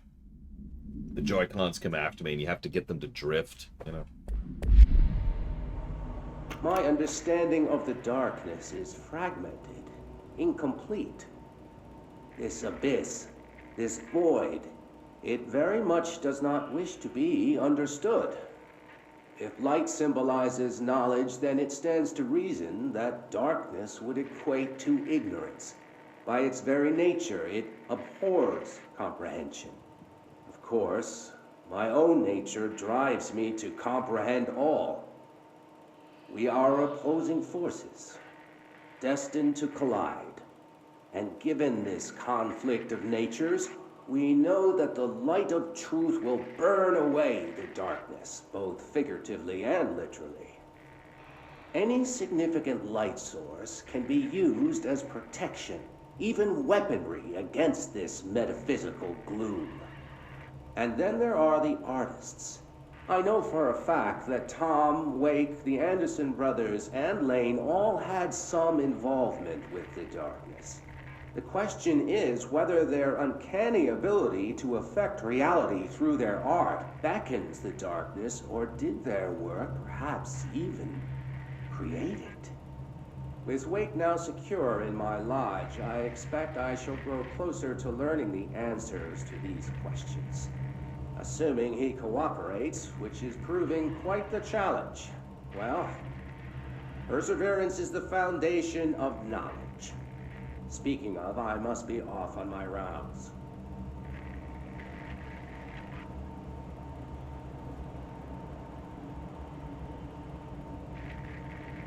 Thank you, Nexus of Concordia. I wish I could say I invented it, but of course I did not. Eagle Limited, AWE-44. A train derailment resulted in 62 casualties and numerous injuries, suspected to have been the work of a paracriminal group known as the Blessed. As a result of this event, the agents discovered that one of the cars had become altered with a persistent auditory event. It remains to be determined whether the AWE was spontaneous or a direct result of the sabotage. The Bureau had been tracking said group at the time, and intel gathered suggested an event of this caliber was imminent in Bloomington. As a result, a response team was on site to respond to the train accident within minutes of its occurrence. They arrived to find emergency processes underway, but also equipment left behind by suspected group. A suspicious onlooker managed to elude agents after they attempted to make contact. Further investigation of the accident site revealed a curiously undamaged train car that exhibited altered state when entered. This individual car was secured and transported to the investigation sector for further studies.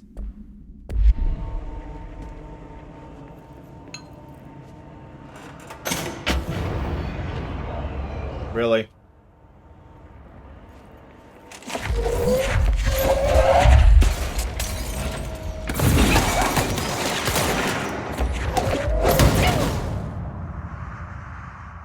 Really?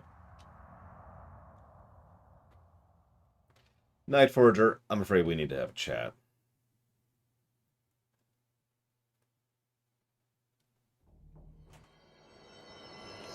Jesus, where the hell is this?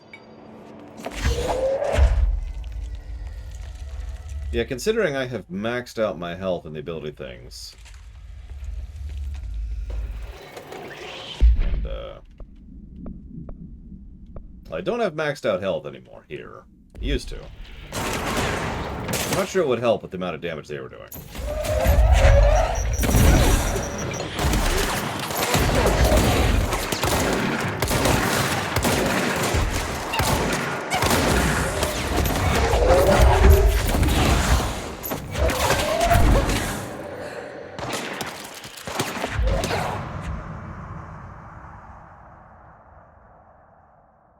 Oh, did I? God. I will admit I didn't even notice my health.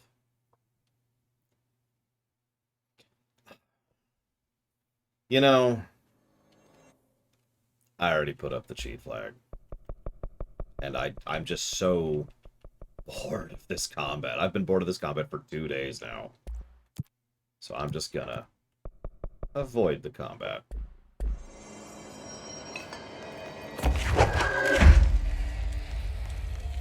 So the cheat flag's already up. There's nothing else for that. It's done.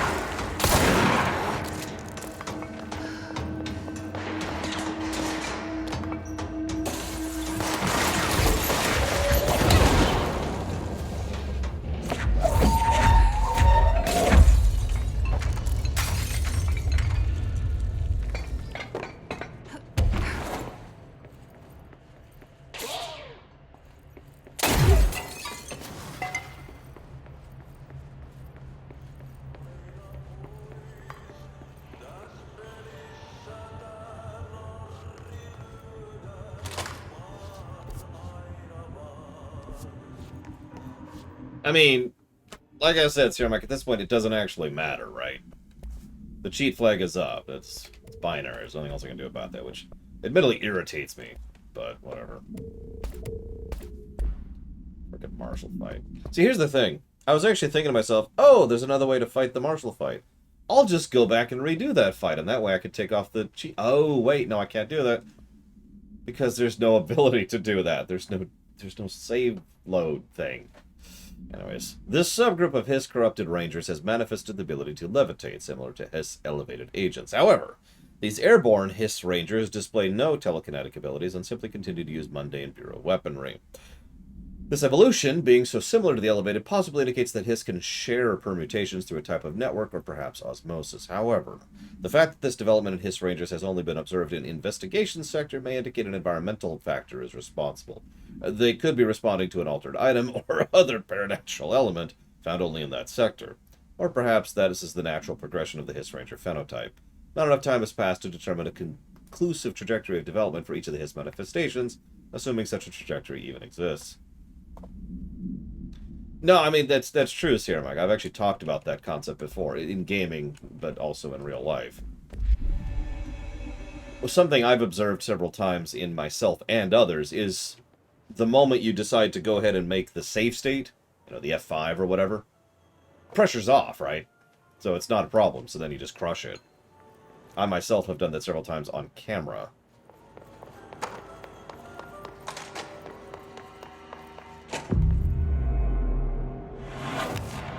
My niece is like that, too. She plays games a lot better when I'm playing co-op with her, even if I'm not actually helping her. Like, we were playing Cadence of Hyrule, which is not actually an easy game at all. And we were up against a boss fight, and I was just off in the corner, letting her fight the boss. But she knew I was there. Anything happens, I got her back, and I could get her back up. She aced it. I don't feel right. Something in this darkness is draining me. Just realized I forgot a friend.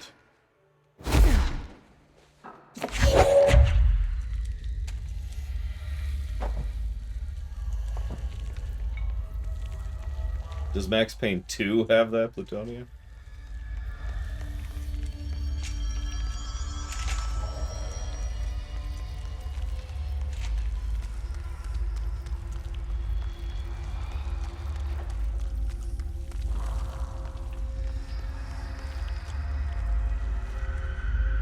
No, it's fine, Ginger Ninja. It's fine. I like being in the darkness. It's comforting here. It's like it always should have been this way. Brian Hennerman, 21 years old, resident of... Hold on. Let's hear that here, so we don't drain our health while we're doing it. Resident of Southern Texas. I'm sorry, ma'am, but I really don't understand why I'm here. You know what you did, Mr. Hennerman. I do? Tell me about Delivery Disaster. The movie? I mean, it wasn't very good. That's not what your review said, but we'll come back to that. Tell me where you got the movie from. Movie night with a, a K, not an N, not night like nighttime, but... Who contacted you? Who told you to review that film? No one. I just did it because it looked obscure. I didn't even like the movie. I shouldn't have given such a high score, but reviewing obscure films makes you look smart, and I thought if I looked smart, I would get listeners. My podcast would take off, and I could move out of my parents' basement, and maybe even go to college and get a film degree like I've always wanted to. I swear. I swear, I swear, I swear. Okay, the kid doesn't know shit. I'm ending the session.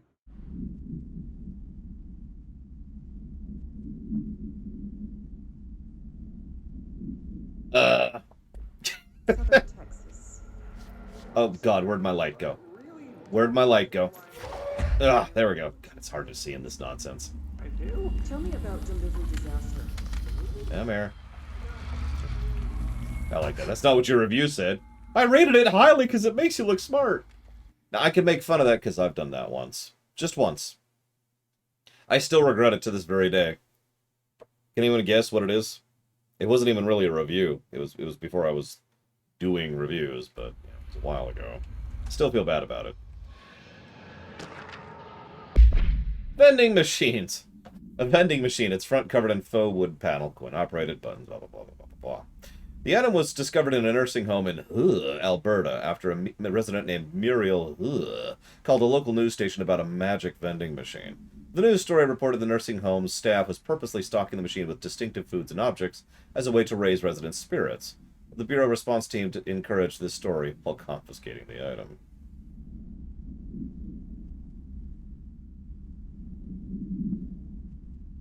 What the hell is Garfield Kart, and why does that exist? No, Skyrim.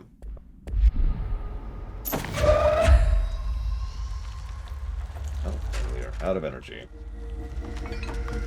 Is that floor? That's floor. Okay.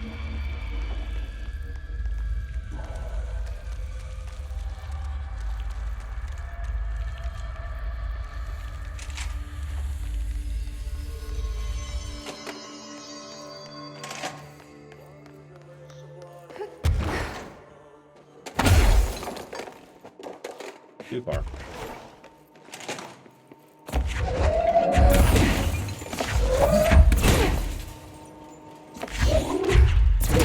Got it. I mean, I did. During the lore run, I was a lot more honest about my opinion on Skyrim, and a lot more thorough, I might add. Because Skyrim is gutter trash! Garbage! Unfit to... sorry. Although it's worth noting, I've never reviewed Skyrim. Plug. There's a bunch of these in here, aren't there? Alright.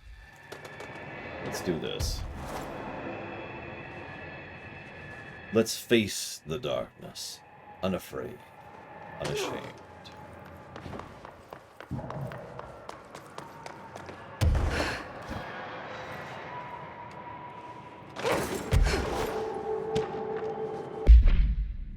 An excursion into the Ocean View Motel and Casino discovered a previously unseen door in the lobby hallway.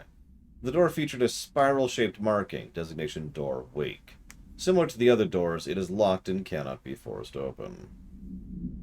Alice Wake, a person of interest in the Bright Falls AWE, 35, and the former wife of missing author Alan Wake, a suspected para-utilitarian, and contacted agents Shaw and Dempsey of the investigation sector using the phone number given to her in 2010 in accordance with civilian outreach protocols.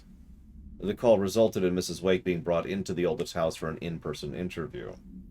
The excursion into the Ocean View Motel occurred the same day. Conclusion: determining whether this was basic synchronicity event, if Alice Wake is responsible for its appearance, or if the door itself relates to AWE 35, is paramount. She should be returned to the oldest house, possibly even taken into the motel itself, to confirm if any other changes have occurred.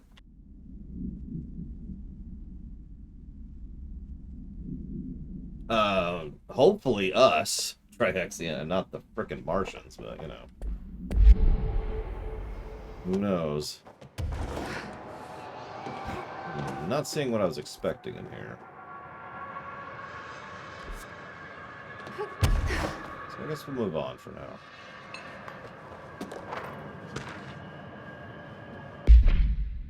Dr. Emil Hartman is an academic psychotherapist that owned and operated a recovery center in Washington, focused on the treatment of artists struggling with creative blocks and other mental disorders. That's it. Publicly, Dr. Hartman's treatment center seemed unremarkable in its methods and purpose. Privately, however,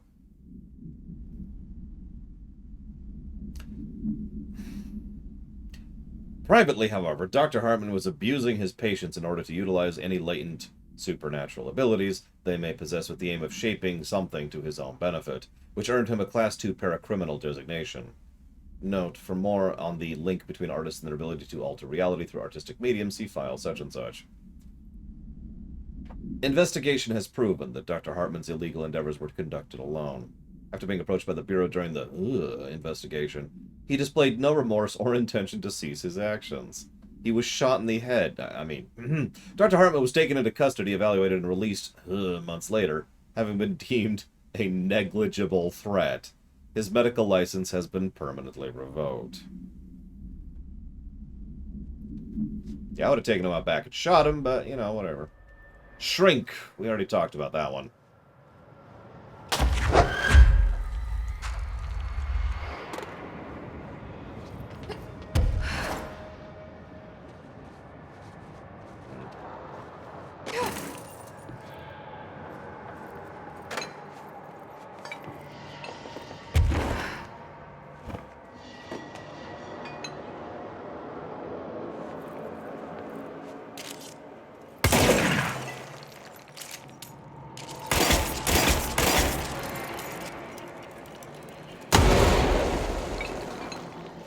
Making sure.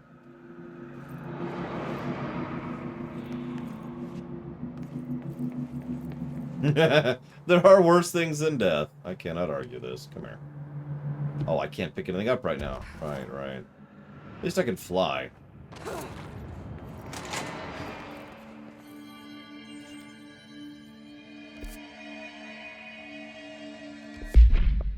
Hang on.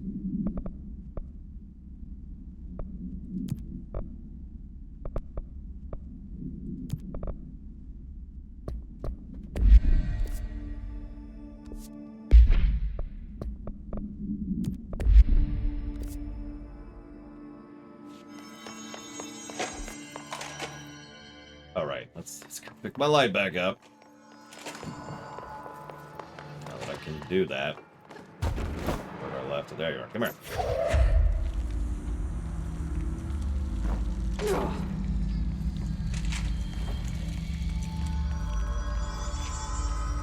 Yeah, no, I was kind of having issues too, Javin, so I feel you. Have a good one, man.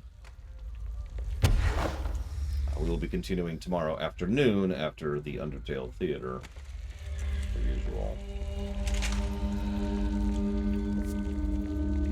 Plants.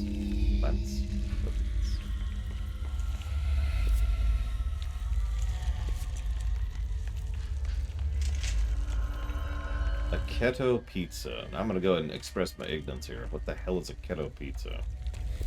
In context. You know what? Let's just Google this. Let's just not even waste any kind of time. Just look this sucker up. Well, yeah, see, that's the thing. If it's no carbs, then there's no bread. And if there's no bread, then what the hell is a keto pizza? I feel like my question has not been answered.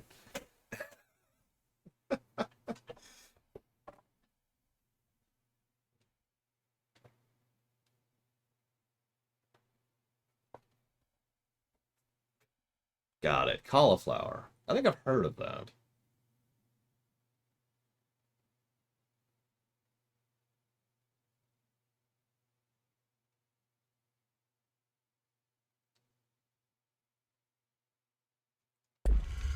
Okay, hang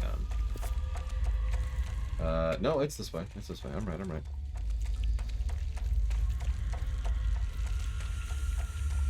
I mean, I do enjoy cauliflower. You know what I like more than cauliflower? Donuts! Is there such a thing? Someone look this up. Please. Is there such a thing as donut crust pizza?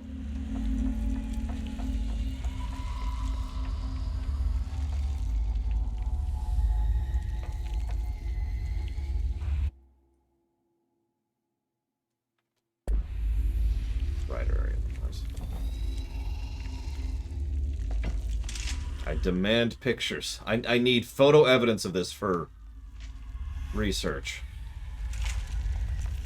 No, but it needs to be a savory pizza. Like, it needs to be pepperoni and meat. And, you know, donut. Oh, no, you're coming with me. So it's got to be in here. I'm going to just make this larger so I can see it better. There we go. Pizza donuts. What do we got here? No, that's a pizza donut. I want a donut pizza. The order matters, damn it.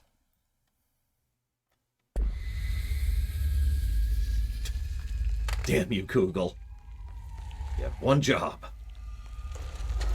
And that's to not make these guys spot. You know what? I don't even care. I'm invincible. Go away.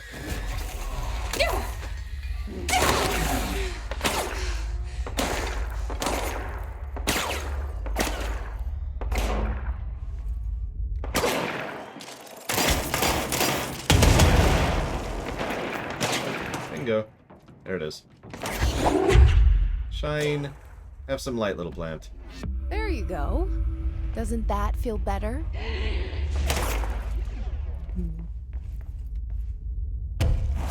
Donut flavored pizza. Well, I mean, that's just dessert pizza at that point.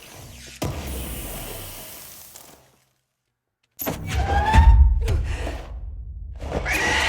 I really don't care. I really don't care. Alright, so that was the abandoned offices one. Nope, there's more here. Okay, look. Nobody likes you.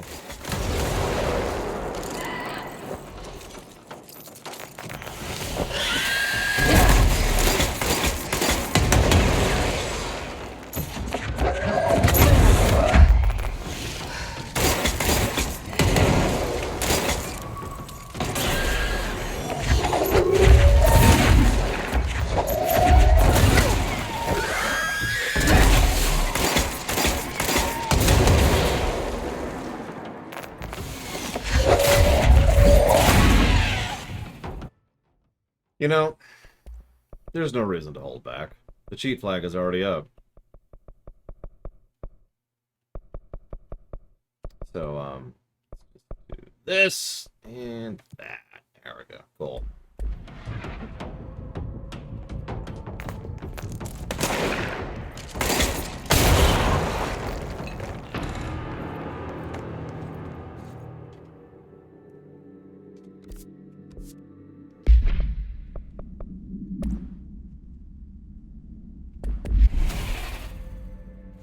So anyways, where was I? Where's my light? Come here. Yeah, I'm actually honestly debating taking away a positive that I gave. Oh wait, I didn't give that positive. No, I did, I think. Hang on. Yep, nope, there it is. I'm just gonna do it. Commit! Positive redacted. The positive is now... Alright, looking for plants. Looking for plants. Anybody sees any plants? The guide I'm using is terrible and only pointed out one of them. I didn't realize there were 3 here.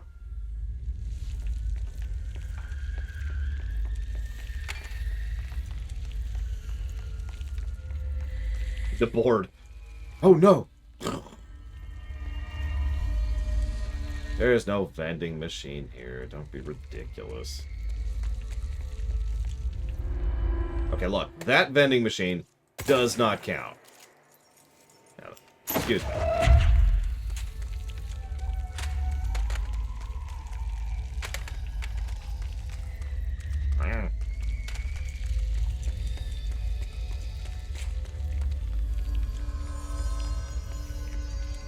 Any plants in here?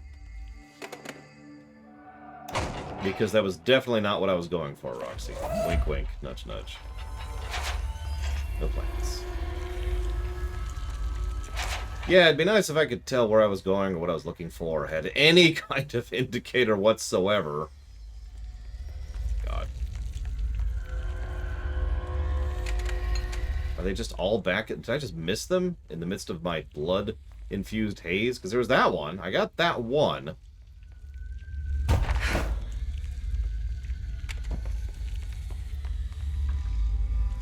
Yeah, I've actually already given that negative as well, Alex.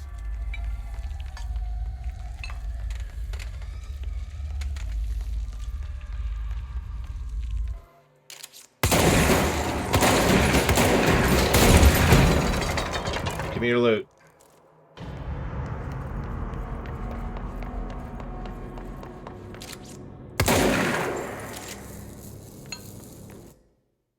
What do we got here? Oh, that actually looks good, Nexus. Oh, I might make that. So I'm pretty sure I just saw a 6 mod. It was even energy recovery speed, which... Yes, please. My god. If we ever stop cheating, which...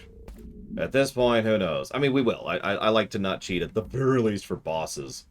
So we're gonna probably... Excuse me, turn that right back off for bosses.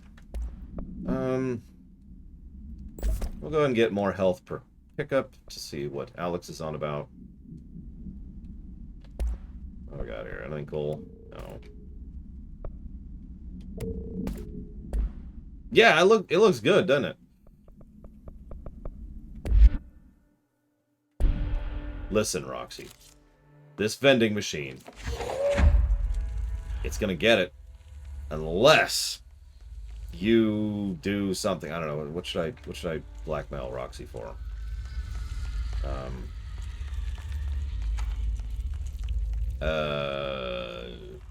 Unless you make a donut Philly cheesesteak sandwich.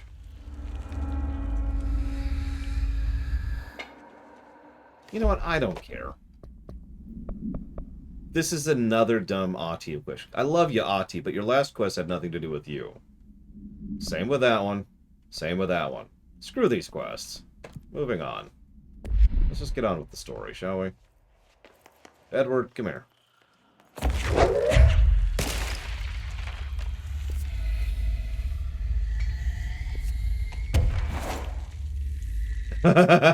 You know what, Roxy? I will just for you. Hang on. Throw that up there.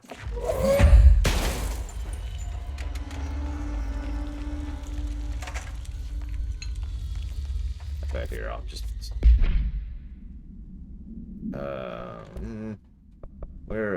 Spin, I think. Yeah, there it is. The terrible, outdated mod. Let's see. Rate of fire!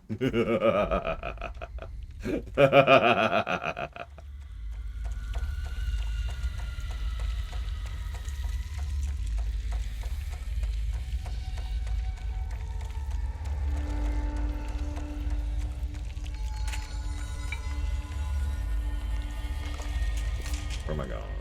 Into the darkness area. It wants me to go into the darkness area. Madman Roby. Help. Or Robbie? Bye-bye? I'm terrible with vowels. Hi. Welcome to the stream.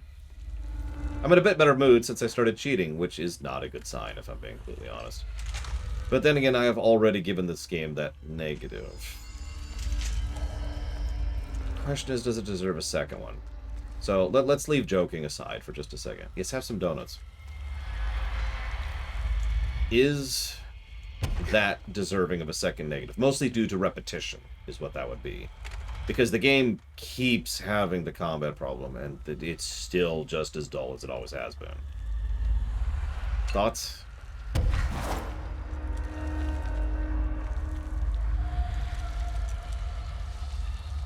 Oh god, we're at hour like 30-something at this point. Like, this is not a super short game. Okay, this room is really intimidating and all, but I know my rights. It's not a crime to try and get a book signed. Making unauthorized contact with a dangerous paranatural entity is indeed a Bureau offense, Mr. Langston, and can be prosecuted as such. Okay. Well, I didn't know that. Listen, this is being blown way out of proportion. All that happened is I heard Dr. Hartman had been brought in, and since I'm a huge Alan Wake fan, I thought it'd be cool to get a copy of The Creator's Dilemma signed. That's a book that Hartman wrote about. We know what it is. Okay, good. So yeah, I was just looking to fill out my Wake collection. I certainly didn't know Hartman had turned into some kind of shadow zombie. That's a completely inaccurate description. Whatever. Listen, I'm just a desk jockey. I sort papers, do data entry, that kind of stuff. Don't come down on me like this. I made one mistake. I mean, I see people break the rules all the time and no one is pulling them into dark rooms to yell at them. Yesterday, Dave Gleason and his crew were talking to that empty spacesuit and laughing their heads off. We're letting you off with a warning, Mr. Langston. But this is going on your record, so one more screw-up and our next chat won't be so friendly. Great. That is just great to hear, guys. Thank you. Thank you so much. Hey, is there any chance I could get my copy of The Creator's Dilemma back? Get out.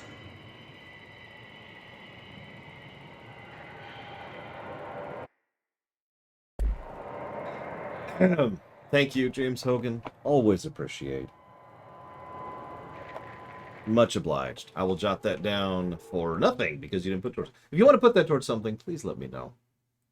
Make it happen.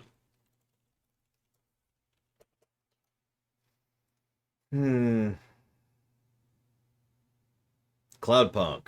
Done.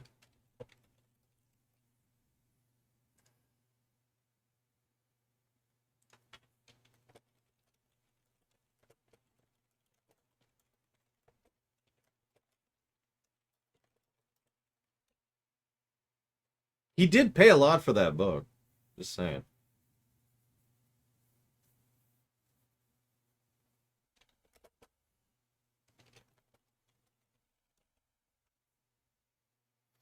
Oh god, Roxy. Imagine if it worked that way. Imagine if the Paranatural worked in such a manner that every iteration of something also caused problems or could cause problems. I can't lift this thing anymore. Yeah, I need to do something in here, which means I'm missing something in here. Does anyone know what I'm missing in here? Or I just kind of... give up? It's definitely not this elevator right there. I don't know what you're talking about. There's no elevator, okay? You saw nothing. Letting you off with a warning this time. But the next time you try to tell me that there's an elevator there, this conversation is... Sorry. Come on, pick it up, pick it up. There you go, there you go.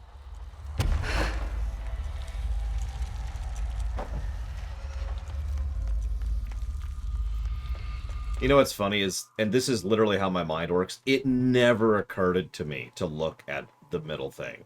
I was like, well, that's the brightly lit section. Let's see what's in the darkness. Oh, and I see, like, puzzle pieces. Like, I see lore bits, and I see these power plugs. Surely there's a power thing around here somewhere. No? Okay, well, according to the map, there's 3 ways out of here, so let's try to find those. Nope, can't find those. Oh, well, I guess we'll go to the side quest, and then I gave up on the side quest. And meanwhile, in the back of my mind, there's just this elevator, which is flagged under non-priority. Shit. Come here.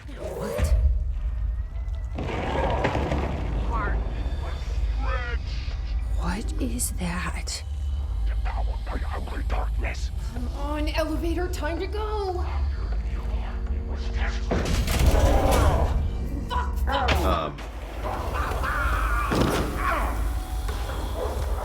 So you don't like the light? I can use that.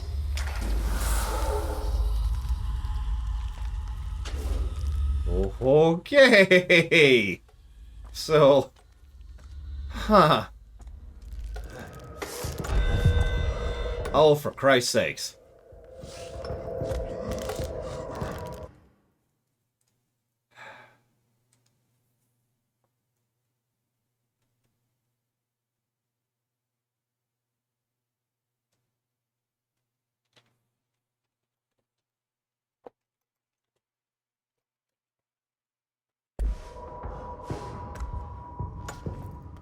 Killed everyone!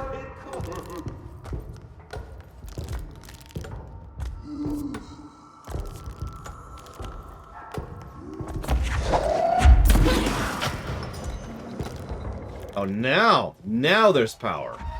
Sure. That's how that works.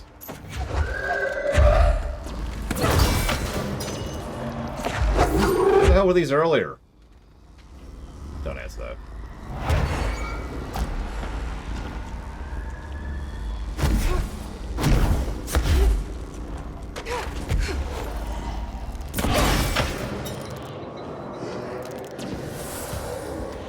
Oh, hey, some arcades.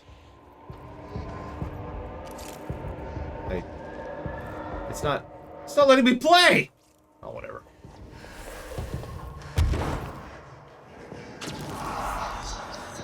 So just...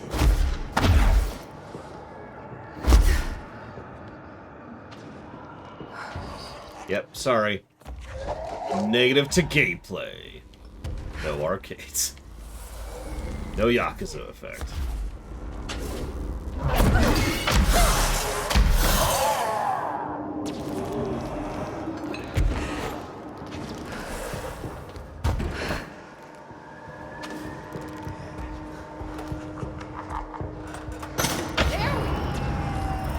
Hey, like that one, buddy.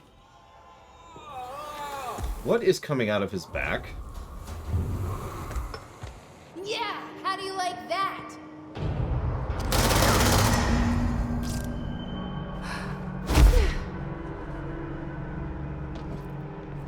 Arcade machines. Shoom. Shim? Shoom. Whatever. I have no idea how to pronounce that particular type of U myself, so let's do it. Ready. Let's do it. Shoom? Shoom? God, I don't freaking know.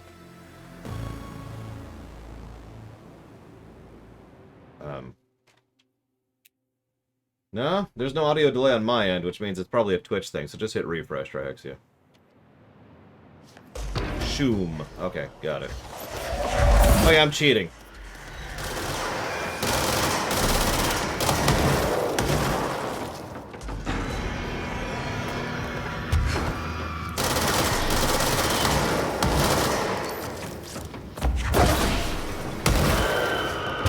Damn it. Bastards.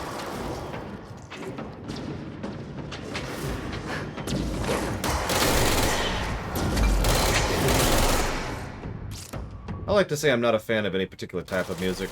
I just like good music. But I am a fan of really good chiptunes, which is actually pretty hard to pull off, as hundreds of NES games can attest to.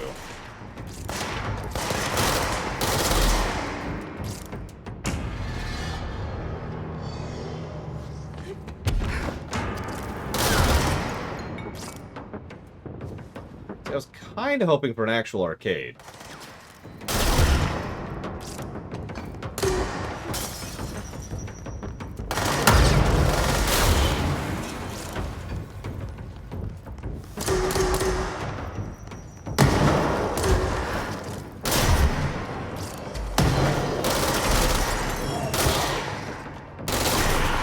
Fair enough, Nexus of Concordia. Although I will admit that didn't occur to me because I usually don't see it spelled with the dots there.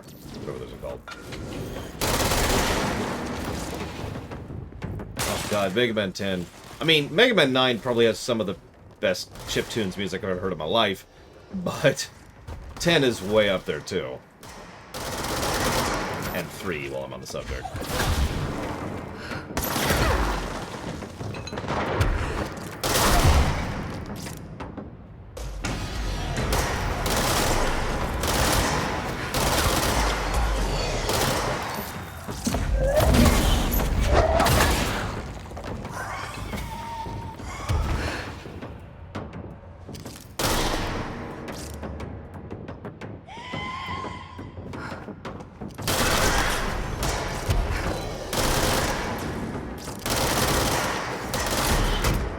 I could probably do this legit, but eh. My care just isn't there anymore.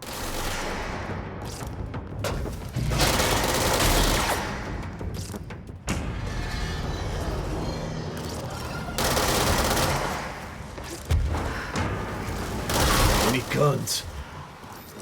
Lots of guns. It's definitely not because of the outfit I've chosen to wear, right? Actually, yeah, Alex, now that you say that. Not only is it got, you know, different quantities of enemies, different levels of enemies, different variety of enemies, and actual thoughts to the waves of them, but I can see what the hell I'm doing. Which, again, is by far my biggest complaint about the Marshall fight, and ultimately what decided to make me go ahead and just turn on the Chi flag for that.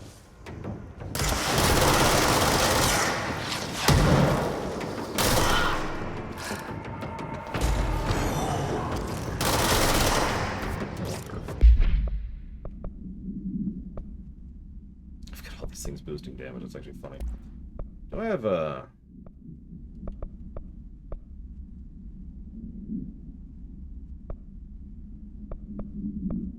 Aw. Oh well.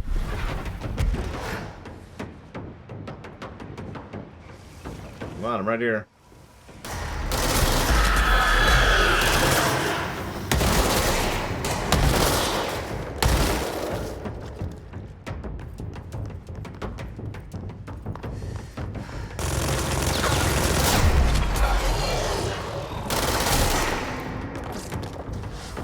Speaking as someone who's played, 30 hours of this game without cheating, this does look like a pretty mean fight.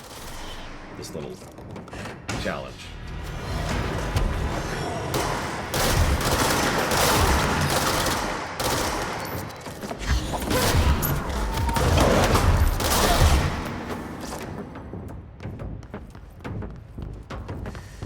I'd probably be moving around a lot more and using the terrain a lot more in this situation. A lot of shielded guys, a lot of big guys, lots of healing guys. Abso-frickin-lutely Trihexia. Or rather, I kind of hope not, because the last thing this setting needs is time travel. But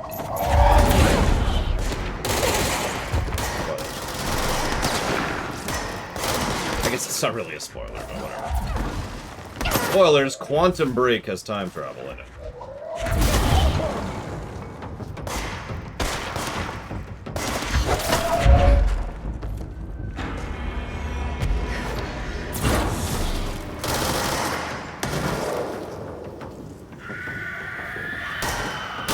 I mean, you know me, Night Forager. To me, challenge is just like anything else in video game design. It's a tool. What matters is how you use it. And no, it also has brakes, Alex.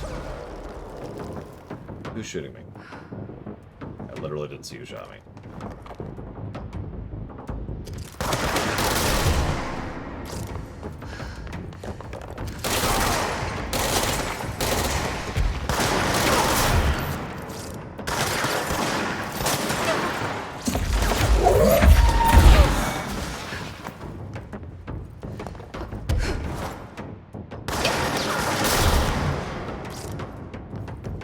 What's left?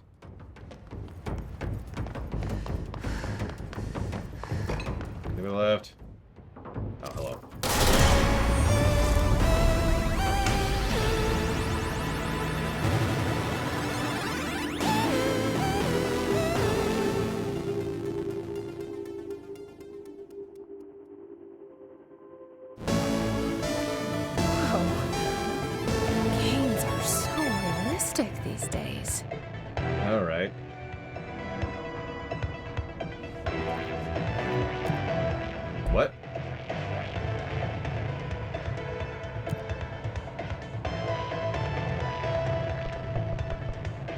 Damn!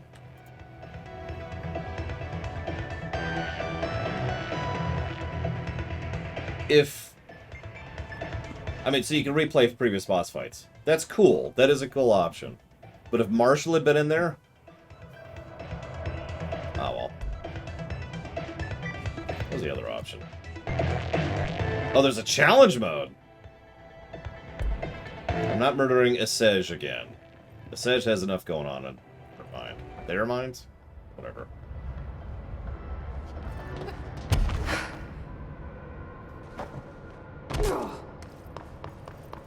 Well, anyways. Kicked out Hartman. For now.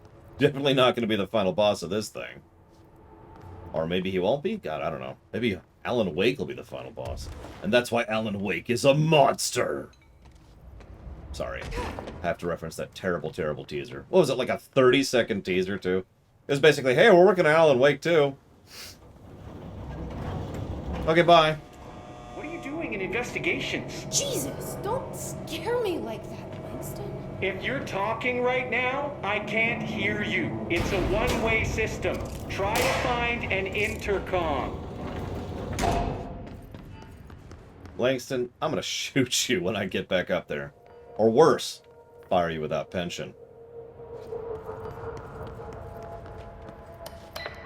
Langston, it's me, Jesse. I know. I can see you on the monitors. The cameras in there haven't worked since we sealed that sector off a couple years back. Let me guess. You sealed it because of the monster guy. Wait, did you see Dr. Hartman? Jesus, I really wish you hadn't opened that fire break. Okay, listen, you need to find Hartman and kill him before he gets out into the Bureau. That thing is a person? Was a person.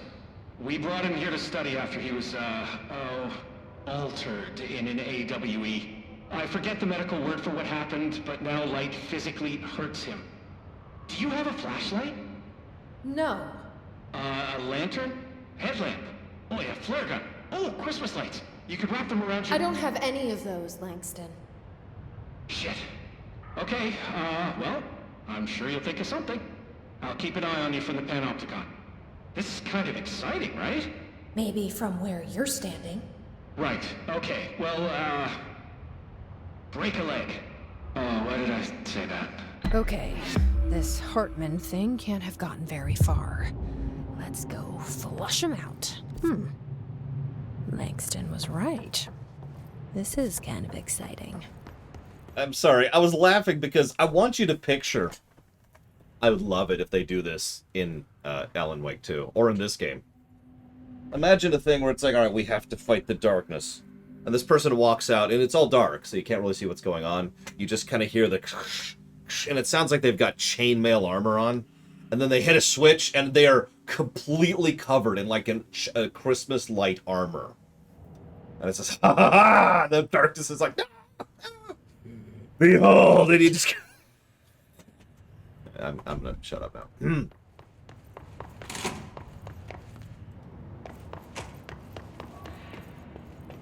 Smell the Christmas spirit.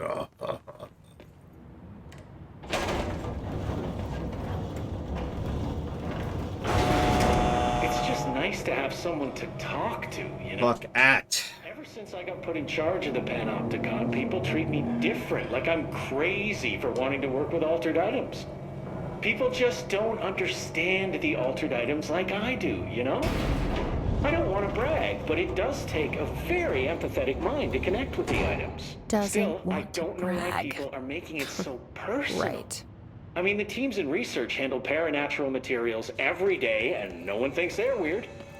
Well, maybe that's not true. Darling is famous for being a bit out there, but when he's weird, it's charming. Altered items really aren't that frightening once you get to know them. If you figure out what they like or don't like, you know, what sets them off, then there's nothing to worry about. I guess at the end of the day, we're still just wild animals scared of our own shadows. We're supposed to be on the same team, but sometimes it feels like it's every department for themselves, like it's a race and we're all trying to be number one. If it is a race, though, I'd say Darling is a mile ahead of everyone else. He was Trench's golden boy for years, but that relationship has gotten pretty tense, or so I've heard through the grapevine. Not that I spread rumors, just, people talk. Not me, though. I keep my nose to the grind. Too much work to do to focus on those kinds of things. I need to stay focused so I can get my work done and get home to feed Alfred. He's just gonna talk forever, Can't always isn't he? make it home for mealtime, so I have my neighbor check in on Alfred at 7 o'clock if I'm not back yet.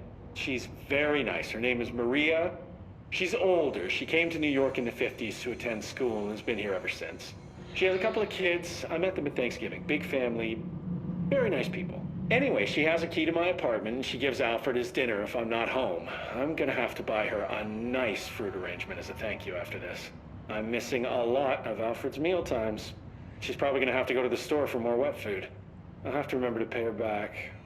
Hold on, let me make a note. Pay back Maria for Alfred's food.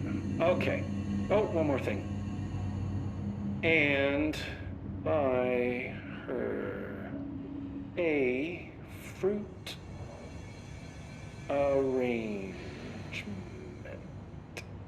All right, done. Are you a cat person? I don't think I ever asked. You seem like one, though. You'd like Alfred. He's very proper. Really carries himself well, I named him after my favorite poet. Felt like a good fit. I got Alfred just before Sylvia died when I was at the... I don't really remember where I got Alfred from. But, boy, those two did not get along. Oh, no. Sylvia thought she owned the place. Didn't like me getting in her way, scratched me more than once when I was just trying to move her food bowl. That cat was a real asshole. Wow. I'm realizing now that language was kinda not harsh. entirely, professional. You see, Sylvia didn't tolerate most people, or animals, or anything. And that's what I meant when I said asshole. I would never use that word about a person. It was just, hey, there's a light flashing on the console here. I gotta, check this out. I'll get back to you later. Real smooth, Langston. I honestly was starting to wait for him to just never stop or have like 20 minutes of just la la la la la la la la la. So there I was in my mother's fallopian tube. Oh my god. Okay, real talk. Langston didn't impress me that much in the vanilla game. It wasn't bad, don't mistake me. It was just kind of, alright, whatever. But we're going to jot him down for positive range. We actually have a lot of things jotted down for positive range. Like you do. You know what? That's actually probably a really good note to end on. So we'll go ahead and cut it there. So tomorrow, as a fresh reminder, tomorrow is Saturday, right? Double check, Nate. As a fresh reminder, tomorrow we will actually be having the Undertale Theater Chapter 4, which is a nice, big, meaty 2-hour chapter. It's awesome. I highly recommend you watch it. It is very dense. There's a lot of actors in Chapter 4. We got a lot of stuff going on. That starts at 11 a.m. Eastern Standard Time. Whenever that's done, I'm going to take a quick lunch break because I'll be doing live commentary for the VOD. And then we'll go ahead and continue with this DLC. And we'll see how this goes. I hope to see you tomorrow as we learn more about Langston's cat.